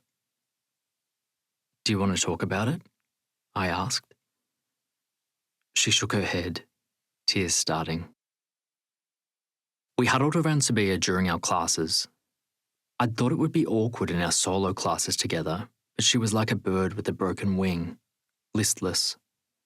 She sat in class and took notes, but would quickly zone out, a sad look in her eyes. "How's your mum?" I asked as we walked out of class. She shrugged. "I don't know. I haven't seen her." I stopped her, taking hold of her arm. "Why? What happened?" Sabiha looked at me and quickly away. She said something. Her voice broke and she couldn't finish the sentence. She said she cursed the day she fell pregnant with me. My eyes widened, and I had to fight my instinct to hug her, feel her body against mine and comfort her, but I couldn't. She didn't mean it. You have to know she didn't believe it. I held her gaze, trying to instill my belief in her. But she did. A tear drifted down her cheek. It took every ounce of my strength to stop myself from wiping it. I handed her a handkerchief instead. She wanted to marry a Serb man, but my aunt and grandfather chased him away. Mum only married my father to get away from them. She didn't want me. I don't believe that, and you don't either. She was sick when she said that. How do I know? She asked softly. You just have to trust your heart, I told her, feeling like a hypocrite as I lied to my treacherous heart. At lunchtime, we sat at the front of the school. Adnan passed by with his new girlfriend. Brian sat up straight, straining forward as he waited for Adnan to look our way. Adnan ignored us. Brian slumped. Dina took his hand. At least I have you, Brian said, looking around at us. My sassy saints. Say what? I asked. We're from St. Albans and we're sassy saints. It's perfect, Dina said, hugging Brian and Sabiha while I leaned against Brian. I looked at Sabiha. Maybe we weren't meant to be together, but we were best friends. That was enough. Chapter 12. Are you sure you're up for this? I asked Charlie as we stood in the doorway of the foyer and peered into the large room where publishers were seated. We were attending the Writers Victoria speed dating session. I turned to Charlie when he didn't answer. He was wearing his noise-cancelling headphones and shaded glasses to block out the bright lights. His usual garb was loose cotton tracksuit pants and a black cotton t-shirt with his Nike runners. We'd caught the early train to avoid the crowds and spent the morning at the State Library until the speed dating session started. I'd wanted to dress up more professionally but couldn't be too out of step with Charlie, who was very particular about fabrics he could wear. I'd bought new jeans, forgotten my usual loose pair, and got a fitted pair with a collared short-sleeve plaid shirt. I looked casual dressy. I smiled brightly. You good? I lifted my thumb in the universal sign of OK. Charlie nodded, his face blank. Other people were waiting in the foyer and they jostled Charlie, who flinched. I saw a quiet corner near the back and pointed. Charlie nodded and followed. I held up my hand, showing for him to wait for me. I approached the front desk and had the dark-haired woman standing behind it. "I'm Jesse James, and that is Charlie Lasatosa," I pointed to Charlie, who was watching us. "Of course, I'm Elizabeth and I'll be helping you out today. Just follow me." She stepped out from behind the counter and I waved to Charlie. He weaved through the crowd but hit a group of women talking and stopped dead. I pushed through and approached him. "Excuse me," I said to the women, urging them out of the way. They moved and Charlie followed me. We approached Elizabeth. "We've set up a green room for the two of you." She led us to the back. "Excuse me?" A woman stepped in front of Elizabeth. "Why do they get to cut in line? We've been here much earlier." "They're not cutting the line. These two riders are part of a different program." Elizabeth diplomatically evaded, protecting Charlie's privacy. Before I'd signed us up for the speed dating, I'd contacted the Quill and Choir Collective and explained that Charlie was on the spectrum and couldn't take part in an echoey room with all the writers and publishers together. The organisation had arranged a separate room for Charlie and a few other disabled writers. We walked through a corridor with glass partitions at the front, passing by a woman in a wheelchair and two men sitting together, their hands elegantly signing to each other. We entered a small room at the back with only a table and chairs. It was some sort of small meeting room with only a window overlooking the lane. Charlie wouldn't have been comfortable with the partitioned office where he could observe people passing. Charlie sat in the corner, taking off his noise-cancelling headphones and glasses. "The toilets are to your left and the kitchen to your right," Elizabeth gestured. "Do you need anything else?" I glanced at Charlie, who shook his head. "We have Peter Clark from Gordonio coming at 9:30 a.m. and Catherine Duong from Wellston at 10:30 a.m. "Thank you." Elizabeth smiled and left. Charlie took out his book and read. I took out our sample pages and laid them out on the table. I took out my cue cards and began rehearsing my pitch, my voice getting loud. Charlie glanced at me with annoyance, and I whispered once again. I looked at my watch. 20 minutes. Nerves hit me. "I'm just going to the loo." I lied to Charlie and stepped out, nervously pacing up and down the corridor. People assumed that because Charlie didn't show expression, he didn't feel emotion, but I knew he did. Even though he was dealing with the day well so far, I knew it had cost him. He was holding his book with a white-knuckle grip as he read, a sure sign that he was struggling. It had taken a lot of planning to get here. I'd set up an itinerary and showed Charlie the route via Google Maps to prepare him for the journey. Now that we were in the room and just needed the editors to come to us to pitch, it was the culmination of everything. Our whole big pitch. I'd told Charlie that this was just a fun opportunity, that it wasn't about getting published, but I'd lied. I desperately wanted to be published. I wanted this book to have an audience. The book had originally started as my big romantic gesture for Sabiha, but now that I had accepted that we were meant to be friends, I wanted this book to find a publisher for me and my family. My mother felt like she was burdening me and my sister with her care. If my novel was published, she would know that I wasn't being held back at all. Because of her, I had grit and resilience that I could channel into my life. My phone beeped, and I opened the chat titled Sassy Saints. "How's the city?" Brian typed. I felt a pang of guilt for lying to my best friend, but I didn't want everyone to know that I was trying to get published. Then they'd keep asking what happened and I'd feel like a failure if I didn't get a request. "So jelly you're at a workshop while we were bored at school," Sabiha added. Dina added an emoji of a smiley face with the tongue hanging out. I smiled. Brian's moniker of us being Sassy Saints had stuck. Over the past month, we had drawn together as a friendship group. My heart still felt a pang every time I saw Sabiha's name pop up on my phone, but I was learning to value our friendship and lay my achy heart to rest. I took a photo from the window of the city before me, the tall buildings and the tram electricity lines. My view. After a few moments, reaction emojis to my message appeared. A love heart from Sabiha, thumbs up from Brian, and a smiley face from Dina. I returned to the office. "Are you okay?" Charlie peered at me over his book. Sure, yeah, I'm great." I wiped my sweaty palms on my jeans. I got my cue cards, wanting to reread my pitch, and dropped them, where they fluttered to the floor. Oh, shit. I bent and collected them. They were all out of order. Shit, why hadn't I numbered them? The door opened and a man in ripped jeans and a loose-fitting shirt walked in. Blonde hair swept up in a bun and a neatly trimmed beard. Charlie stood and walked around me. "You're Peter Clark from Gordonio." Peter nodded confirmation. "Good to meet you. I'm Charlie Lasatosa and that is Jesse James." I stood, the cue cards crumpled in my hands. Peter had been clued in about Charlie and didn't offer his hand for a handshake, so we just nodded at each other. "Please take a seat." Charlie indicated the chair across the table. Peter sat and Charlie sat across from him. I slid into my chair, my cheeks flushed as I was completely flustered. I'd rehearsed my pitch, but it had always been with my cue cards in my hand. The physical sensation of the cardboard cutting in my palm, giving me confidence and comfort. All I had to do was look down and get my pitch and flow back into my head. Now I was completely panicked and couldn't remember a single thing.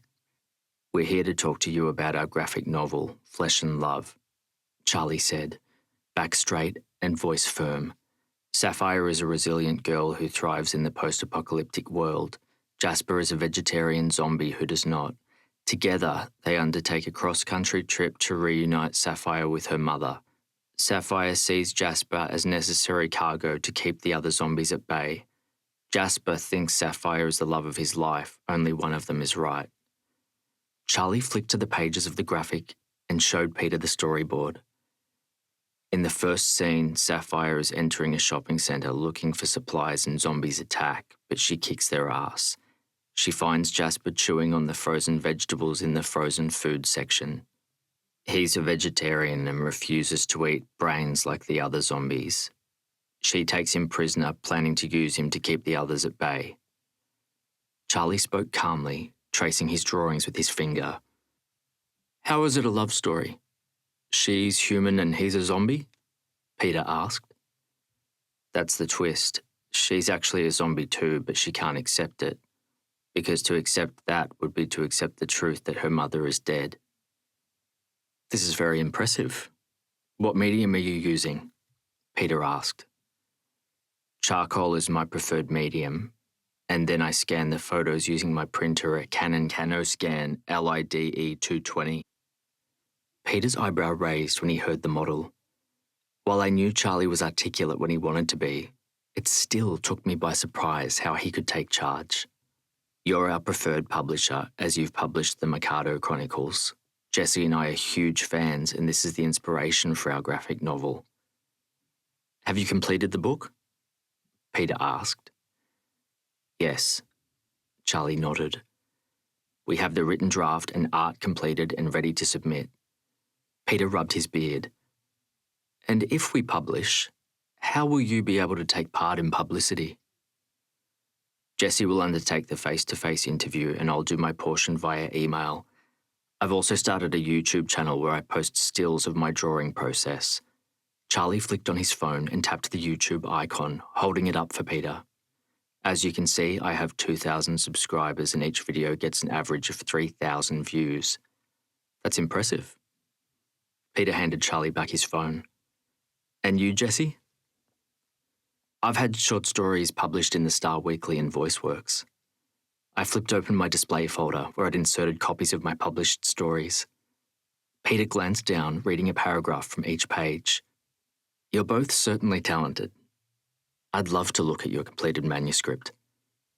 He handed his business card. "Please submit it to me." I looked at Charlie and smiled. His face was blank, but there was a twinkle in his eye. He was excited too. Peter stood and we said our goodbyes. "We did it!" I jumped on the spot, my excitement making me want to vibrate. Charlie nodded. "We did it." Well, actually, you did it. You were amazing. Charlie nodded, retreating to a corner. He put his headphones back on and his glasses, leaning his forehead against the cool wall. I knew to leave him alone. This was the thing about social interactions. Charlie could do it through sheer force of will and engage in talking to people, but it left him depleted and exhausted. If he pushed too hard, he had a meltdown. In primary school, the teachers would ignore signs of his depletion and kept engaging him until he lost it and lay on the ground, screaming. The classroom would get evacuated until his mother arrived at school and would calm him down. He'd usually not be at school for a few days after that. In high school, he'd gotten better at coping, and the school was better at supporting him. He had a card that he could use to go to the wellbeing office and have a timeout if he was getting in the danger zone. His parents had picked him up from school a few times, but he'd avoided those spectacular meltdowns. I left the room and dashed up and down the corridor, working out my frenzied energy. I returned at 10:15 a.m. to wait for our next publisher. At 10:25 a.m., Charlie took off his headphones and stood by the window, looking out. "You okay?" I asked. "I can do this solo if you need to take time out." He nodded. "I can do it." The door opened at 10:31 and an Asian woman walked in wearing a red silk shirt and black skirt, her long black hair glistening around her shoulders. "I'm Catherine Juong." She offered her hand and I shook it. She extended it to Charlie, who looked at her blankly. "Charlie doesn't shake hands," I said. "Of course." She blushed and put her hand to her side. We sat at the table and did our pitch, this time taking turns as we'd planned, the cue cards back in my palm and giving me the confidence to contribute. Catherine requested a full pitch too. "Was she into it?" Charlie asked. "Nah, she just asked to be polite." Charlie didn't pick up tone and body language and required a translator. "And Peter?" Charlie asked. He was definitely into it. I have a good feeling. I felt a warm glow of satisfaction. This was the dream, to have a publisher actually request your work. "Route," Charlie said. I took out the map and went over the route we would take to return to the train station. I checked the schedule. "We'll leave in 10 minutes. I needed to minimize Charlie's interaction with the outside world. We would arrive at the train station with a few minutes to spare. Charlie put on his headphones and sunglasses and we left the building. When we got to the train, Charlie got out his sketchbook and drew. I opened my backpack and took out the sandwiches his mum had packed for us, handing him his butter sandwich on white bread, the crusts cut off. He ate one-handed and continued drawing, his headphones blocking out the noise from the train carriage. I took out my book and attempted to read, but my concentration was low. I imagined Sabiha's face when I got a request. Would she be proud of me? We reached St Albans train station and walked home together. "Listen, I don't want anyone to know we got a request." Charlie had lifted his headphones to hear me. "Why?" Disappointment pinged me. I'd been imagining my hero moment when I told the sassy saints that I'd actually gone to a speed dating session and received a request. "We don't know if the publisher will take it or not. And I don't want my parents getting wind of it. They're going to start having more expectations of me to achieve my potential." I glanced at him. Even though his words sounded sarcastic, his voice was monotone. While his parents were very supporting of his needs, they still wanted to believe that Charlie could function and achieve like any other kid. His high grades in school just confirmed their belief. Charlie was gifted in maths, but struggled with English and other subjects. Anything with abstract concepts was opaque. He still achieved well in those subjects, as he was on an individual needs plan, so teachers catered to his abilities, but his parents glossed over that when they bragged about his academic achievements. They would use this news to brag, and if their submission didn't eventuate in publication, they would just naively expect that he would get published and put more pressure on him to commercialize his art. "Okay, we'll keep it to ourselves," I agreed. Maybe it was better not to let anyone know. If I did, they'd want to read the book. Sabiha and I had just gotten to a good place. If she read the graphic novel and recognised herself in Sapphire and me in Jasper, she might think I was still into her, and things would get awkward again. Chapter 13. As we walked up, Dina and Sabiha were waiting for us at the school. "Did you hear Sabiha's news?" Dina demanded as Brian and I approached. Sabiha stared brutally into the distance. Looked like the news wasn't good. Her father called her. He didn't know that Sabiha was his daughter. Dina's voice squeaked slightly. Her mum told him that Sabiha was fathered by her ex-boyfriend Darko. "Okay, slow down, Squeaky," Brian urged Dina. "Start at the beginning." Dina did, while Sabiha looked past us. When her mother, Bara, was pregnant with Sabiha, she told Sabiha's father that the baby was her ex-boyfriend's. He believed her and left. A few months ago, when family friends were visiting Sabiha, they realised she was the spitting image of her father, Enes, and went to see him, telling him about her. Sabiha found everything out when he called her house last night and spoke to her mother and then her grandfather. Dina and Brian paired up, getting into the salacious details of Sabiha's parentage. I approached Sabiha and sat next to her on the bench. "How are you feeling?" "Shit," she spat, her voice wavering with fury. "He wanted to talk to me last night. He's acted like I don't exist my whole life and now I'm supposed to say, 'Hello, Daddy.' But he says he didn't know." I remembered all the daydreams I'd had as a child that my dad wasn't really dead. Instead, he was kidnapped. And then he escaped from his abductors and came home to us. It took me so many years to accept that he was truly dead. I couldn't understand how this wasn't a dream come true for Sabiha. She finally had a chance to have her father in her life. Bullshit. He's a doctor, but he believed a woman who was suffering from a bipolar episode. He wanted to believe it because he was having an affair with his receptionist and wanted it out. The only reason he's acting like he gives a fuck is because people in the community now know. She crossed her arms over her chest, her gaze narrowed with anger. I hesitated, not sure whether I should wade in. "That's harsh," I began gently. "I don't give a shit. I spent 16 years without a father. I do not need one now." Her glistening eyes and fisted hands said something else. She wasn't as indifferent as she pretended. "He's reaching out now. Shouldn't that count for something?"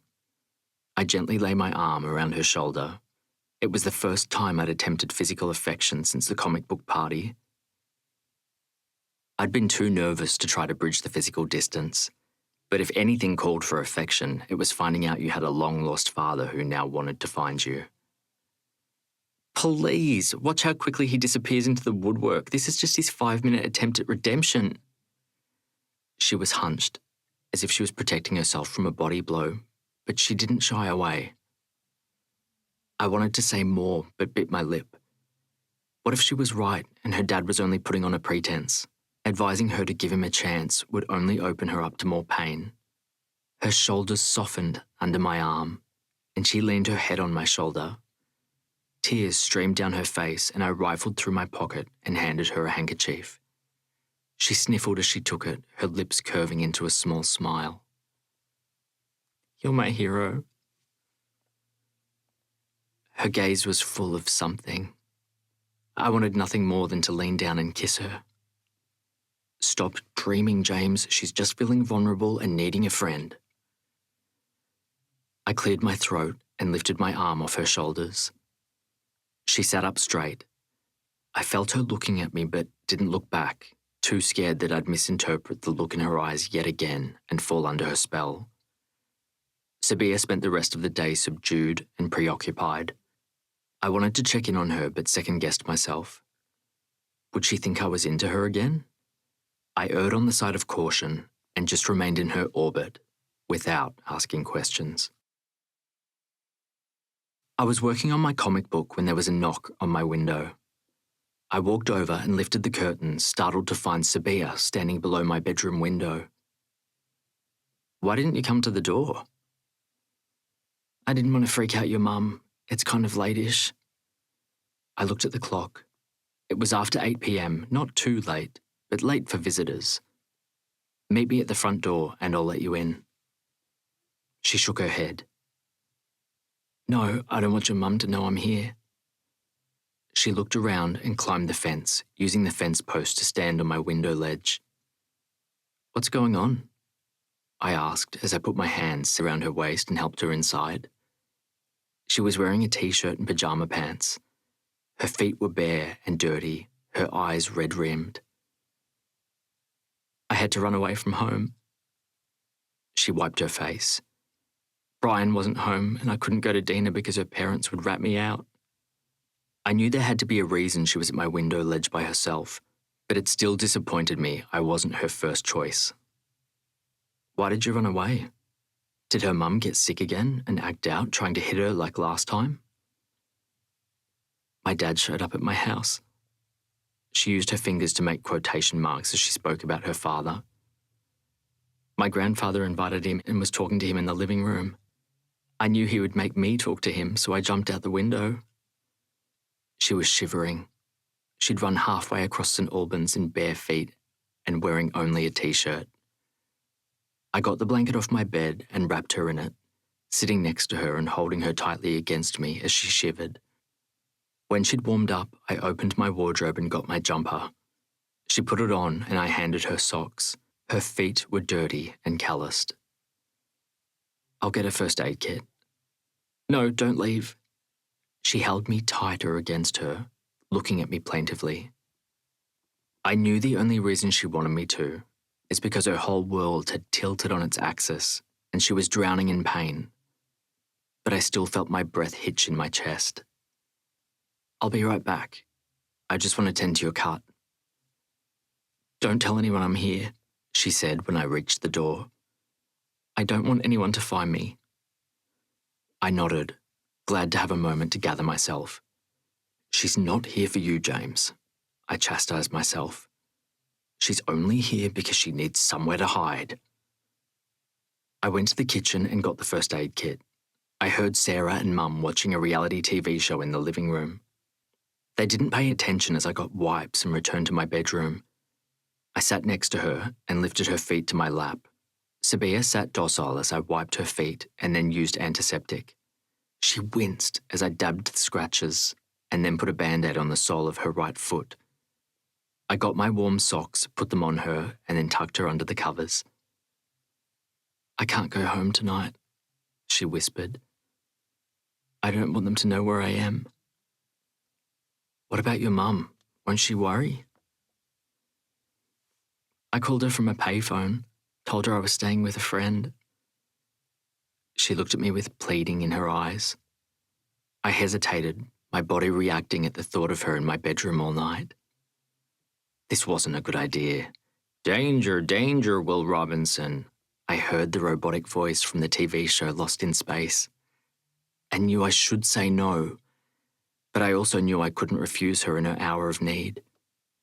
I cleared my throat. Sure, you can stay here. My body reacted the minute I said the words. My blood rushing through my veins and whooshing in my head. I had to keep my distance. I'll sleep in my sleeping bag on the floor, I added. Thank you. She snuggled further into my chest. My body reacted and I had to fight the urge to nuzzle her neck, to lean down and kiss her. That's not what she was here for. Or should I make a move? She tilted her head up at me and I leaned down. Her eyes widened, her body tensed, but she didn't move away. My lips were close to hers. She held her breath as she waited. I wanted to kiss her, but something about how she held herself so tightly gave me pause. This wasn't the pose of a girl who wanted attention. I shifted, lifting her slightly off me as I tried to get my body to behave. Now wasn't the time. She was emotionally overwrought, and I couldn't be the sleazebag friend who tried to come onto her. Do you want to watch a movie? It was still too early to go to bed, and I desperately needed a buffer. She nodded. My desk was next to the bed, so I reached over and turned the computer to face us. "Do you have any requests?" "Something sad," she said. "I need a good cathartic cry." I flicked through the sentimental movies. The first one was The Notebook. My finger hesitated. We did not need to watch a romantic movie. I looked back at her. Or did we? "Ooh, Titanic." Her face lit up when she saw the screen icon. I sighed and hit play. Titanic it is. Sabiha sat beside me on the bed, our arms hooked together, her hair draping my chest. I couldn't concentrate on the screen, my whole body on alert, my skin on fire where we were pressed against each other. As I nuzzled her hair, breathing in the scent of vanilla, my body reacted. I shifted, relieved that the blanket was bunched over my lap as desire thrummed. "I'll get us some snacks." I broke in, needing a reprieve to clear my head. The impulse to make a move was becoming overwhelming. Sabiha sat up and I got out of bed, going to the kitchen. I put the popcorn in the microwave and washed my face, needing to cool my head. Sarah came in and looked questioningly at the 2 cans in my hand. "I'm feeling thirsty." My cheeks flushed. Might tell that I was lying. "You know, if I didn't know any better, I'd think you were hiding a girl in your room." I stared at the microwave as it whirred, my cheeks on fire, the tips of my ears hot. "Jessie," Sarah gasped and slapped me on the arm. "It's not like that," I whispered, shushing her. "She can't go home tonight, so she's staying over."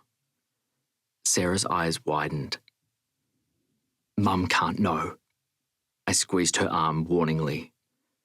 Sarah nodded, her lips pressed together as she stifled a giggle. "I've got something for you." She entered her bedroom and returned as I was tipping the popcorn into a bowl. She handed me a foil packet. I pulled my fingers back and it dropped to the ground as if it burnt. She bent and picked it up, putting it in my hand, making me clasp my fingers around it. "Better safe than sorry." I tried to give it back to her. "Take it or I'll tell Mum." I stiffened and put it in the pocket of my jeans.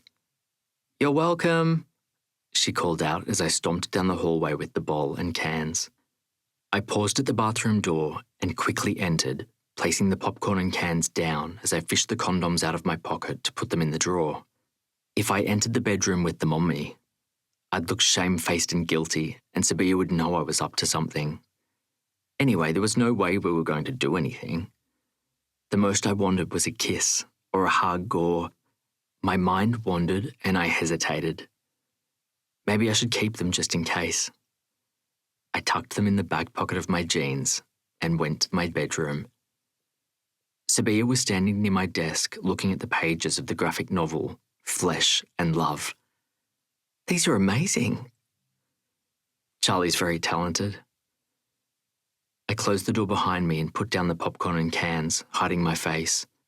I was caught between anticipation and agony as I waited for her to ask for more. I wanted nothing more than to tell her about the graphic book, but warred with Charlie's request for confidentiality and my trepidation that she would read it and freak out when she realized she was Sapphire. She turned around and took a handful of popcorn. "Yum." She sat back on the bed and glanced up at me, waiting for me to sit. I followed her lead and sat next to her. We had our backs against the headboard, and I was relieved that the popcorn bowl acted like a buffer. We munched on popcorn and drank the sodas, murmuring comments about the movie.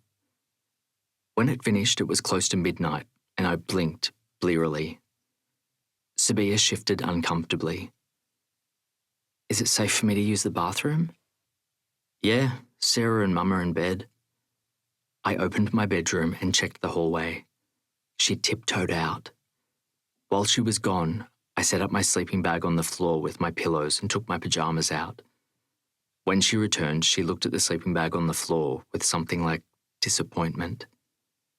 Had I made a mistake? Should I have used this opportunity so that we could sleep together with her in the same bed? No, that way, madness lies. We were friends, and this was not the time for something more. I took my pajamas and went to the bathroom, brushing my teeth and changing.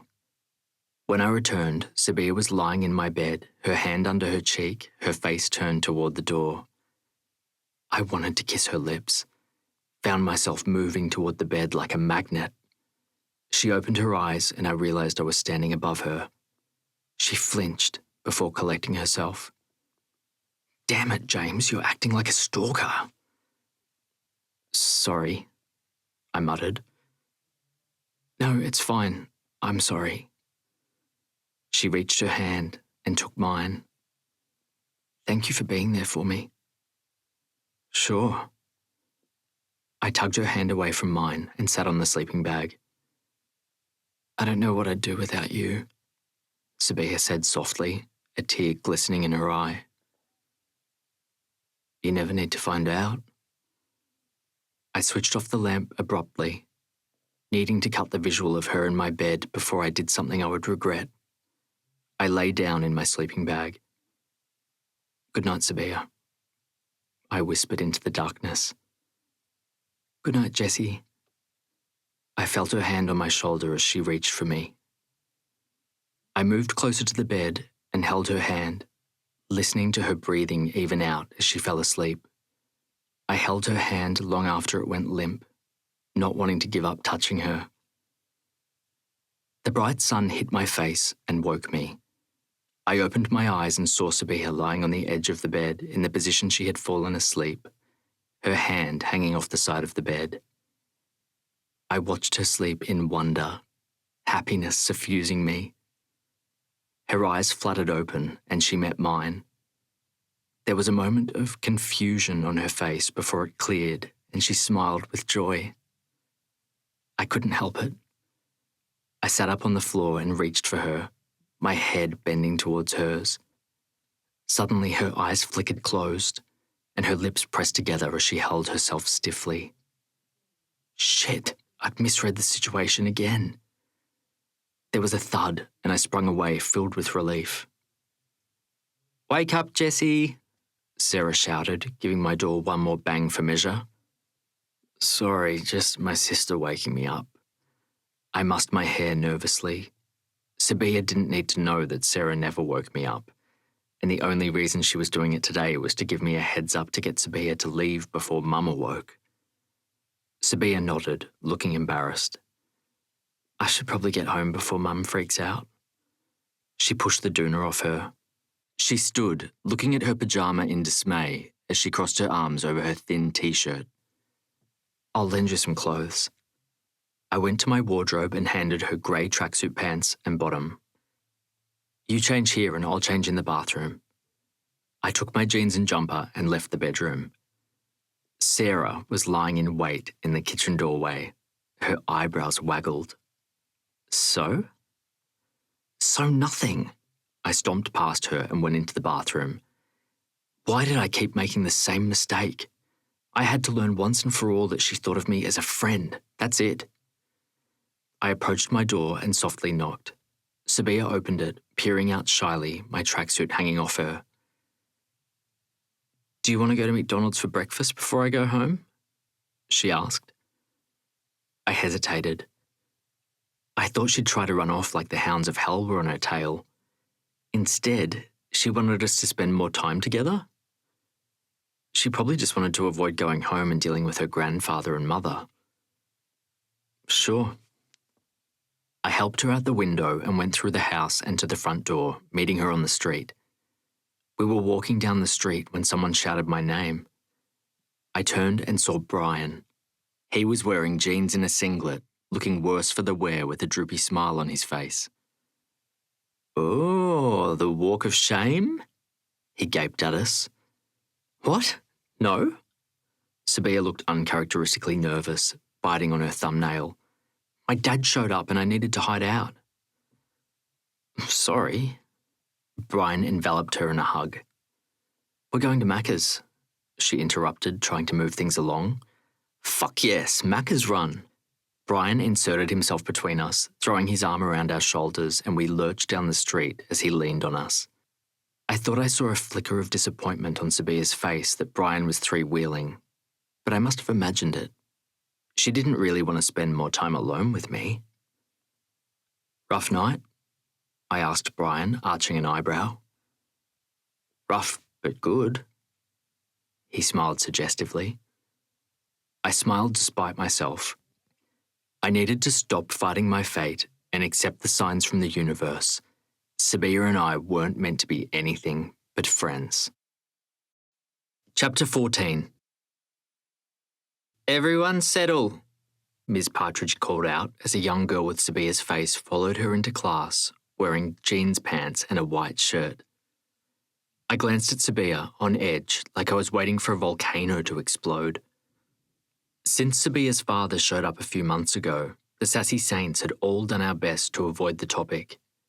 Sabiha struggled with tension at home and her mother's recovery, having good and bad days. The good days were when she was bright and sparkly. The bad when depression took her under and she slinked into school like a shadow. We'd settled into friendship once more, and she didn't seem to notice any simmering tension because of my attraction, so I'd tried to tamp down my feelings again. Now, as I glanced between her and the new student, I felt that things were about to get interesting again. This is our new student, Amra Pajalic. Ms. Partridge's forehead wrinkled for a moment, and she looked at the back. Are you any relation to Sabiha? She asked. Time stopped as Amra followed Ms. Partridge's gaze and met Sabiha's eyes. Sabiha's face darkened with rage.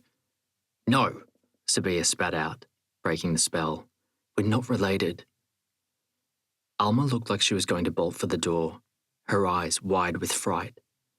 My heart broke for her. I knew Sabiha felt betrayed about her dad, but taking it out on her sister wasn't fair. You can sit next to Dina, Ms. Partridge continued, oblivious to the tension in the air. Sabiha stood and collected her things, her resentment obvious as she slammed her notebook and slapped her pencil case together. She looked like a girl lumberjack. She wore a denim mini and pink leggings, and her feet were encased in chunky worker boots. Sabiha, quiet, the teacher shushed. Sabiha moved to an empty desk in the last row behind us. Are you okay? Brian asked. Not now. She shook her head. I could tell she was fighting back tears, masking her emotions with anger. We turned around and left her, knowing that nothing could be done when she was in such a volatile state of mind. Amra slid into the seat next to Dina. Hi, she whispered, trying to make eye contact, but Dina snubbed her. Both girls had the same miserable expression as they avoided looking at each other. It was disconcerting, like watching a movie on a slow internet connection where the buffering made it slow motion. They repeated the same gestures a few minutes after each other.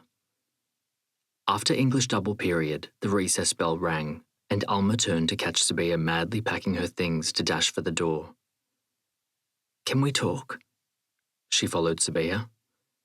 About what? Sabiha whirled around. How your mother is a home wrecker? No, Amra stuttered to a stop. My mum isn't. Then how do you explain that we're the same age? Sabiha snapped, turning around again. The class emptied and only the Sassy Saints and Amra were left. We're not the same age, Amra shouted.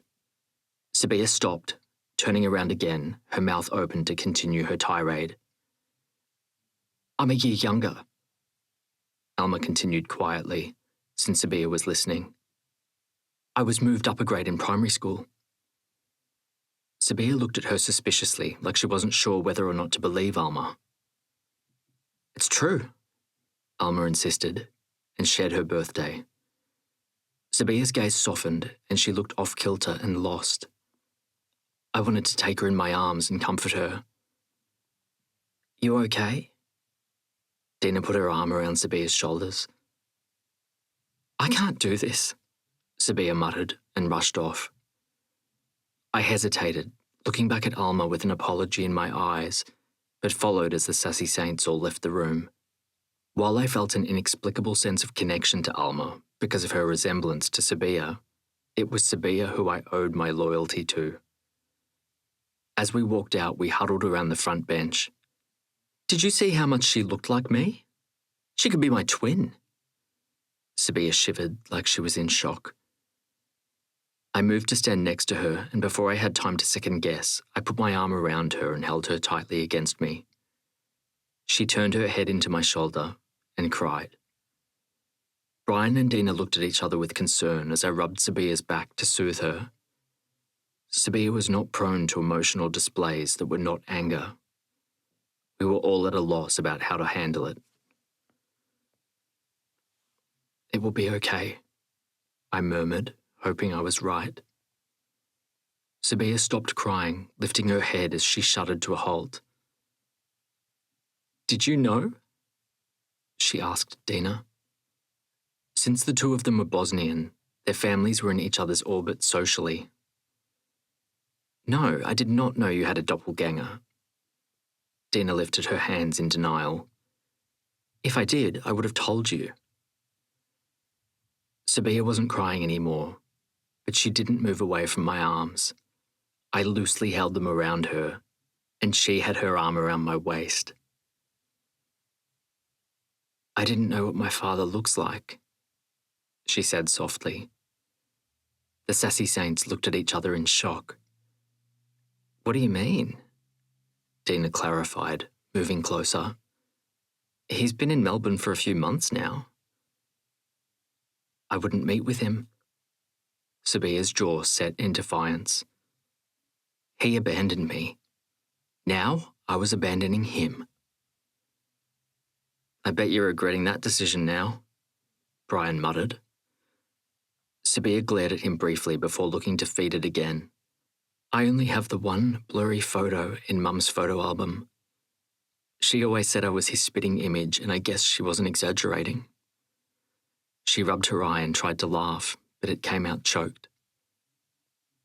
"You know you have other siblings," Dina said hesitantly, as if she was scared of Sabiha's reaction. "I haven't met them or anything, I just know because of the Bosnian Telegraph. A brother and another sister."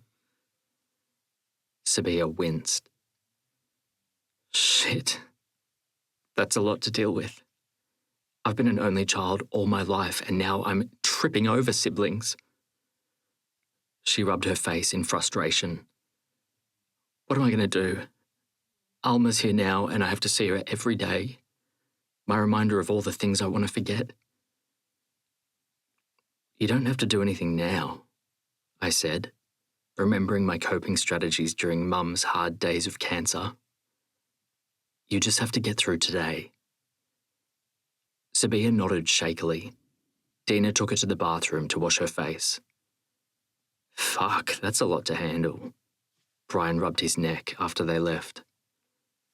"Yeah," I nodded. Sabiha was subdued for the rest of the day, slightly shell-shocked and dazed. We ran interference for her, and Dina walked home with her, saying she would get her mum to pick her up from Sabiha's house. I was glad that she was going to be there for her. The next day, Alma was in our class for the first 2 periods. She arrived early and sat at the back of the class. We sat close to the windows in the middle of the classroom, so she was behind us. Sabiha kept her gaze on the front of the classroom, her back ramrod straight as she fought the urge to look back. I glanced back, once catching Alma's glance. She looked so sad that I mustered a smile in her direction. Her lips quirked slightly, but she couldn't quite muster a full smile. For the rest of the week, it became the norm to see Alma walking down the corridor by herself. "Maybe we should ask her to hang around with us," I said at lunchtime, as we saw Alma through the library window perusing the shelves. "She is your sister, after all." "In name only," Sabiha said venomously. "She's nothing to me." She stared brutally at Alma. "It's not her fault," I waded in. "Your father and mother made these decisions. It's not fair to blame Alma." Sabiha shot me a look of betrayal and shifted away from me, giving me the cold shoulder. I bit back any advice I had in the future. I didn't know how she could be so cruel, but I tried to tell myself it wasn't fair to judge her. After all, how would I feel if a secret brother popped out of the woodwork and was at my school under my nose every day? I caught sight of blonde hair and looked to see Alma walking past us with Alex Payne. Dina saw too and nudged Sabiha to look. I followed them and saw he was headed to the school side gate, leading to what everyone called Blowjob Lane. I ran back to Sabiha, out of breath. "You have to do something. You can't let him take her out to that lane." "Why?" Sabiha demanded, her hand fisting by her side. "She's not my problem." "So what? She's someone who needs help." I held my hand out in the direction they went. "You know what Alex is like and what he will expect. You can't let Alma walk into that." Sabiha looked militant. "Sabiha, we have to help her," Dina said gently. "She's an innocent girl and Alex is a predator." Sabiha took a shuddering sigh and nodded. "Fine." I breathed a sigh of relief as they ran after Alma. If Sabiha hadn't done it, I don't know that I could have forgiven her for being that cold-hearted. "Well, that's a plot twist," Brian said wryly. "Big sister to the rescue. I didn't think Sabiha had it in her." "Don't be an asshole. Sabiha has a heart." "Maybe," Brian shrugged. We walked over and joined the girls. "So we're welcoming the prodigal sister into the fold," Brian said. "Introductions are in order. I'm Brian." He offered his hand. Alma looked at him with suspicion. He looked like he was impersonating a hobo. His hair hadn't seen a comb in a week and his clothes were creased like he wore them to bed. "This is Jessie." Brian jerked his head to me and I smiled weakly. "And I believe you know Dina." Alma gave Dina a dirty look. It had been Dina's duty to take Alma under her wing as the resident Bosnian ambassador, and she'd failed. Dina had the grace to look guilty. "You're Sabiha's little sister," Brian said. "Stepsister," Sabiha snapped. "Half-sister," Alma corrected. "Same father, different mothers." "We're not real sisters, though," Sabiha said, scoring the first point. "Of course not," Alma replied calmly. "I already have one of each and don't need any more." Sabiha was surprised, and I smothered a smile as I realised the resemblance was more than skin deep. "Burn," Brian interrupted before Sabiha rallied. "I see the bitchy gene is hereditary." "Shut up," Sabiha pushed him. Brian dropped his diary and Alma bent to pick it up. She paused with an outreached hand when she saw the collage of male movie stars on his cover, most bare-chested with their pecs glistening. She slowly handed the diary to Brian. "As you can see, I'm partial to blondes." Brian hammed it up, lisping slightly. She forced a smile, looking uncomfortable. A chill settled on my skin. If she were a homophobe, things would not end well. Sabiha would rip her to shreds, and that would be just the beginning. Thankfully, Sabiha didn't notice her pause. Sabiha began walking, and we followed. "Are you coming?" Brian asked Alma. Sabiha slowed her steps, waiting for her answer. "I've got things to do," Alma said. "Nonsense." I spoke for the first time. "We'd be delighted for you to join us." I had to make sure we accepted Alma as part of the group. It was the only way Sabiha would accept her newfound sister and reconnect with her father. Alma waited to see if Sabiha would protest. "Hurry, I'm starving," Sabiha snapped over her shoulder. Alma joined us. "We'll give you a tour of the school," Dina said. We walked through the school grounds and Dina pointed out buildings. There was an awkward silence between Dina's commentary, as if no one could think of what to say. "I thought they enrolled you at Sierra's college," Dina asked. "I was," Alma replied, but my parents decided it wasn't the right environment for me. They thought I needed more academic opportunities. Dina looked confused. I thought they expelled you, she blurted out. Well, Alma stuttered. Yes, I was, she admitted, her cheeks flushed. Way to go, Brian said, putting his arm around Alma's shoulders. But it's not a bad thing, Dina protested. See? She reached into her backpack and pulled out a newspaper article. Alma looked away while we huddled around. Alma had written about her anti-Muslim teacher at the school, her prose scathing. She was a natural writer. I looked at Sabiha to see how she responded to all the similarities between her and her sister. She looked like she'd swallowed a lemon. Ever heard of the saying, don't shit where you eat? Sabiha said deadpan. I didn't think you were the type of person who'd side with the uneducated masses, I said. I'm not.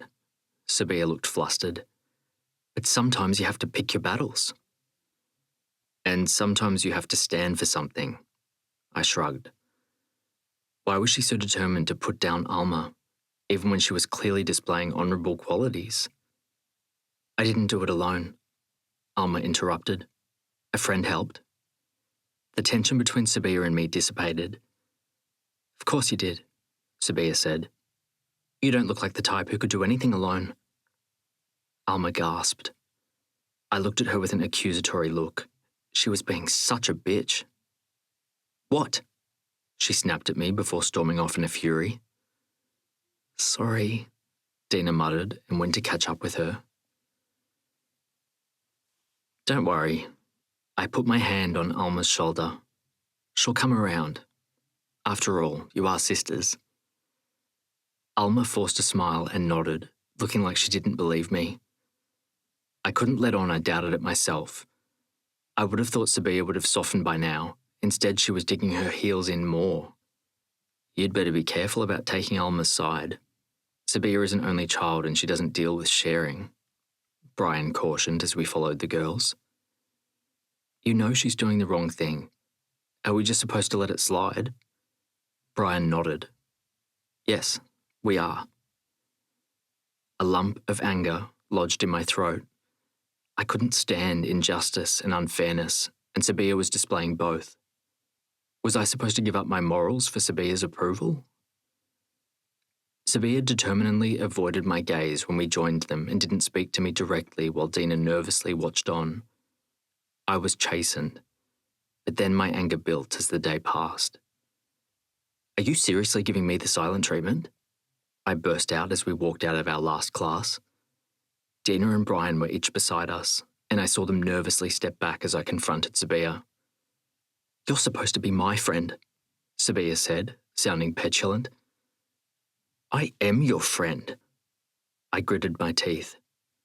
And being friends doesn't mean I can't tell you when you're wrong. So let me be clear. You're wrong. The way you're treating Alma is deplorable, and I will not stand by and watch anymore. Either she's one of the sassy saints, or I'm out. Sabiha gasped, her cheeks flushing red with rage. Brian stamped forward. Yeah, I have to agree. I know it's hard for you, but it's also really hard to watch the way you talk to her. He glared at Dina. Dina reluctantly stepped forward.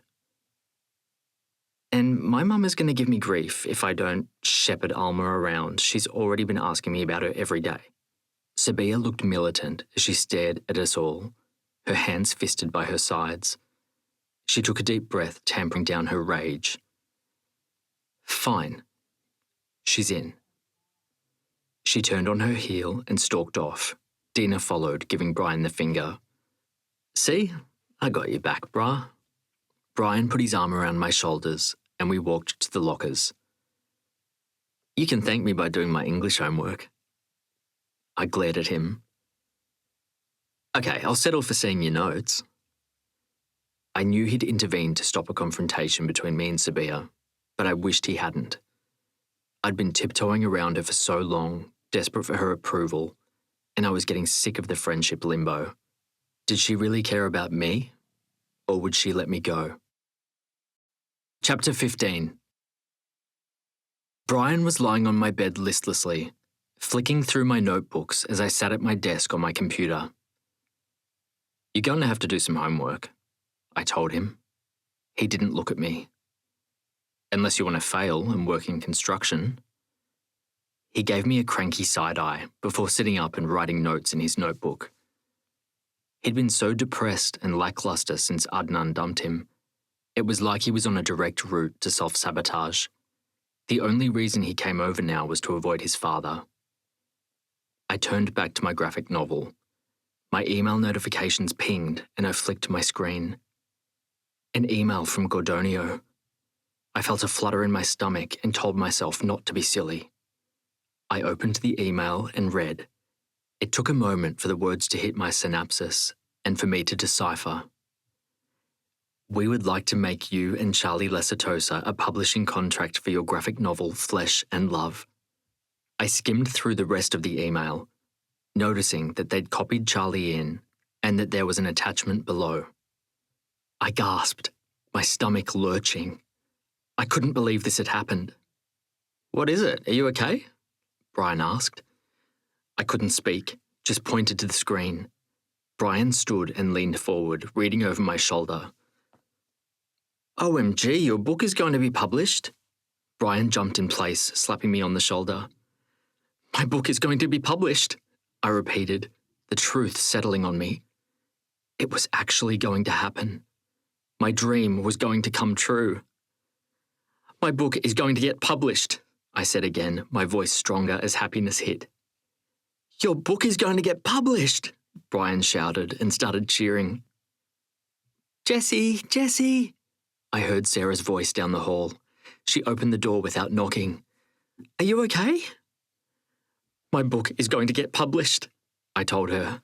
Her eyes widened. "What?" Brian pointed to my computer screen. She squinted as she read without her glasses. "OMG, your book is going to get published." She hugged me tightly, laughing and crying. "Mama, Mama!" She ran down the hall screaming to Mum. She returned, wheeling her down the hallway. Mum's blue eyes glistened with tears, her face wreathed in a smile. "I'm so proud of you, my son." She held up her hands, and I knelt at her feet and wrapped my arms around her. She hugged me tight, stroking my hair as I leaned on her shoulder. Sarah leaned forward and hugged me too. The three of us intertwined around Mum's wheelchair. Brian stood back, crossing his arms over his waist, looking lost. I lifted my arm, waving him forward, and pulled him into the huddle. "I thought you'd never ask," he murmured against my back as he hugged me from behind. I snort-laughed, and he grinned. We pulled apart. "We need to celebrate," Sarah said. "To the kitchen." She wheeled Mum, and Brian and I followed. "I think this is an occasion for an ice cream sundae."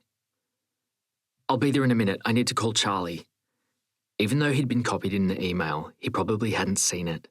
He forgot to check his email for weeks at a time. Charlie answered, not speaking, just waiting, as was his phone manner. "Charlie, check your emails." "Okay," Charlie said. I heard the clicking of the keyboard and then a slight puff of air hit the receiver, Charlie's version of a gasp. "We're going to be published authors," I exclaimed. "Okay," Charlie said, his voice its usual monotone. "We did it. All that hard work pitching paid off. We got our dream publisher, Gordonio." "We did." Charlie paused. "We'll have to check the contract clauses before we sign. I'm not falling for the Superman clause." "I don't think they have that anymore." Charlie was obsessed with comic books, and the creator of Superman sold his ideas, including the characters. He didn't get any money each time they made a new version. "Show the email to your parents," I told him. "Okay," Charlie replied. "I'll draft an email of acceptance for you to look at before I send." We hung up. Even though Charlie sounded as if he couldn't care less, I knew he was just as excited as me. I entered the kitchen, my mouth watering as I opened the cupboard and took out the narrow boat dishes we used for Sundays. Sarah took out the ice cream from the freezer while Brian got bananas from the fruit bowl and began peeling them. This was a ritual we'd completed once or twice. Within 5 minutes, they finished the sundaes and Sarah placed the maraschino cherry on top. We sat with a spoon and I scooped the ice cream smothered in chocolate sauce. I moaned as it hit my tongue. "Okay, now tell us about this book you wrote and how it came about that you're getting published," Sarah demanded, slapping her hands on the table. "Yeah, I want the details too," Brian said. I laughed and told them about the literary speed dating that I'd kept on the down low. "You dark horse," Brian slapped my shoulder.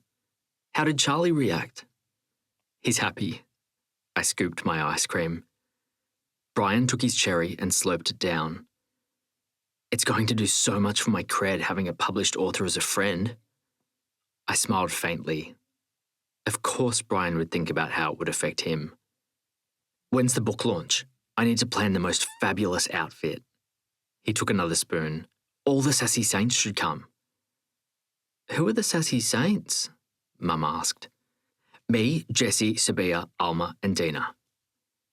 There was one name that Brian omitted from that list, Adnan. Even though he wasn't an official member, I still thought of him as an honorary. I wondered how Sabiha was going to react. I felt like calling to tell her but tamped down the urge. It would be more thrilling to tell her in person and see her reaction. "Sabiha is going to lose her mind," Brian said. I sat up, wondering if I'd said something aloud as I daydreamed about her reaction. No one was looking at me weirdly. "Are you going to call her?" he asked. I shook my head. "I want to tell her in person." Brian winked and nodded. "You sly dog. You know, we should prepare you properly for your big announcement." "What do you mean?" I asked. "I mean, you need to rethink your look now that you're going to be a man of the people." "Yes," Sarah clutched my arm. "You need to get a makeover." "You want to look your best when you tell everyone your big news," Mum chimed in. "I'm going to go home and get supplies." Brian quickly spooned the last of his sundae in his mouth. "What supplies?" I asked. "Your wardrobe is more on the hobo chic side. We need to glow you up." Brian ran out the front door without waiting for a response. "I'm going to regret this," I muttered. "No, you won't." Sarah kissed me on the cheek. "Now is your time. You need to embrace it."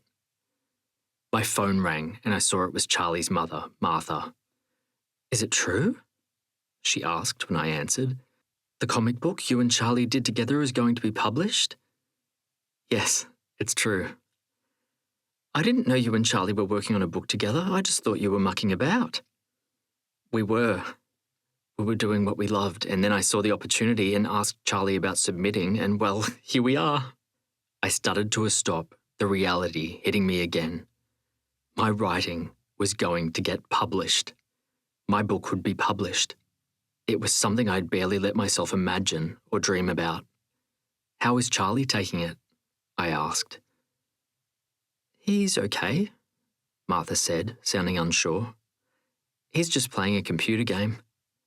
We both knew this was his coping strategy when he was feeling overwhelmed. "Well, congratulations, and thank you for everything." Martha sounded choked up. "You're a wonderful friend to Charlie." "He's a great friend to me," I replied. I knew she acknowledged few people saw past Charlie's oddness to the cool kid he was, but I also hated the way they made it out that I was doing something so altruistic by being friends with him. Charlie was a friend because I enjoyed spending time with him. He was the only person who shared my love of graphic novels and writing. I loved being in his company because he just accepted me without needing to talk or explain.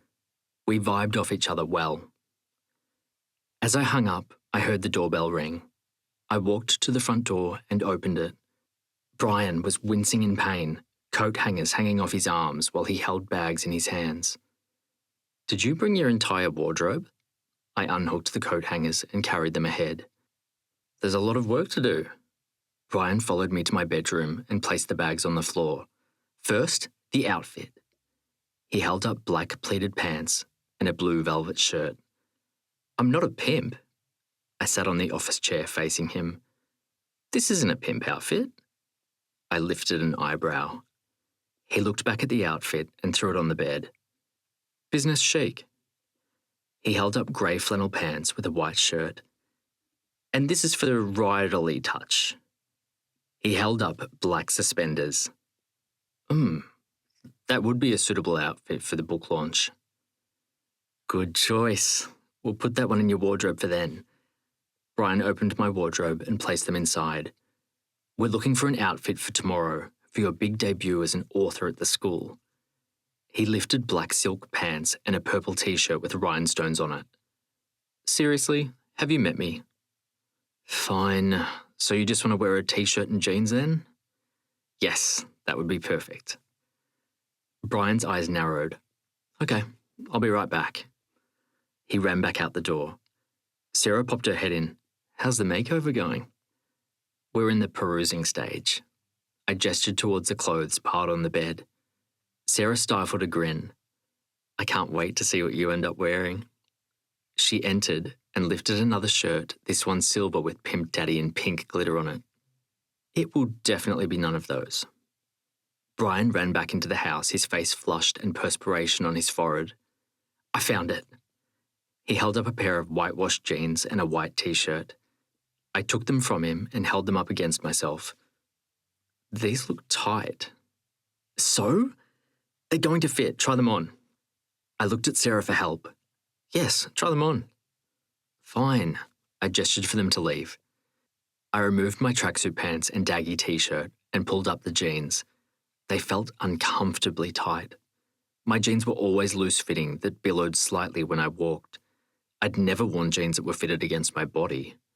I pulled on the white t-shirt. It was tight too.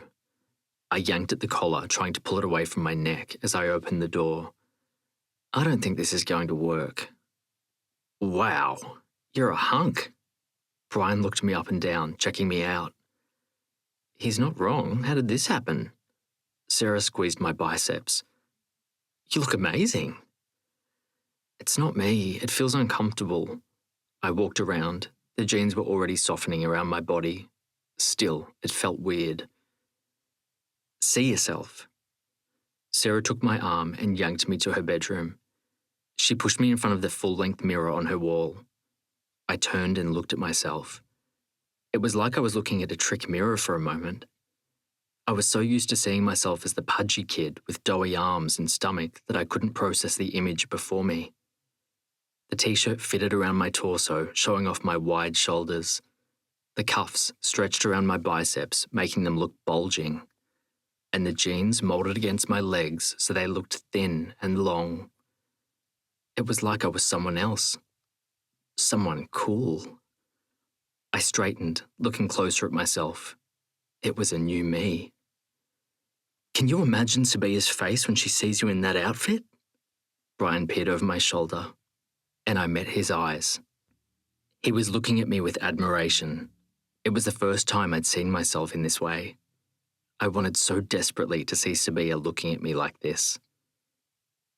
All right, I'll wear it tomorrow. Attaboy. Brian lifted his hand and we high-fived.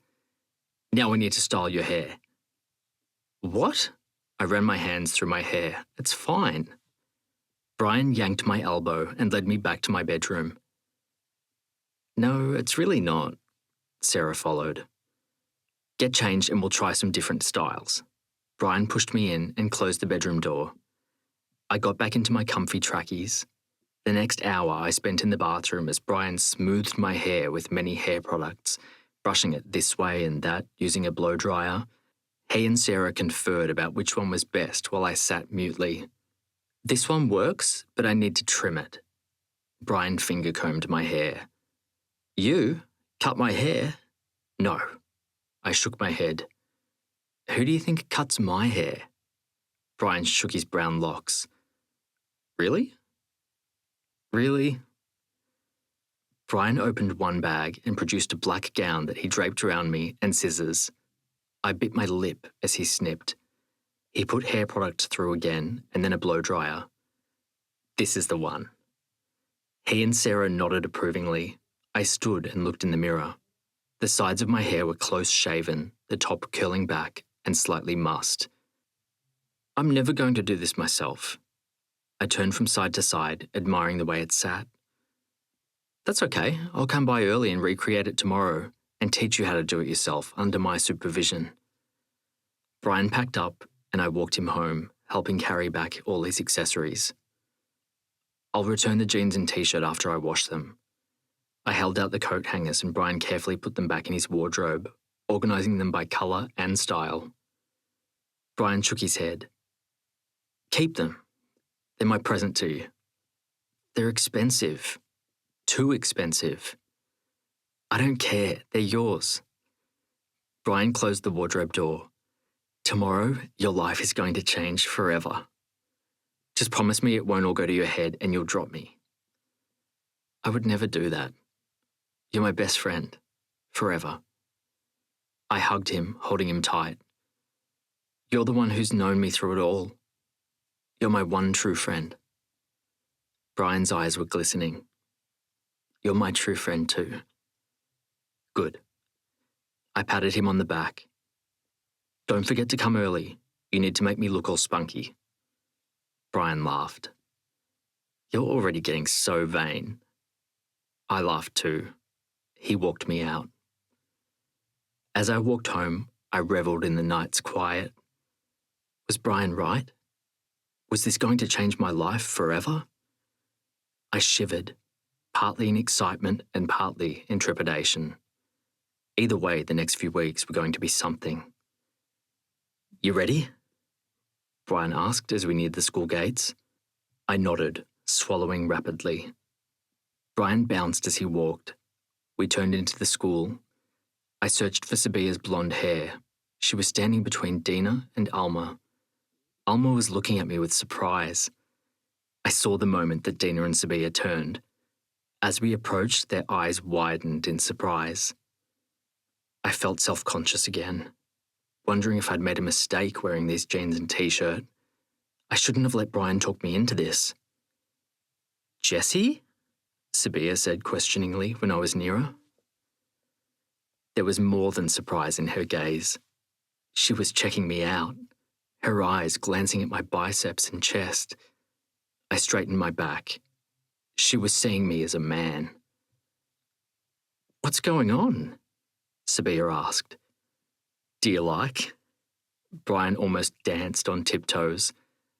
I did a makeover, he screeched. My cheeks turned pink under their attention. Tell them. Brian slapped my shoulder. I took a deep breath. My book is getting published. My announcement dropped to the ground like a lead balloon. Wow, congratulations. Alma jumped into the silence after it stretched out too long. What book? Sabiha demanded. I've been writing a graphic novel with my friend Charlie. You know, the artist. Anyway, we met a publisher at a Writers' Centre event and he requested we submit and... I held my hands up. I didn't know you were writing a book, Sabiha snapped. Was she angry at me? We weren't exactly on speaking terms, I replied softly. Sabiha looked away, blinking rapidly. That's amazing news. Dina pushed past Sabiha and hugged me. That's my boy. Brian slapped me on the arm. Tell them the plot. As I told them about the plot, Sabiha softened, oohing and ahhing at the appropriate moments, her waspishness gone.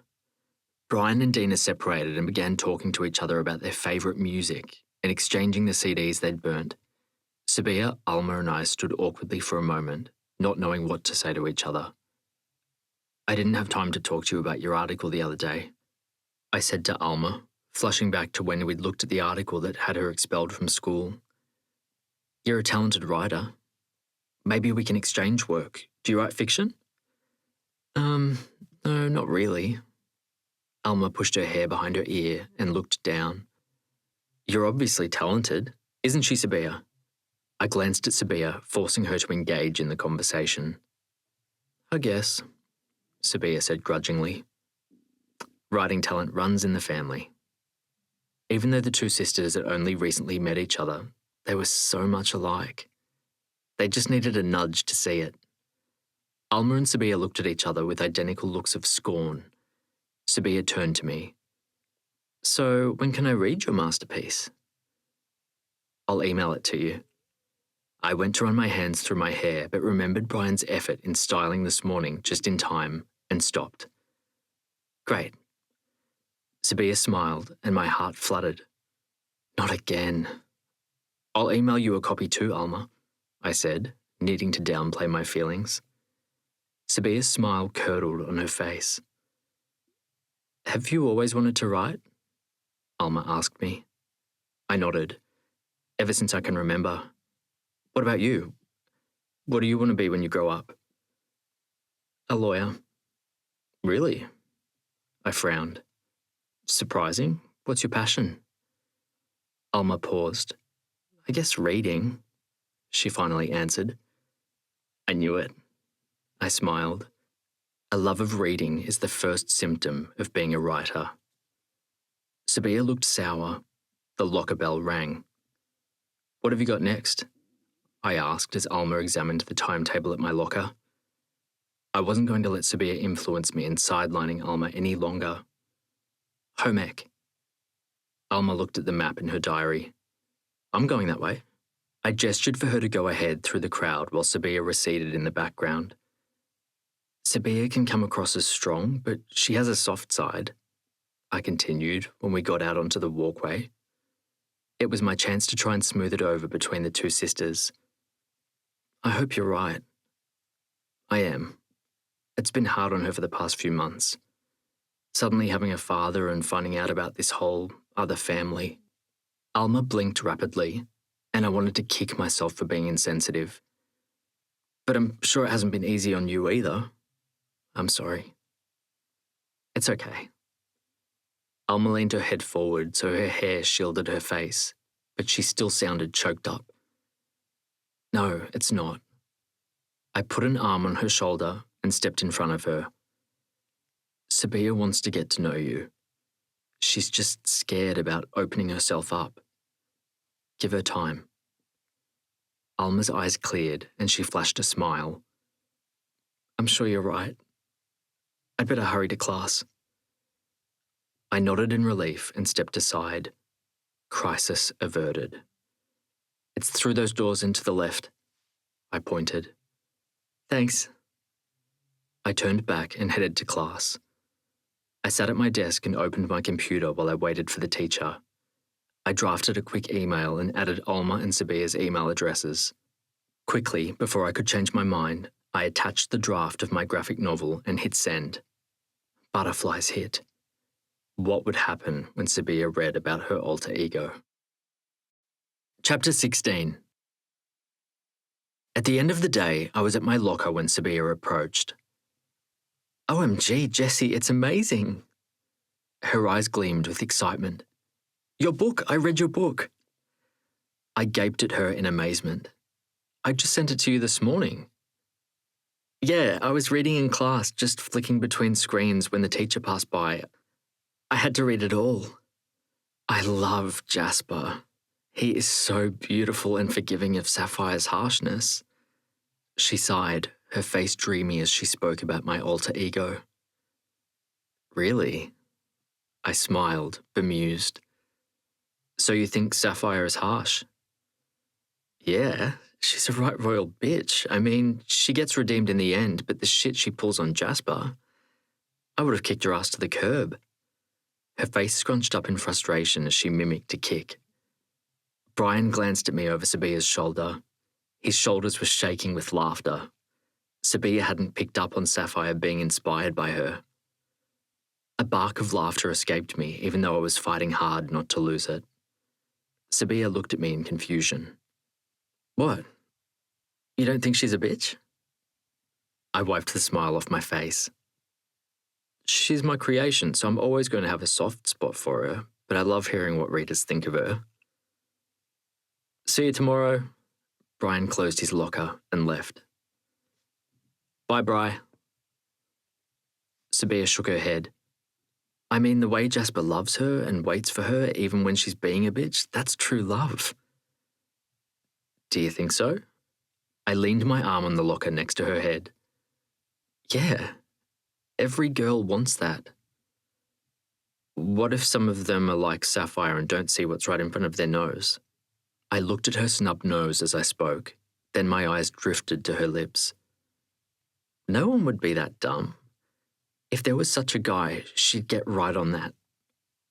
Sabiha was oblivious. Would you? I asked, waiting for her to make eye contact. And when she did, I leaned down. She blinked rapidly. This was it. This was my shot. I had to do it before I talked myself out of it. I moved in, aiming my lips for hers. She flinched, moving her head away. I pushed myself off the locker, clenching my fists as another sting of rejection burnt through me. I gotta go. I slammed my locker shut. Why did I keep doing this to myself? I walked away rapidly, not looking back at her. I heard her calling me, but didn't turn back. When I got home, Sarah had left bags of clothes in my bedroom with a congratulations card. She'd bought me another 2 pairs of jeans and 7 t-shirts. I tried them on, liking what I saw.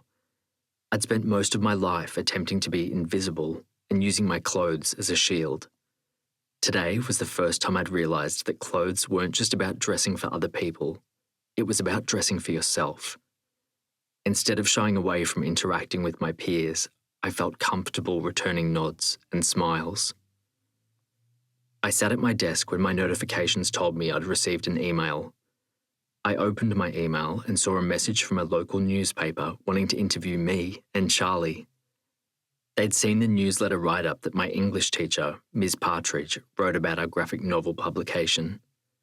I called Charlie and asked him to check his email. I heard an intake of breath on the other line. Are you up for it? I asked. Yes. Okay, I'll reply. I was doubly relieved I had a new wardrobe. When Sarah came home, I was serving dinner. I approached her and hugged her tight, kissing her on the cheek. You like your new wardrobe? I nodded, smiling. Thank Brian too, he was my personal shopper and helped me pick it all out. We had dinner and Mum and Sarah were so excited about my upcoming media opportunity. It wasn't until the next morning, Brian came over again and helped me with my outfit, that the nerves hit. The journalist was keen to get us in the next issue and was coming to school today. As Brian blow-dried my hair, I bit my lip nervously. Do you think it's too much? I examined myself in the mirror. My hair gleamed as he styled it in the Elvis cut, my medium-length hair with slightly trimmed sides and a tapered back. I looked like a new version of myself. Am I making a mistake, being in the newspaper? I'd been so excited the night before, I hadn't thought through about how it would make me the centre of attention.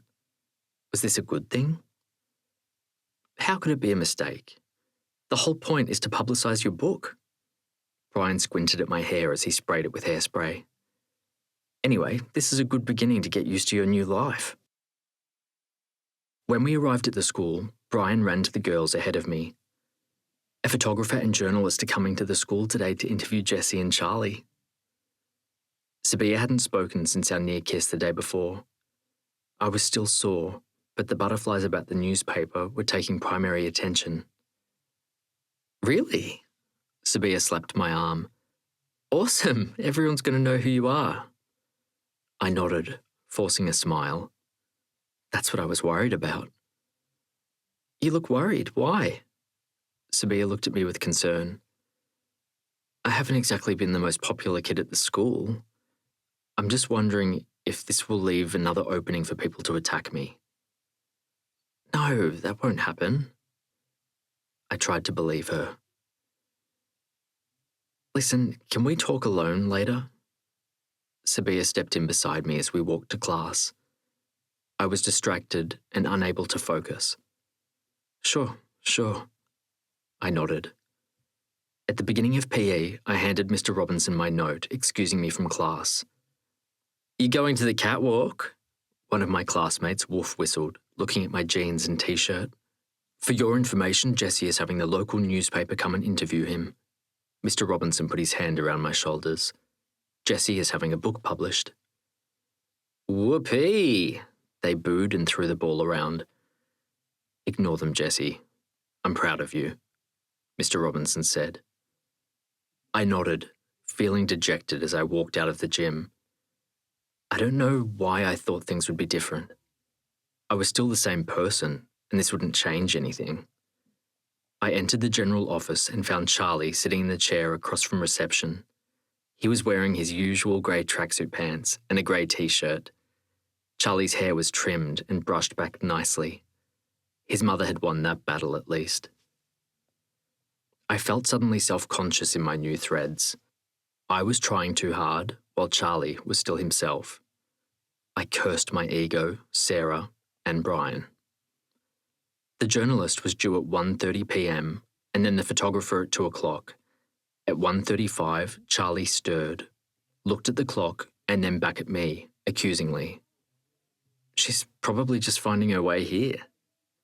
Charlie didn't reply, just continued staring at the clock. At 1:37, a woman with blonde hair, the ends tipped pink, entered, looking flustered. She walked over to the reception. I'm Effie Giannopoulos, and I'm here to interview Jesse James and Charlie Lasatosa. After she signed in, the receptionist gestured to us. Effie approached, introducing herself and holding out her hand. I shook hands with her while Charlie kept his hands behind his back. You're 7 minutes late, Charlie said. Effie's smile faded. Oh, sorry about that. I had to park down the street. Let's go sit in the conference room. I gestured to the partitions to my left, leading to a conference room that Ms. Partridge had arranged for us to use for the interview. Charlie walked in and sat at the head of the table. I sat to his left and gestured for Effie to sit across from us. So, Charlie and Jesse, could you tell me about your graphic novel? I gave her the elevator pitch that I could now recite effortlessly. That sounds exciting. And what was the inspiration for the book? Well, Jesse is in love. I cut Charlie off. We wanted to combine various genres, romance, horror, and humour. It was a bit of a challenge. I'd told Charlie not to share our inspiration of my feelings for Sabiha. But why? It's the truth. Charlie was literal with no ability to disassemble. Yes, it is, but I don't want her to know that yet. It's something I'll tell her later, I lied. I had decided I'd never tell Sabiha. She'd made her feelings more than clear for me. I needed to focus on the good thing coming from this, achieving my dream of becoming a writer. Charlie looked at me, but didn't continue. So, you're both 16. You would have needed your parents to sign the contract, Effie said. Yes, they didn't have the Superman clause. What is that? Charlie explained the clause and added, and the $6,000 is being split into 2 payments. You're getting paid $3,000 each? Effie asked, looking at us with fresh eyes. How does it feel to be 16 and getting paid that much? Actually, that's the industry standard in Australia. We're hoping to publish it in the US and get another advance, Charlie said. Another advance? Effie was looking at us with awe. She asked a few more questions about how long it took to write and our process. I heard the conversation at reception and another woman peered. I'm Jackie, the photographer. She had a camera around her neck. Will just be a moment, Effie said. We finished the interview and Effie spoke with Jackie, instructing her where to take photos. Effie led us to the library and we posed next to the bookshelves and desk. I felt quite ridiculous and self-conscious, as if everyone was staring at us. Charlie was blank-faced. Let's try a smile, Charlie, Effie encouraged. Charlie gave her the same expression. She and Jackie exchanged a look. Okay, maybe we'll try a serious author pose. The two of you just look this way. Jackie pointed toward the windows while we stood sideways between the stacks. Jackie held the camera up, and she and Effie examined the images through the preview, their faces troubled. Why don't Charlie and I work on our revisions while you take photos? I suggested. knowing that Charlie could not relax for a photograph. They nodded. We sat up at our usual table. Charlie took out his sketch pad while I opened my laptop and found the version from our editor with suggested edits. Charlie began redrawing the image while I tweaked the text. Jackie was still taking photos, but she was on the periphery of our vision as I lost myself in the writing process. I heard Jackie say they got what they needed. I stood and shook their hands, thanking them, relieved it was over. Charlie and I stayed in the library working through lunch. Now that the newspaper article was over, I was brooding over Sabiha again and was looking to avoid her. As Brian and I walked home, he was uncharacteristically subdued. "You okay?" He shrugged. "Do you think people can tell?" "Tell what?" "That I'm gay?" He turned to me, his brown eyes full of pain. "No, people can't tell. What happened?" "Nothing. Just the usual. People being assholes. Why don't you come over and we can play video games?" He shook his head. "No, I don't want to bring down your mood." I watched his lumbering walk to his house, feeling uneasy. I'd heard the sniggers and whispers, but they'd gotten louder since Brian came out. It was like our peers could feel his vulnerability and were striking. A few days later, Sarah entered my bedroom, shrieking my name. I sat up with a jerk, looking around fearfully. "It's here!" She opened the curtains and sat on the bed, holding up the newspaper. I rubbed my eyes blearily and peered down. Charlie and I were sitting at our table. Charlie bent over his sketchbook, his face looking relaxed and almost content, while I looked at my laptop intently. We actually looked kind of okay. "You look spunky," Sarah said. "Your shoulders look so broad." I smiled and read the article.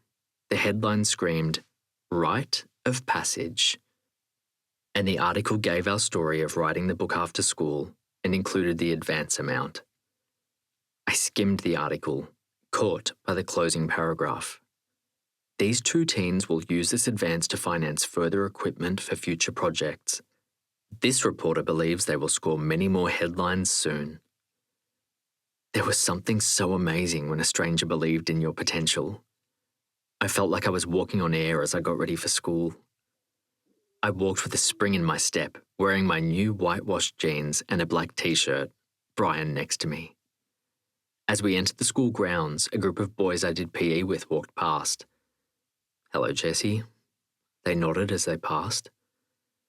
My knee nearly buckled. They were publicly saying hello to me after spending years bullying me. What was the world coming to?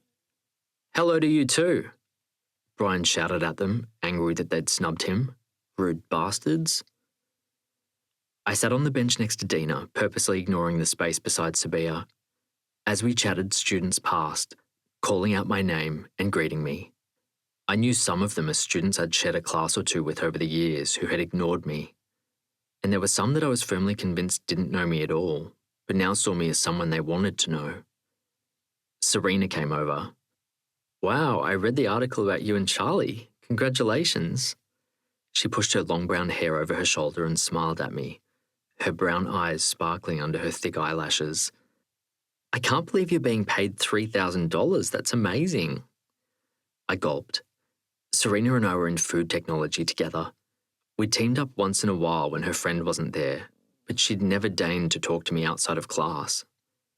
"Yeah, the money's great. I'm just excited that I will be a published author and have people read my book." I side-eyed Sabiha when I said it. Serena's friend arrived. "I have to go. See you in food tech." The bell went and we drifted towards the lockers. Sabiha stepped in beside me. "Listen, we haven't talked." "What about?" I didn't look at her as I kept walking. "About the other day." "There's nothing to talk about." I cut her off. "Message received." I didn't wait for her to respond, walking away from her. There was something to be said about having the last word. It sure tasted sweet. Chapter 17. I walked to school and joined Dina and Sabiha on the bench. I thought Brian was already at school. He hadn't been waiting at my house, so I knocked at his door, but there was no answer. "Hey, Jessie," Sabiha greeted me. I nodded at her, saying nothing. 10 minutes passed, and Alma hadn't arrived. She was usually so punctual. "Is everything okay with Alma? She's usually here by now." "How should I know?" Sabiha snapped.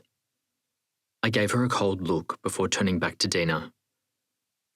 "Why don't you check on her?" "Yeah, you're right. She's usually here by now." Dina's face creased with concern, and she took out her phone. "Sorry," I snapped. Sabiha bit her lip as she looked at me. "It's just a sore spot." "Well, as long as it's all about you," I drawled, not looking at her. Sabiha gasped. Usually I was never this cruel, always choosing kindness in the high road, but now a switch had been flipped. I was sick of tiptoeing around her and would no longer bite back my words. "Aren't you the little firecracker today?" Dina gripped my shoulders, giving me a warning look. "You'd think your success has gone to your head." "Maybe it has." "Maybe I won't let anyone treat me like shit anymore." I turned to Sabiha. Her eyes widened and she bit her lip. "But I don't..." She didn't finish the sentence. Now that I saw that I'd scored a point, guilt hit me. She looked so helpless.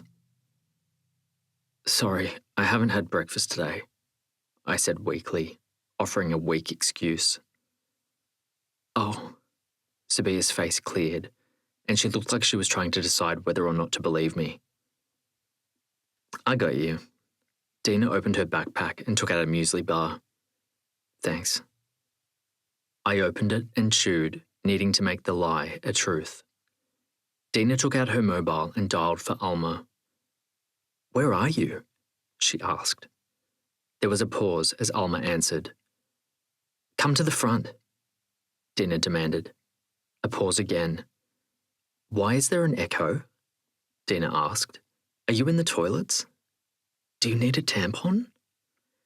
Dina moved the phone away from her ear and asked Sabiha if she had a tampon. "Yeah," Sabiha nodded. "Which toilets are you in?" Dina asked. "She's in the 3-story building." Sabiha walked ahead and Dina stepped in with me. "What's going on with you?" she asked. "You've never been like that with Sabiha." "I've had enough. I keep trying and she's just always rejecting me." "What did you try?" she asked. "The other day at the lockers, I tried to kiss her and she flinched." "Oh, that's not about you, that's about her." She waved her hand. "What are you talking about?" I demanded. "You know, her whole thing with men." Her face creased with confusion. I stopped walking and tugged her arm, making her stop too. "What thing?" I asked. "She should tell you, it's not my place." Dina held her hands up and walked away. I brooded, watching Sabiha's back as she walked ahead of me. What was Dina talking about? It seemed she believed there was a reason Sabiha backed off, and it wasn't because she was rejecting me. I'd been convinced she would have another just friends talk. I hadn't given her the time of day. Was I wrong to blow her off? We reached the toilets and Sabiha waited for Dina to catch up, carefully avoiding my gaze. I waited a bit, then realized I looked creepy loitering outside the girls' toilets. I returned to my locker, exchanged my backpack for my books for the first 2 sessions, and went to the front to wait for Brian. A few minutes later, the girls came, Alma in tow wearing Dina's jumper, a school uniform dress peeking from below its hem. She must have put on her old school uniform to school and now was embarrassed. "Where's Brian?" Sabiha asked when she joined me. "He didn't come to the door when I knocked," I said. "I thought he was already here." Dina and Sabiha shook their heads. "I'll call him." I took out my mobile. "Hey, Bri, where are you?" I listened to his response but couldn't understand what he was saying. What do you mean? I pulled the phone away from my ear. He told me to jump in my bunker because he's going nuclear. What does that mean? Sabiha demanded. Give me the phone, I'll call him. No need, Alma said, catching sight of Brian's approach. We followed her gaze. Brian wore skin-tight leather pants, a mesh see-through top, and chunky bikie boots with foundation on his face. His skin was shiny and blemish-free, and his lips were a matte colour. He had outlined his eyes with eyeliner, dark eyeshadow and mascara, making them look like topaz jewels. Oh shit. Brian had now gone and done it. He'd completely outed himself. What was going to happen to him? My heart broke because I knew what his father was like, but something in the way he walked, looking so confident and happy because he was completely himself, filled me with pride. I could see how much joy it brought him to not have to hide anymore. The group next to us laughed. Where's the homo brigade? One girl said loudly enough for Brian to hear as he drew alongside them. Brian stopped and gave the girl a once-over. I can dress straight, but you can never change ugly. The girl gasped and everyone else laughed. Things settled and they all returned their eyes to their respective groups. The moment for ugliness had passed, for now. Hello, beautiful people, Brian said cheerily. What brought this on? I gestured at his outfit. I figured if people were going to call me a faggot, I might as well live up to their expectations, he said with a smile full of bravado. I still couldn't believe Adnan had called him that, but even with that, I still felt a pang of sympathy. You look like a gay cliché, Sabiha said. This is what they expect, isn't it? Brian said. Sabiha rolled her eyes. It doesn't mean you have to lower yourself to their expectations. They had a staring contest until Dina stepped in and slapped Brian's shoulder. I hope you brought a change of clothes. If you go home like that, your dad will go nuts. That's not a problem, Brian said flatly. Of course it is, Dina insisted. Your dad is always on your back about you being not blokey enough. If he saw you in makeup, he'd blow a gasket. Don't be a spoil sport, Sabiha said. Shut up, Dina snapped. Not everyone has a mum like yours who doesn't get on your back about everything. The rest of us have parents whose love has boundaries, and if we cross them, we're out. No second chances. She turned back to Brian. Do you have a change of clothes? No, Brian said. For fuck's sake, Brian. He said it won't be a problem, Sabiha interrupted. Because my dad already saw me. Brian continued in a regular conversational tone. Dina and Sabiha were struck dumb. I listened with fisted hands as he told us about his father catching him wearing makeup in his mother's room and how he'd kicked him out. I always knew his father was a tough bastard, but I hadn't realised he was heartless too. Dina and Sabiha attempted to comfort him, but he quickly rebuffed them, pretending this wasn't a body blow. What are you going to do now? Dina asked, on the verge of hysteria. Where are you going to live? Brian looked dazed, as if he'd only realised he was homeless. He'll be fine. I put a calming hand on Dina's shoulders. He'll stay at my house. Dina took a deep, gulping breath. Brian's face cleared. Thanks. I'll talk to my brother Greg tomorrow and sort something out. I nodded. However long you need. There was a pause as everyone processed. Brian gazed at Alma. What do you think, Alma? I think you're very brave, she said. Coming out at high school isn't easy, but lying about who you are isn't either. Let's hope you did it for the right reason, I added archly. I knew this was his revenge against Adnan. He was striking back, once and for all, against Adnan. What have we here? Brian demanded. as he saw Alma tug Dina's jumper down, trying to cover her uniform. Is this a fashion faux pas? I watched Brian drag Alma to the girls' bathroom, singing the Ghostbusters theme song and talking about a masterpiece. I followed and stopped short at the female toilets. Not again. I was going to be a class creep if I kept doing this. 2 girls scuttled out, giving me a wide-eyed look. Shit. Brian was going to get into a world of trouble being in the girls' toilets. Sabiha and Dina burst through the doors after them. Sabiha followed the girls, while Dina stood in front of the door. What's he doing in there? I asked. Giving Alma a makeover. Get him to leave. If Brian was caught, he'd be suspended the same day he was kicked out of home. Sure, I'll do that, and while I'm at it, I'll end world hunger and bring about world peace, Sabiha drawled. I gave her a dirty look. Make yourself useful. She tugged me to her side and made me face the hallway, look intimidating and scare anyone coming in. Sabiha returned. Did you neutralize the girls? Dina asked. Sabiha popped her knuckles. They won't be talking or they'll be sleeping with the fishes. My eyes widened.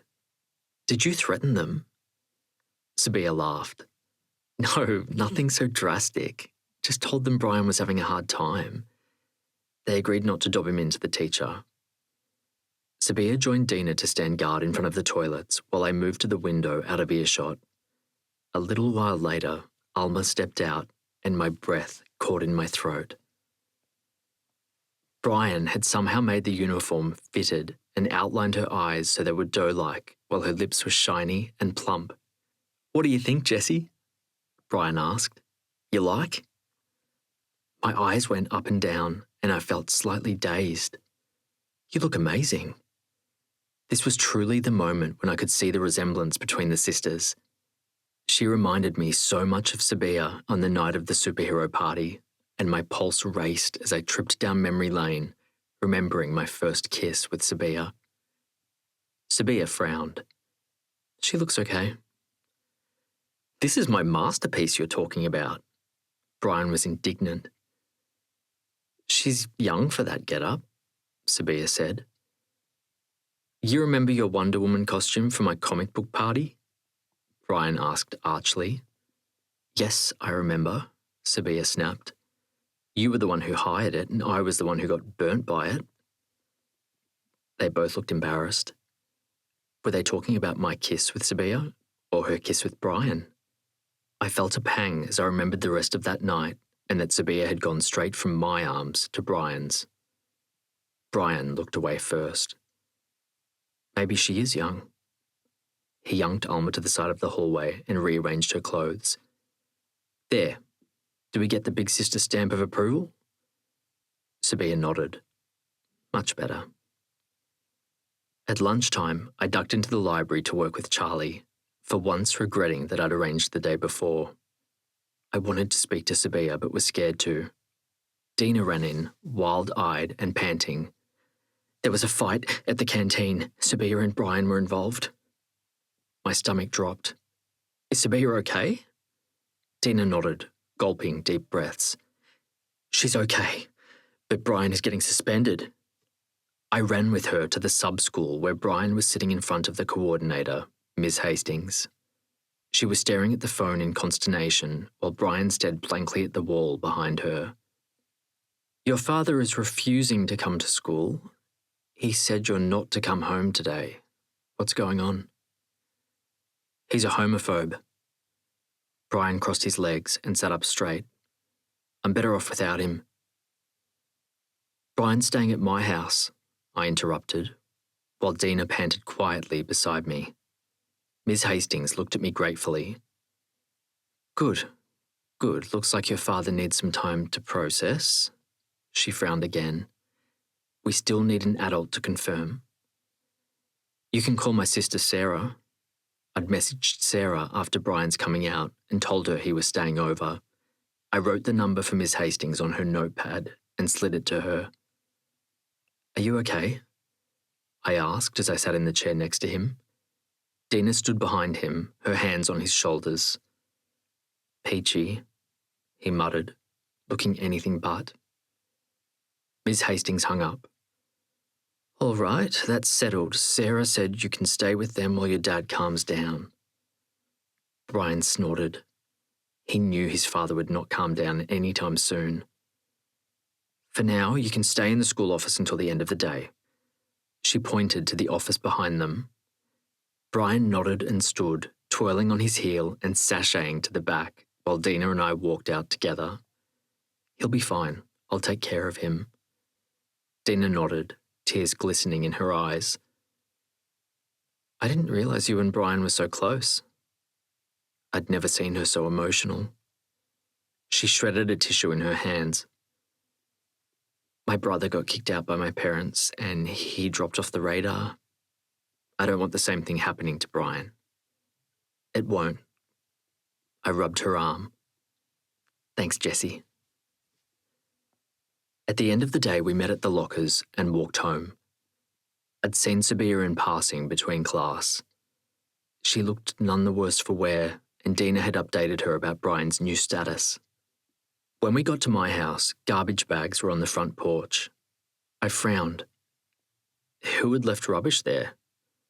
I opened one bag and peered in, pulling out a blue velvet shirt I recognised as Brian's. "Daddy dearest is wasting no time in cleaning the house." Brian shoved the shirt back in the bag, his cheeks turning pink. I helped him carry the bags into the house and into my room. "I'm going to go for a jog," Brian said. He rifled through the bags, pulled out a t-shirt and shorts, and left the house. I knew he just needed time and prepared dinner while he was gone. While we were eating a subdued dinner, his brother Greg came, and I heard raised voices from the porch.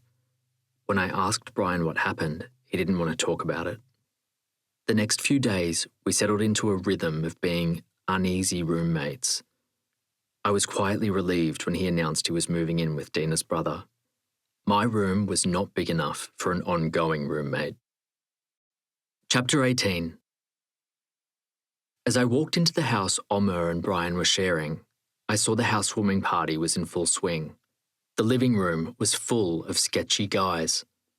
The crowd moved slightly and I saw Sabiha smiling at a guy doing the Michael Jackson moonwalk. I wanted to turn around and walk out when Sabiha looked at me and waved. "Don't assume the worst, James." I attempted to calm the adrenaline coursing through me. "I didn't think we'd see you here," I said to Alma after I'd greeted Sabiha. "Sabiha said you weren't coming." "Sabiha doesn't speak for me," Alma snapped, and the tension between the sisters filled the air. "Hello, my peeps," Brian stumbled into us, breaking the tense silence. He hugged me and Sabiha, then ended up leaning against them. "Are you enjoying my little soiree?" "That's right, it's not a little soiree, it's a fucking frat party," he spat out as he looked around.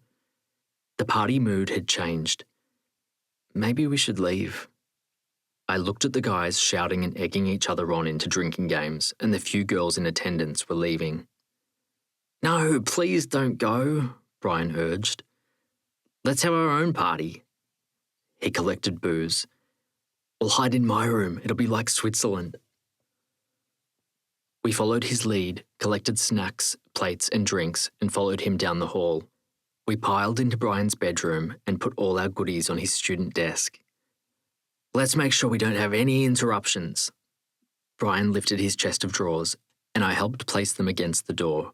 The doorknob rattled. There was a bang on the door, and the interloper moved on. Brian turned on his lamp, making the room more intimate. He hit a few buttons on his computer, and music began playing. I prepared my own party mix, but the powers that be told me it was too gay for them. Who wants a hit? Brian did an imitation of a bartender in a loud club who couldn't hear the drinks orders. I sat on the bed next to Alma. "How have you been settling into the new school?"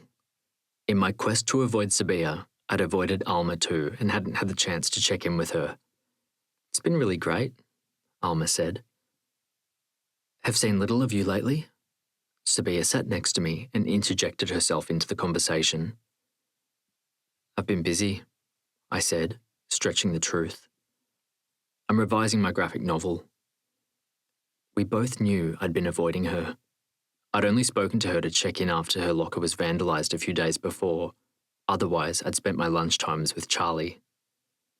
Sabiha nodded awkwardly and took a sip of her drink. Are you making a lot of changes? Just smoothing out the structure so it reads better. If you ever need another pair of eyes, Sabiha said. I thought you didn't like graphic novels, Alma said. This is different. Sabiha fumbled, and her cheeks flushed. This is Jessie's comic book, and I want to help in any way I can. I was taken aback to see her confident veneer dented. Did she care what I thought? Who's your publisher? Alma asked. Gordonio, I replied, still pondering Sabiha's strange reaction. They published the Mikado Chronicles. I turned to Alma, surprised to find that she was a fan of graphic novels, and we chatted about our favourites. Sabiha shifted on the bed and nudged me. So, you and Serena have been spending some time together? I frowned. Not really. She just wanted to see how the graphic novel was shaping up.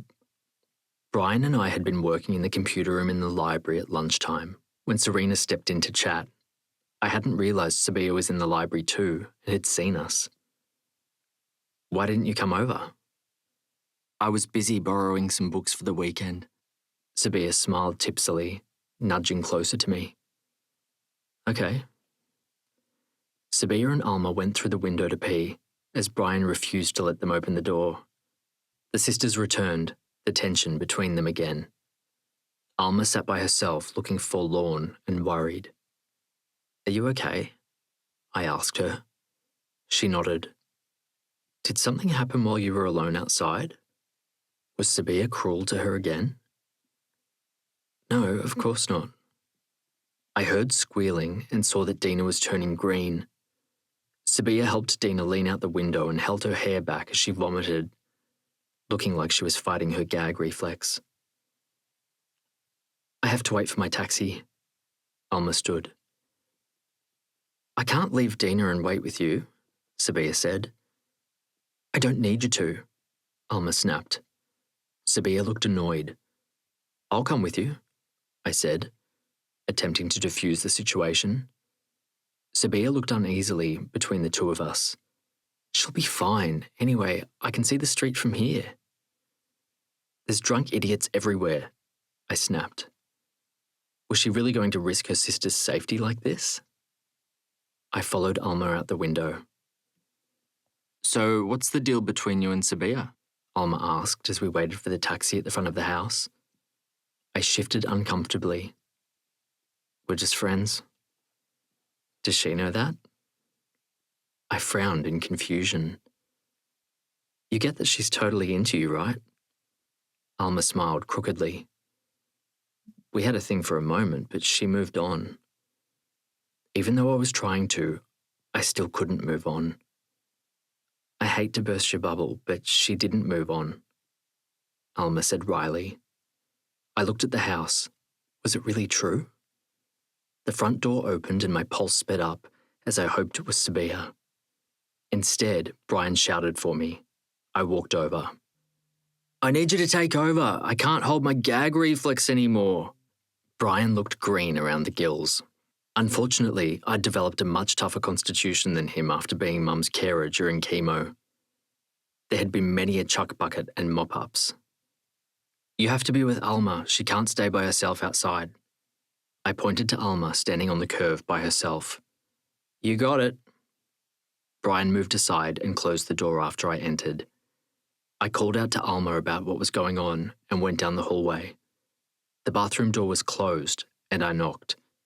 Sabiha opened it, looking frazzled. Brian sent me. She nodded and stepped away from the door. She's like the poltergeist. Dina was bent over the toilet, heaving, and heavy splashes hit the water in the toilet. She gasped as she lifted her head. That's it. Nothing's left. Tears were streaming down her face and her cheeks were flushed. Good, because that was quite a performance. Just as Dina's mouth opened, Sabiha stepped forward and another splash of vomit came hurling out, all over Sabiha's runners. Sabiha looked down in horror, her face working through emotion. Fuck, fuck, fuck! Dina wiped her mouth. Now there's definitely nothing left. I stifled a smile and washed out a glass, filling it with water and handing it to Dina. Sabiha towed off her runners, her mouth puckered in disgust, and went to stand in the bathtub. There was a mop in the recess next to the washing machine. I wet it and mopped up the vomit off the tiled floor. I put the mop in the laundry sink. I'll find you some shoes from Brian. Sabiha nodded gratefully. I went to Brian's room and rifled through his wardrobe. Finding a pair of runners, I took back to Sabiha. The music cut out and a scream cut through the air. Shit, this is turning out to be some shit show. I left them in the bathroom and walked toward the living room, seeing partygoers running from the house. A guy in a red singlet was standing threateningly over Omer. You've been hard to find, amigo. Another goon with a bald head shoved Alex up against the wall, while a third pushed me and Brian on the couch and grabbed Omer's arm, holding him in place. I've been here the whole time, Louis. Omer winced in pain as the goon holding him squeezed his arm. I thought maybe you forgot about me, and you know that wouldn't be good for your health. Louis's attention wandered as Dina stumbled in, weaving drunkenly as she dodged furniture. Dina grabbed Omer's arm to keep herself upright, moving him away from Louis's mate. So that's what's been keeping you busy, brother. He smiled approvingly as he looked Dina up and down. And what's your name? Dina answered, wearing a lopsided smile. Omer looked sick as he watched Dina flirting with Louis. Realizing that Omer was too scared to do anything, I stood and reached for Dina, wanting to get her away from Louis. The bald goon pushed me back onto the sofa. My fists clenched, and I went to stand again, but Brian grabbed my arm. Don't. Let's just wait for them to leave. I subsided, not wanting to make the situation worse. It's a shame Omer got to you first. Louis gave Omer a sly smile. I'm not his girlfriend, Dina said. Omer approached them. About our business. I'm his sister, Dina said before Omer reached her. It was like watching a car accident in slow motion. You're Omer's sister. Did you hear that, boys? Louis asked the two guys that were with him. They took that as their cue and surrounded Omer, each grabbing an arm. If your sister and I go for a drive, I'll give you an extra 3 days to pay your loan. The goons had moved away from me and Brian and held Omer, who was struggling. Brian looked at me helplessly. I had to do something, but what? Louis took Dina in his arms. She looked completely unaware of what was going on. Sabiha burst into the living room wearing Brian's jeans and a top. Dina, you owe me a new pair of shoes. Her gaze sharpened when she saw Louis and his mates. What's going on here? I sidled closer to Dina and Louis, determined to snatch her from his arms. We're settling a debt owed by Omer, Louis said. Dina leaned limply against him. She looked like she'd fall down, but he held her up effortlessly, his biceps bunching up. He carelessly ran his hands through her hair, petting her like a dog. Dina leaned against Louis's shoulder, drunkenly smiling, oblivious to the danger. How much? Sabiha demanded. Get ready, Omer whispered in my ear as Sabiha and Louis talked. My gaze sharpened and I waited, my fists clenched. Louis began molesting Dina, and she struggled. Omer threw himself forward and aimed a punch at Louis's face. Louis dodged his punch and dropped Dina, who landed on the floor with a thud. The goon grabbed Omer and held him while Louis punched him in the torso. Sabiha ran forward and pulled Dina toward the front door. Dina screamed and tried to return to her brother, but Sabiha relentlessly yanked her away. I grabbed Dina's other arm and we ran. The back door, Sabiha shouted. As we burst through the door and into the backyard, Alma joined us from the driveway, her eyes wide-eyed with panic. Sabiha reached the back fence. Jump over. Sabiha lifted Dina's leg and put it on the beam. Hurry! We have to get help for Omer. Dina finally cooperated. Brian lithely jumped over while I perched on the top of the fence and helped Dina over first, glad I had the upper body strength to heave her over while Sabiha pushed. I helped Alma and Sabiha over before jumping down from the fence into someone else's backyard. We ran down the side of the house. Who's got a phone? Sabiha demanded when we hit the footpath. Me. Alma rifled through her handbag and looked up in panic. I dropped it. What are we going to do? Dina sounded like a wounded animal. I'm thinking. Sabiha looked up and down the street. I'll run to my house, I said. It will only take 10 minutes. Too long. Sabiha's gaze zeroed in on a house across the street. I'll ask to use their phone. You can't go alone. I grabbed her arm. Sabiha waited. Let's go. I followed her to the house and knocked on the door. An elderly woman answered, leaning on a walking stick. Hello, we need some help. A friend just had a birthday party and there were some gate crashes. We need to call the police. The woman peered out at the sassy saints behind us. Seeing Dina sobbing on the footpath while Brian comforted her, her face creased with concern. Of course, of course. I held my hand up, allowing Sabiha to go first. She dialed 000 and told the police the same story, adding the address. I was so relieved she was okay. There were a million ways the party could have gone wrong. After we called the police, we walked back to the house, Dina and Sabiha having a biffo about her brother, while the rest of us pretended we didn't hear. When we reached the house, Dina tried to tear ahead, but Sabiha carelessly grabbed her into a bear hug and covered her mouth when she protested. I think they're gone. I peered through the darkness to see if Louis's car was gone. We should wait until the police arrive, Sabiha said. Dina violently protested, shaking her head as she tried to shake off Sabiha's bear hold. I met Dina's panicked gaze and couldn't let her suffer anymore. She was in agony worrying about her brother. I'll see if it's all clear. You all wait here. I'm coming. Brian ran a few paces and joined me. This is bullshit, Sabiha said with disgust, letting go of Dina. We're not waiting like some pathetic Victorian maidens that need to be saved. I turned, ready to argue with Sabiha. This was one time when her fearless attitude was a liability, and I was determined to keep her safe. A police car drove past. They're here! Dina ran. In the living room, Omer was on the couch, his face bruised and his eyeball red. They were Asian, he told the police officers, giving a wrong description.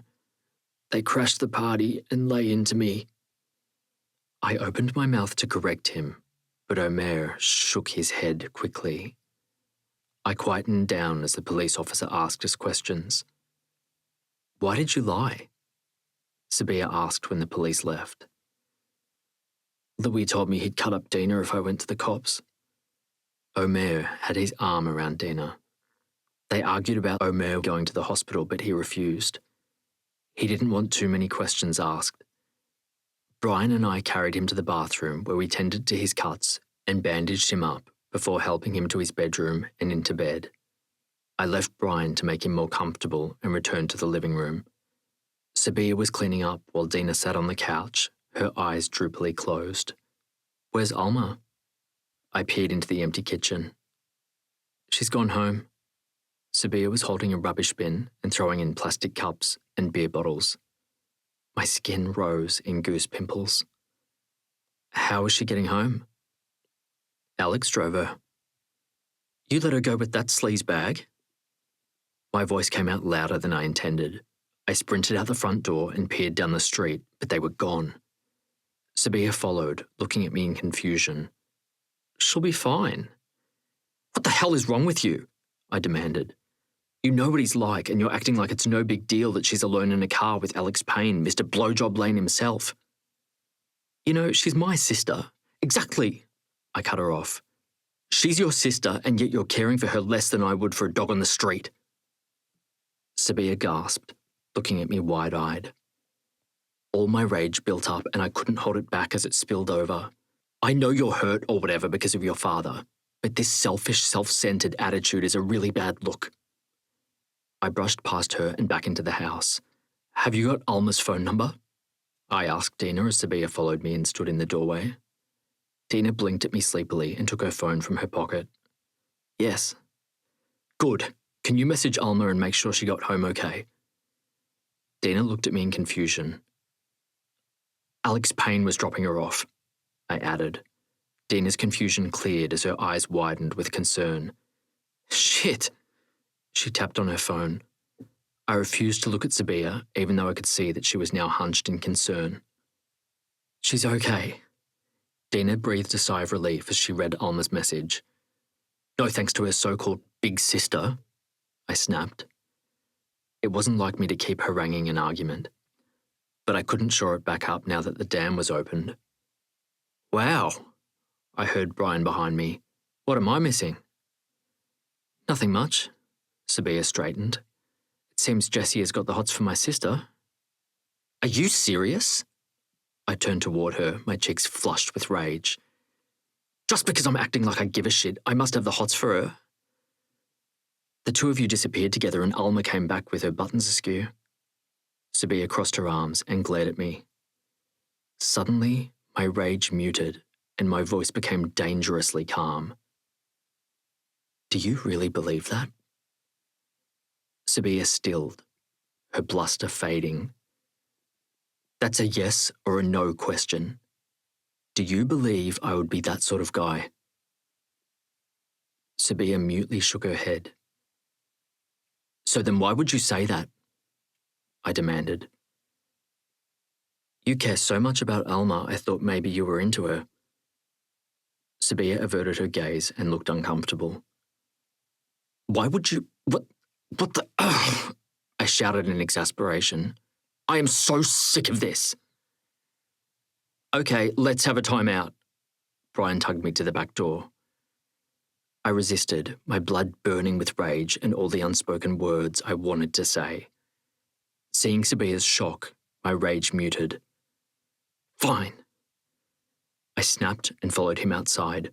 I paced in the backyard while he watched. Do you want to tell me what's going on? Brian asked gently. She treats me like a toy, I ground out between gritted teeth. Okay, Brian nodded. I paced until the anger burnt itself out and then sat on the plastic chair under the hill's hoist, leaning back to stare at the full moon on the horizon. There's someone here to talk to you, Brian called out. I turned and saw Sabiha next to him. I turned back to the moon, saying nothing. She got another chair and dragged it next to me. I'm sorry, she said softly. I shouldn't have made such a terrible accusation about you and Alma. I grunted in affirmation but didn't turn to look at her. I guess I got jealous and thought you were developing feelings for her. I turned to her, caught by the word jealous. Why were you jealous? Well, because... She twisted her hands in her lap, looking down at her feet. I'd never seen her looking so vulnerable. She breathed in and met my gaze. I almost allowed myself to believe that she had feelings for me. Her gaze soft, her lips softly parted, as if she were inviting me for a kiss. Because what? I asked again. She flushed and looked down at her hands. I've put myself out there time and time again, and every time you reject. Even the other day at the lockers when I went to kiss you, you flinched. Her head lifted. That's not because of you. Then why? I asked. She bit her lip, hesitating. I stood, wanting to end the conversation. It happened when we lived with Mum's boyfriend, Dave. Her small voice carried from the darkness. They had a party. During the party, Baz, Dave's mate, came to my bedroom while I was sleeping. He said that I'd egged him on with my flirting. I didn't think I was flirting. He was complimenting me and was so much older, like a dad, and I was just saying stuff. He tried to, She sighed. Anyway, since then, I get kind of weird around guys. I turned to look at her. She looked embarrassed. I'm sorry. That guy was a jerk. I'd never do that to you. I know that. She stood and approached me. I know you're not like him. I just struggle when things go too fast. She was now so close, I felt her breath on my face. She turned up her face and met my gaze. Slowly, she stood on her tiptoes and pressed her lips to mine. I wanted to put my arms around her, but was too scared I'd scare her off, so I let my lips do the talking, kissing her back, trying to pour all my feelings into my kiss. She broke the kiss, her eyes heavy-lidded and her lips swollen. Why now? I asked. Why didn't you like me before? I did. Her eyes cleared. I always liked you. I was just too scared.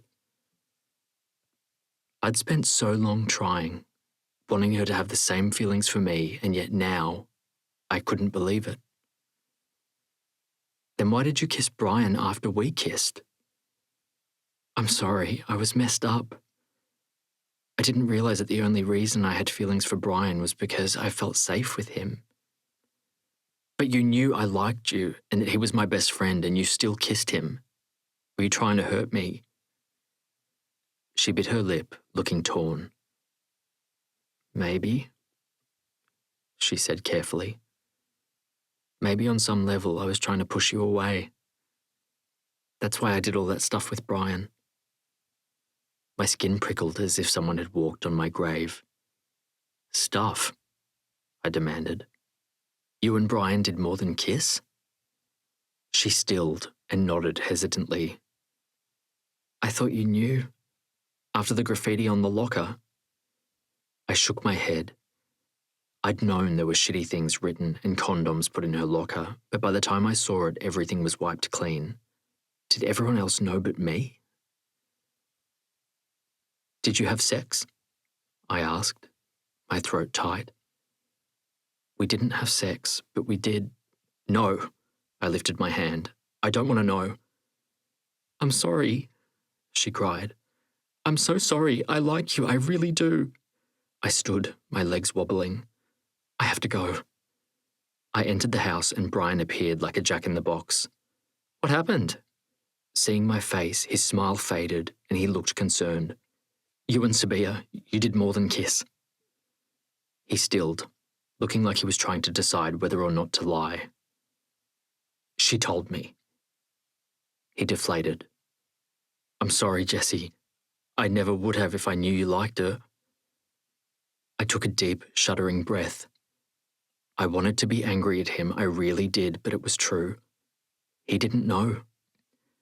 I looked back at Sabiha outside, her soft sobs travelling on the night air. Was I being unfair? After all, this was history. I wanted to go out and talk to her, forgive her, but my feet wouldn't move. Go. Brian pushed me gently toward the front door. I'll take care of her. I nodded and turned and left. I needed a timeout to process what I was thinking and feeling. Chapter 19. The next day was Sunday, and I was drinking tea in the kitchen, staring out the window, when Sarah walked in from the living room where she and Mum were watching TV. It was mid-morning, and I'd slept in while they'd been up for hours. How was the party last night? She asked, pouring herself a tea and sitting at the kitchen table. She'd asked Mum if she wanted a cuppa, who'd said no. Good, I lied. I didn't want to tell her about the gate crashes. Are you sure? Because you don't look like it was good. No, it was. She stared at me skeptically as she sipped her tea. Something happened. I cleared my throat and sat. Sabiha and I kissed. Sarah's smile lit up and her blue eyes danced. Really? So you're together? No. I rubbed my neck. I found out some stuff and now I feel all mixed up. I told her about my conversation with Sabiha and her telling me about what happened to her when she was young and about her doing more than kissing Brian. Poor Sabiha. That sort of thing can be really traumatizing. No wonder she struggles with romantic entanglements and keeps picking unavailable men. My gaze sharpened as I backtracked through Sabiha's crush history. Brian and Edo, both of them unsuitable for different reasons. That's what she said. I mean, she said that she liked Brian because he was safe and she confused friendship with romance. I can see that happening. There would be no romance vibes from Brian while you... Me what? I demanded when she didn't finish. You've been really into her since day one. Women can pick up that sort of intensity, so that's probably why she struggled to be with you. On the one hand, she liked you. On the other hand, you liking her made her feel unsafe because of the sexual tension. I sat back in the chair remembering all the times that Sabiha flinched when I attempted to kiss her or approached her physically. All this time I thought it was all about me, but now I realized it was about her. This is good. Sarah reached over and took my hand. Now the two of you have properly communicated, you've got a good foundation to make a real go of this relationship. I blinked as my eyes burned. I don't know if I can forgive her. She knew I liked her, and then she went and did stuff with Brian. Well, that's up to you. You need to decide if you're going to move forward or keep being hung up on the past. I just wish... Sarah waited. I just wish I had some way of knowing that this was different, that she was different. We've had so many near misses and drama, maybe I've been trying too hard to make something happen that shouldn't. I don't know, Jessie. No one is perfect. All we can do is accept each other and move on. Sarah patted my hand and went to the kitchen. I went to my bedroom and lay in bed, holding my phone, debating whether to send a message to Sabiha. I didn't want her to think everything was okay because I wasn't sure it was, but I also wanted her to know that we were okay as friends. I sent her a cat meme, 2 cats lying side by side with their paws entangled. Best friends forever. I saw she read it and waited for a reply. There were 3 dots as she wrote a reply and then her cat meme, a kitten hiding behind a door. Sorry. I sighed with relief. Okay, we were back to friendship. At least we were communicating. Monday morning, Brian was waiting on the street for me. Are you okay? Yeah, all good. I forced a smile. He stepped in and we walked to school together. What about you and Sabiha? I shrugged. Because I think the two of you belong together. And I feel so shit that I'm the reason. You're not the reason. I am. I'd had the afternoon to think about it all and realized what was holding me back. I don't know if I can trust her. I've spent so much time pining for her, waiting for her to notice me, and now... I took a deep breath. Now I can't trust that it's real and she's really into me. But you know Sabiha fakes nothing. I know, but I also know she can be fickle and selfish, putting her own needs above everyone else. Brian bit his lip, not denying what I was saying. Are you willing to throw away a shot at love because you can't trust? Maybe. I moodily kicked a pebble as I walked. I'm just so sick of being hurt, Bri. Brian went to open his mouth, but bit back his words. Okay. When we reached the school, Sabiha watched me, her lips parted, her eyes gleaming with anticipation. Hi, I nodded. Her face dropped in disappointment, but she said hello back.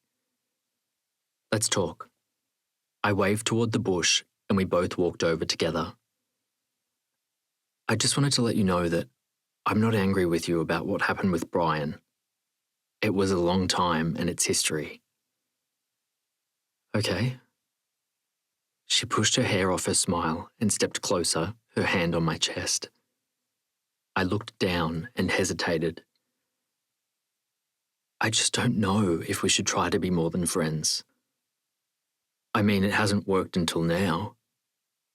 Maybe we should just play it safe. Oh.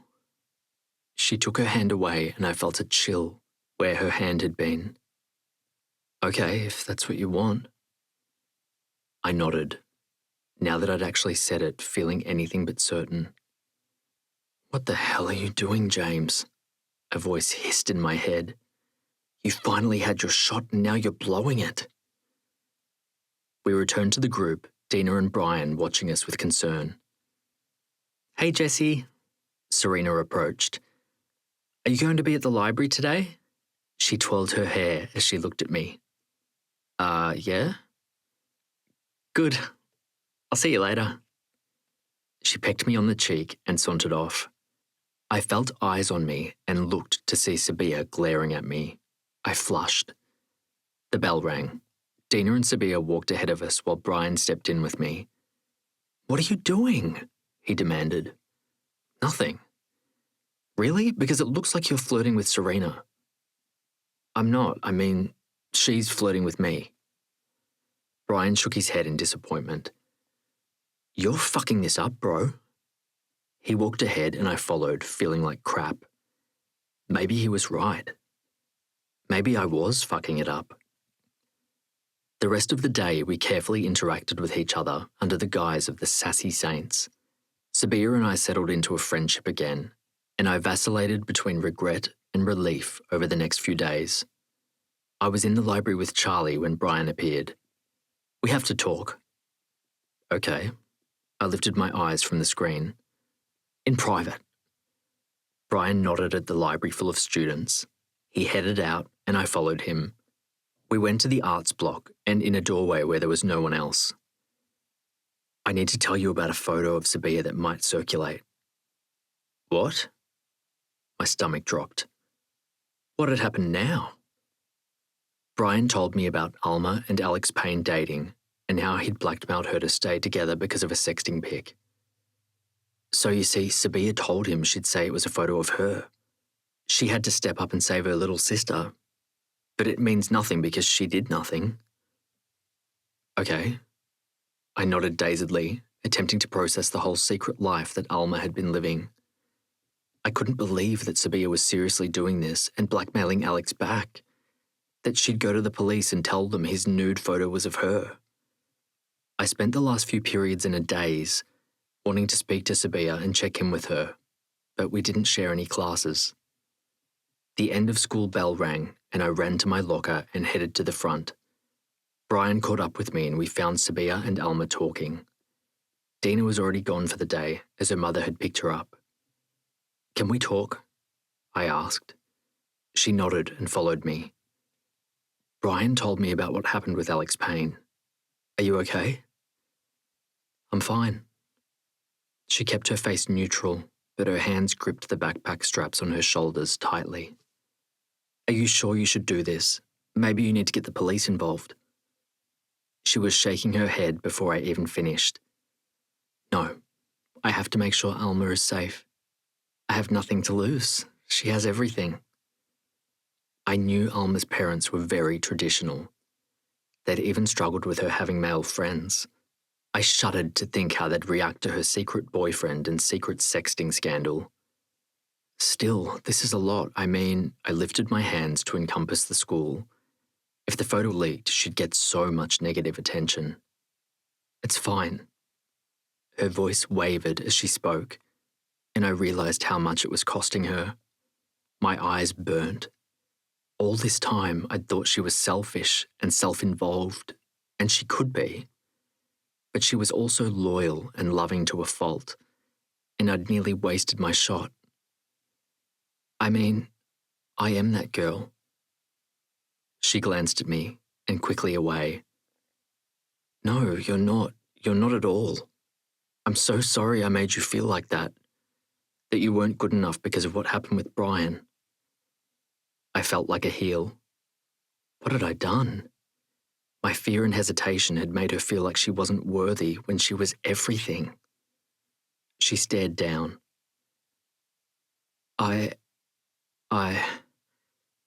took a deep breath, working through my stuttering. I was wrong. I put my hand under her chin and tilted her to look at me. I was scared. I've been into you for so long. My lips tilted into a wry smile. And you never looked my way. And I just didn't believe it. I didn't believe that it was real. She put her hand on mine and held it against her face. It is. I love you, Jessie. I'm sorry it took so long for me to realise it, but it's you. It's always been you. Sabiha stared straight into my eyes. It took me a moment to process.